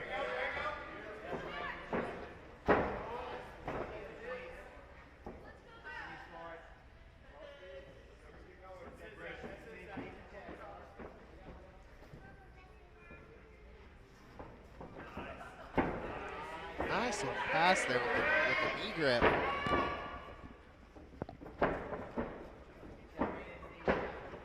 Jason Solis looking to invert here. He locks up a double outside Ashi. Interesting to see what they'll do with it in the gi.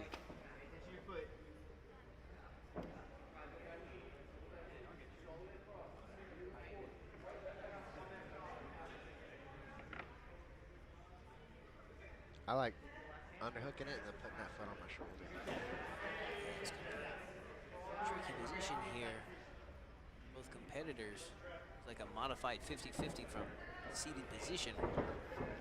Now Solis looking to make some of, yeah, there we go. Tactical matchup thus far. Hunter now seeing if he can set up the triangle.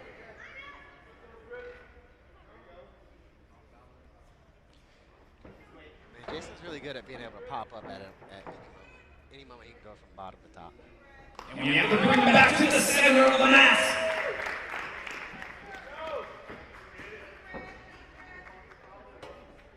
It takes me a minute to get up.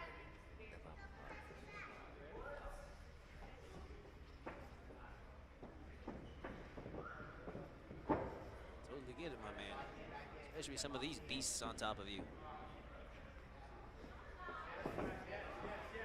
Which should pump me basically by Jason Solis.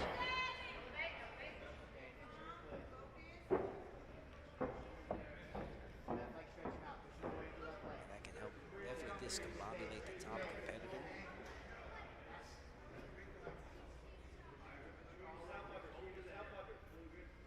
This has proven to be a very technical matchup. Both competitors switching positions. First 2 minutes of this matchup. 8 minutes on the clock for these competitors to get the job done. Jason doing a great job of clearing all those grips. Something you got to do at the higher levels. You can't just let grips. You got to clear those suckers.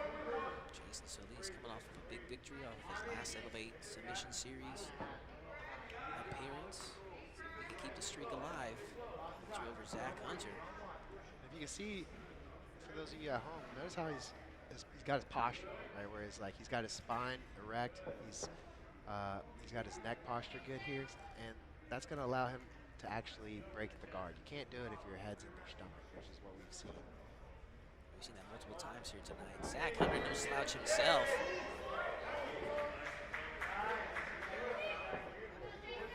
Quite the feather in his cap if he can earn a victory over Jason Solis tonight. Needs to be careful with that toe hold, though.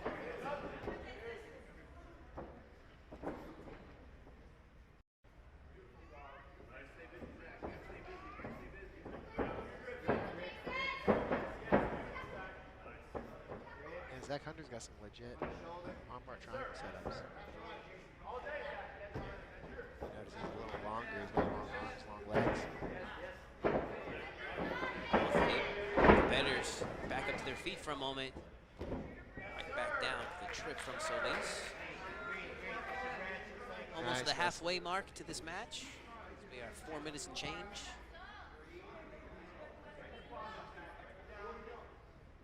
Nice little wrestling from Jason. And if you notice, ladies and gentlemen, he's got his posture again. He's further back than he is leaning forward on Professor Hunter.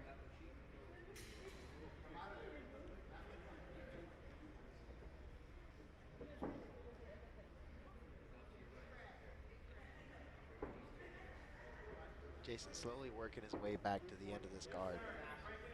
Hunter trying to pull him back in. gash to the top right temple of Solis. Got the knee across with the collar sleeve. Top left temple.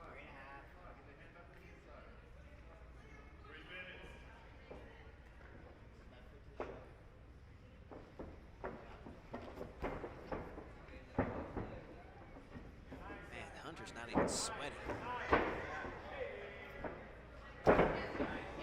Nice little slide by, little knee slice. Side. A round of applause and appreciation from the crowd for the technical ability of Professor Jason Solis. He worked hard for that side control and, man, almost like a unresisted knee slide across the belly. Hunter about to tap, and he does! Jason Solis with the victory here tonight. Wow! Dang, that was cool. Hunter tried to hang in there as long as he could. He had that hand cocked and ready to go. And then Jason Solis sealed the deal. My goodness. Solis with another successful appearance here at Elevate Submission Series. He turned it up real quick. It has been great to see the evolution of Jason Solis over the years. Watch him come into this next level of his game. Third degree Brazilian Jiu-Jitsu black belts in Jason Solis. That's awesome.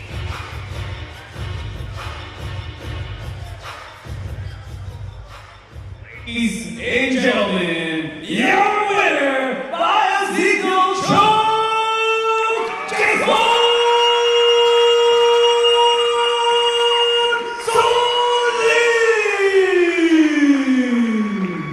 Congratulations to Jason Solis on his victory here tonight. I feel like we're up with the man in this circuit. We took on each other as brown belts back in, I think, 2010, so a lot of history of this with him and his family. Yeah, every time I see him compete, it's like he's meeting people with the basics. I personally haven't seen him do anything fancy. He essentially wrestles him down to the ground, knee slices, and then finishes him from mount or the back. You don't need anything fancy. Tap is a tap. So 100%. sometimes I do think some of the newer age competitors do get a little caught up in trying to be too fancy for their own good, and they forget about the foundation. Yeah. And as the old saying goes, you build a house with a weak foundation, what happens? Everything crumbles when it runs into adversity. Right. Fans, it is almost that time as we are now in the co-main event of the evening. This is a black belt contest, no gi, 155-pound division. Let's meet first, who will be fighting out of the blue corner, Joel Somalia!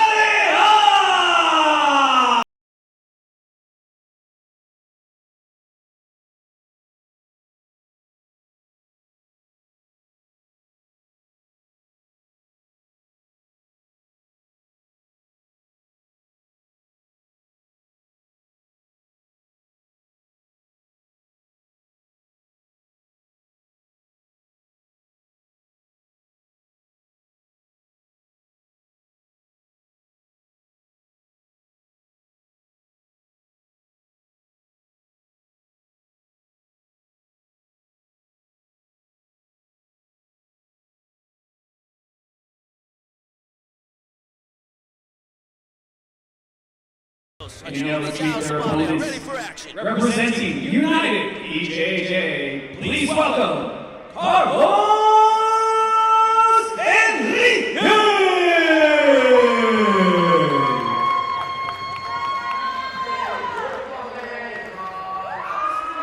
I noticed another thing too when I seen Jason Solis compete is it seems like it's really hard for anyone to do anything to him. Like his defense is superb.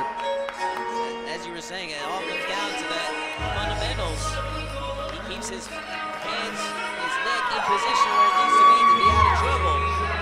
And as I say that, we have our co-main event, Carlos Enriquez, making his way to the Elevate Submission Series mats, and he is ready for action.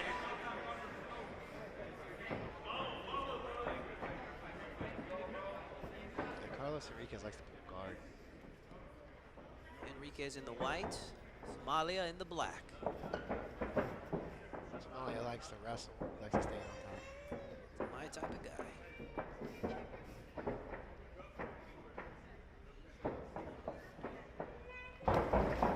Nice arm drag attempt there from Somalia. Henriquez was all over it. Arm drag foot trip. That's one of those, man, that you got to be good at. You see it a lot at the high level. Yeah, it takes a lot of reps, a lot of you have to be completely precise to score with it, especially at this level. 2-on-1 control there from Somalia. See what he does with it. He's trying to bait in a leg from Henriquez. The 2-on-1 is brutal. I like using it. I've always found it interesting how the crowd goes silent for the high-level matches. 100%. As it should.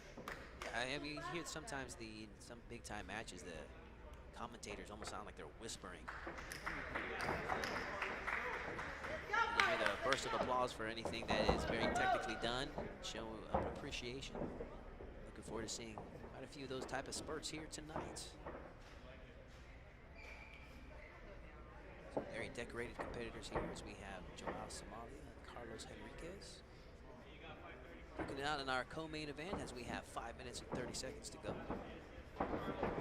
I've commentated Yao's matches before, Zhao's, and then I have trained at Enrique's school, United BJJ. I believe it's in Houston, like in the center. And they train hard. I like them. Trying to get around. I try to. The person I'd rather have than you beside me here to help call these matches, give your expertise and professional opinion. I appreciate it, Todd. People ask me what's the best thing about Houston. I always think about like how there's so many gyms here. Definitely, yeah. This is definitely a hotbed as far as training is concerned. Oh, almost off the mat here. Let's bring him back to the center as this one getting a little testy on the edge. Show me your appreciation. If he wanted to, he could have driven through all the way off the mat if he wanted to. I wouldn't have blamed him if had he done that too. In the spirit of competition. Is it like a sweep single? Look like he tried to slide to the outside. Good one, brother.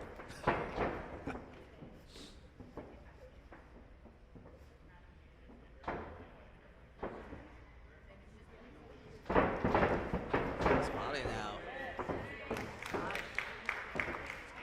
Rodriguez had that scouted out.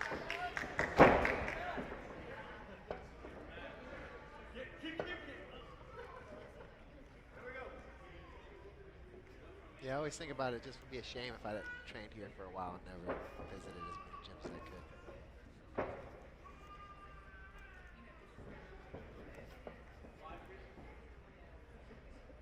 Yeah, I expected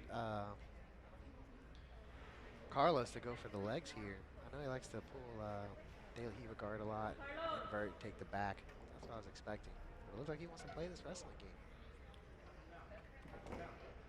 Can always appreciate battle for takedowns.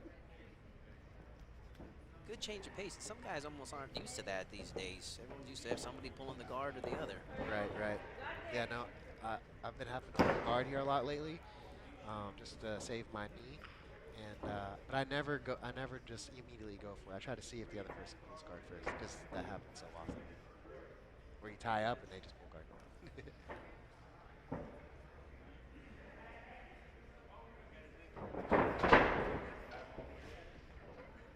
Gonna be a difficult matchup to score.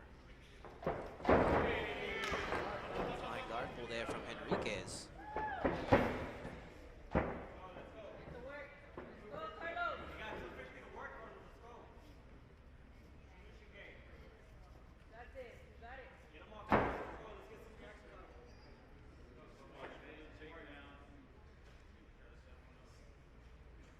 Yeah, I don't know if I'd want to be ear to ear with my opponent. I was always told you want to be head to head.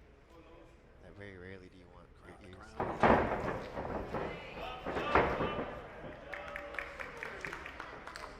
Both competitors jockeying for position.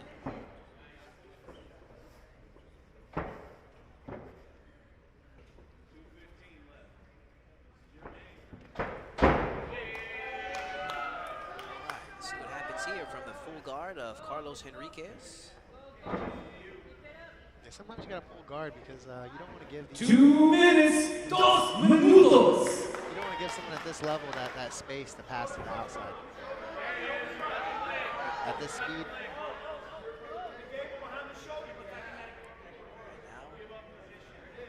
Running into a stalemate for the takedown control, so Carlos Henriquez opts to pull guard. He can make something big happen here. Right now it is a razor-thin matchup between these two technicians.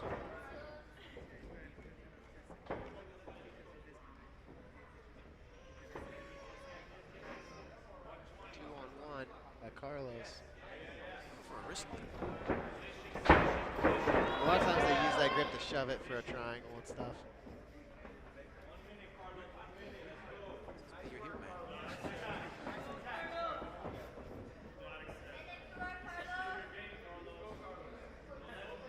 Only 1 minute to go.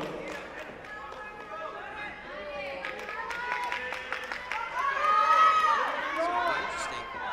Yeah, I'm not sure what they'll do for the ref's decision at this point. Wow. Somalia's been, I would say, winning on the takedown exchange. I'd agree with you. 35 seconds. But even that, it still hasn't scored anything. 30 seconds.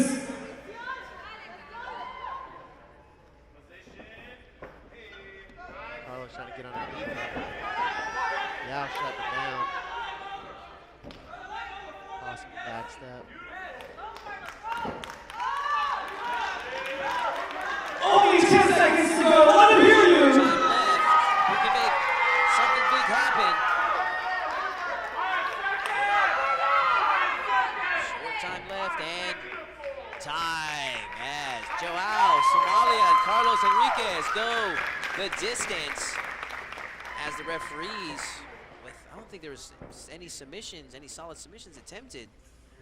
Oh, it's going to come down to positioning and Your winner by decision, Joao Somalia. Congratulations, Joao Somalia.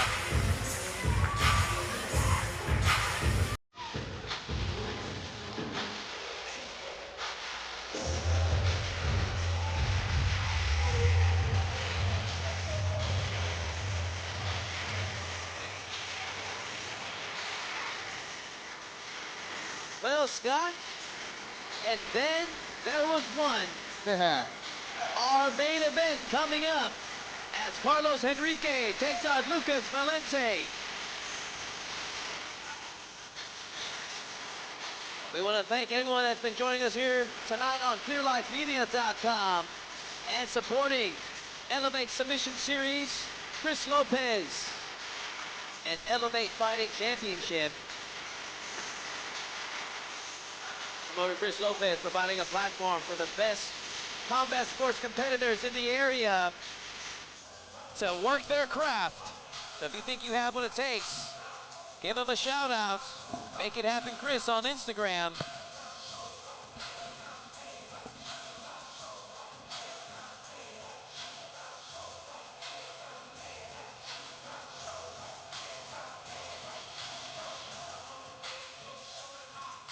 Yeah, Chris really does go all out on production, and I can appreciate it. That I agree with, amigo. All fans, I'm excited. You should be excited. Let me hear you one more time as this is the main event.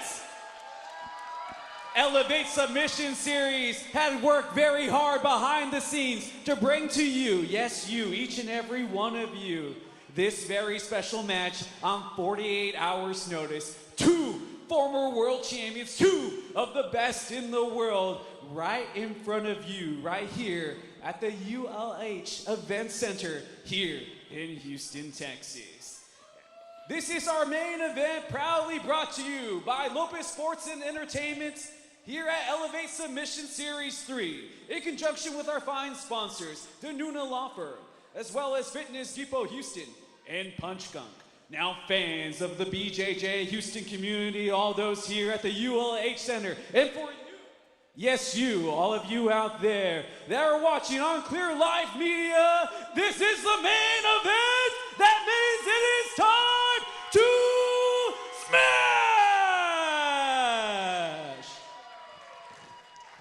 Introducing our first combatants. Representing Dream Arts, this is Carlos Enrique!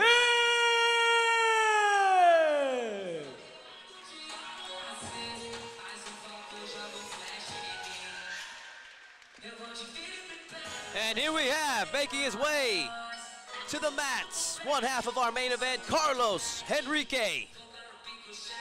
170 pounds, 10 minutes on the clock for this battle. There you see him, Carlos And their Henrique, opponent, ready for action. representing Gracie, Baja, Texas. Please welcome Lucas Valente.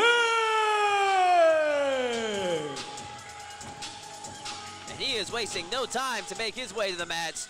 Lucas Valente. And he is ready for action.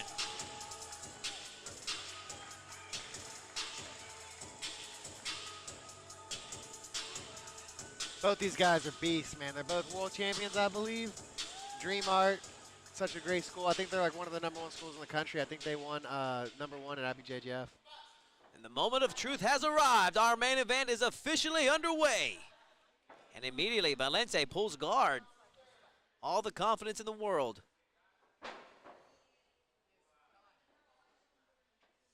Enrique on top, Valente on his back. And Valente was nice enough to put his name on the back of his gi.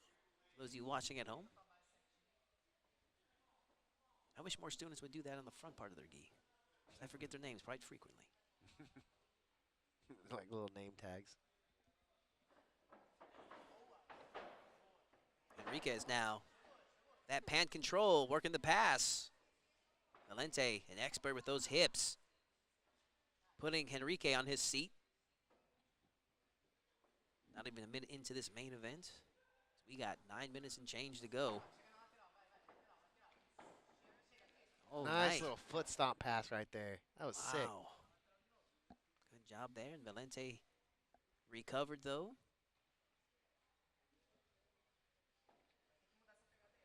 Doing a good job and pummeling his feet back in. Trying to work in that spider guard position.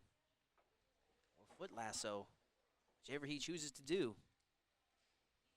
Oh. Making an attempt for a submission already. Got that foot. Enrique needs to be careful.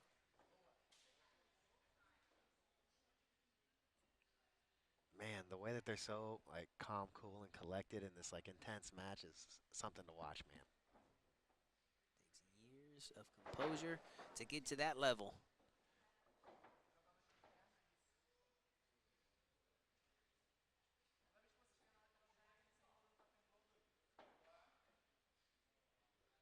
Or a better way to put it is years of practice to get to this level of composure.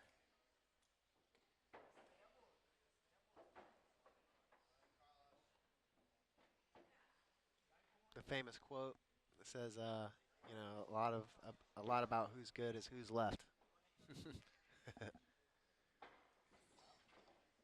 That's something to be said for any aspect of life. Sometimes it's not the best who get that position that you want. It's the people that just stuck it out.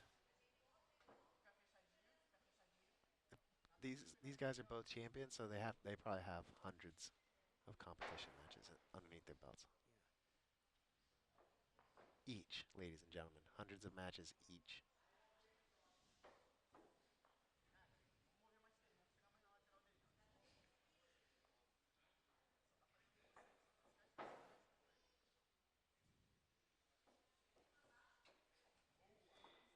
Man, the way he uses his feet to force the angle is super awesome.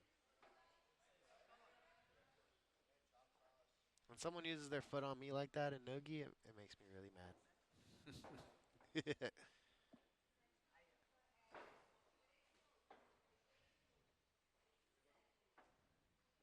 Enrique looking for his openings.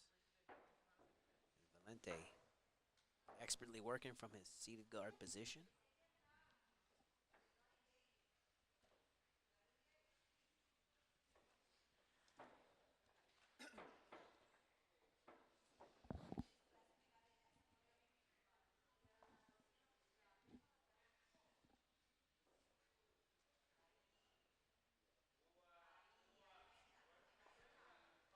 Lucas using a lapel, And he's wrapping it. Oh, almost had it over.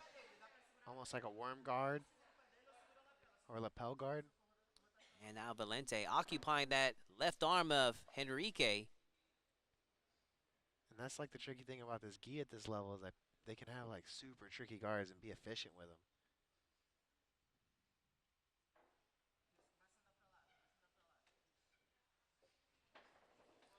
Curious to see what Valente does with that wrap up. He's able to put Henrique on his seat briefly. He's staying persistent with it as he hunts for that foot. Yeah, Gracie Baja's team is very dangerous from the 50-50 position. I've seen Enrique Camargo get some fantastic leg locks. I don't know if you remember, but yeah, they had gotten that last second foot lock from 50-50. One of the last times we were here. Valente hunting for that foot. Can he make something happen against Carlos Henrique?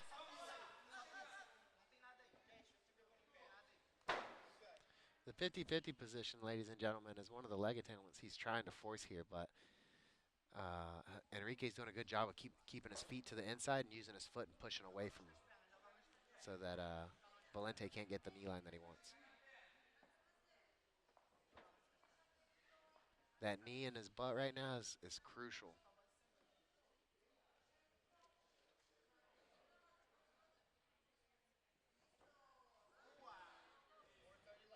Man, that pant grip is so money when you get it.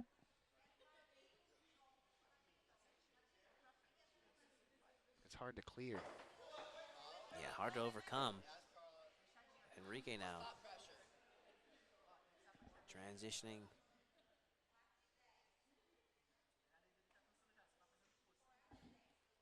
We're over halfway into this matchup. 4 minutes left in our main event.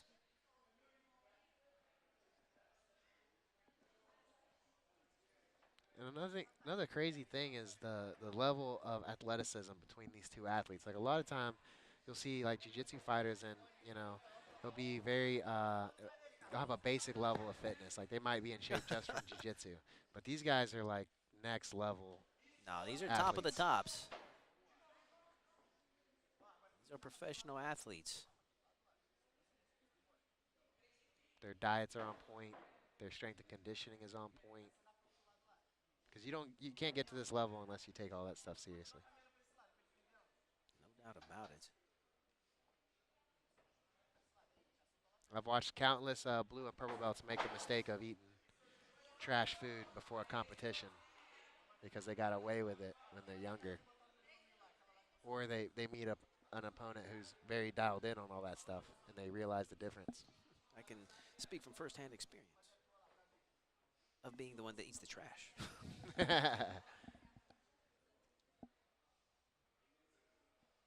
I heard you've been jacked your whole time. What are you talking about? Everyone told me you've been six-packing abs this whole time. Oh, they are being very generous. Yeah, Right now. Henrique now trying to do like a modified collar choke from the closed guard to see if he can force the hand of Valente to move or to react from it. We're at 2 minutes and 17 seconds left. This main event matchup. Surprisingly, that choke can't suck from inside the guard. I've seen it finish at IBJJF before. 2 minutes, 2 minutos.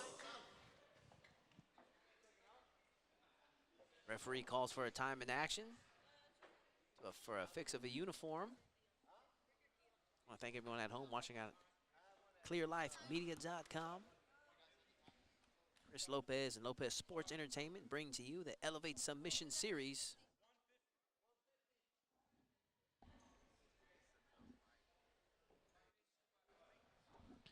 That's another thing too that I realize about the gi is like how you always have to have composure to fix your gi. I know gi, you don't really have to worry about that, but it's kind of a big deal when you're really The tired. clock is being reset. Yeah, people don't understand. If you've never been into that, experienced that, when you're in the midst of competition and you have to fix your gi, if you ever experienced like your hand like shaking because you're just so full of adrenaline at that moment, it's like you can barely keep it together to tie your belt. 100%.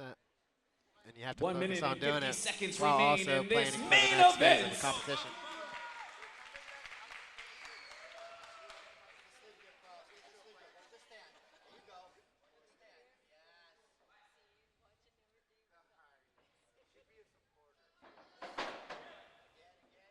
It's going to be a super tight matchup to score, Scott. Absolutely. Just like our previous matchup, I'm not sure if there's been many solid submission attempts made.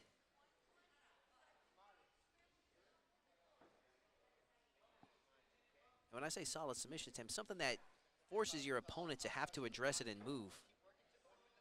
One thing to kind of feint a couple of subs, but what really counts is the ones that force your opponent that they're in deep trouble, where they have to move or else they're going to get tapped. 1 minute to go.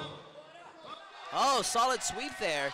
If no submissions are done, it's going to come down to who controlled the better positioning over the other. Yeah, it might go to Valente if it goes to the decision.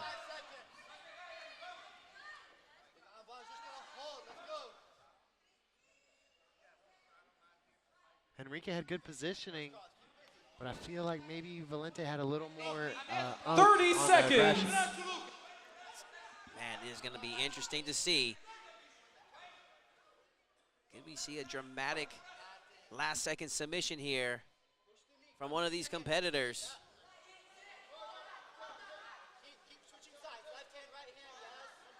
Fans, show me your appreciation for the final 10 seconds. They are going for it, ladies and gentlemen.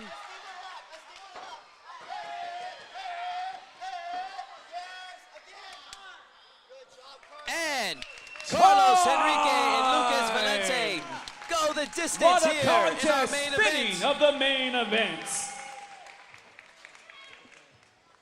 But we do have a winner as we go to the decision. Would not want to be in the shoes of the referee right now.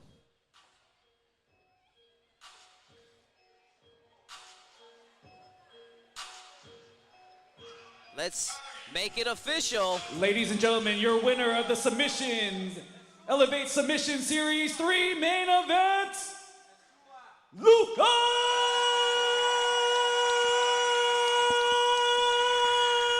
Valente! Congratulations to our winner here at Elevate Submission Series main event, Lucas Valente. A razor-thin decision for him. Great fight. Well, Scott, it's been fun. 36 matches, submissions galore here tonight for Chris Lopez's Elevate Submission Series. Want to thank you very much, Scott. Fans, I want Any to thank you closing again words? for coming out here No, to man, the I'm glad I got to ULH see Event two Center world-class here in athletes Houston, go at it. Texas. This was an Remember, awesome experience. August 26th, we From get right back here and we ClearLifeMedia.com, do I it am again. Todd Moore. Your main This is event on Scott the Pelzel. 26th, the We will see you guys 2017 next time. IBJJF Good World night, good Champion, fight. Joe Durkheising, taking on one of the best in Texas, in Hunter Newton. Make sure that you follow us on Instagram at _elevate _submission _series _ and of course follow us on Facebook. Again, a big thanks to all of our sponsors, to Nuna Law Firm, as well as Fitness Depot Houston, Punch Gunk, and of course our streaming partner, Clear Life Media. Remember, folks, the replay will be available on clearlifemedia.com tomorrow. A big thanks to our presenter in Lopez Sports and Entertainment, who were able to bring to you that fantastic main event once again in under 48 hours notice. But I want you all to take care, be safe, enjoy your 4th of July weekend, and we will see you right back here at the ULH Center here on August 26th for Elevate Submission Series 4. I'm your ring announcer, Justin the Smash Simmons, saying thank you once again for coming out, and we'll see you right back here next month.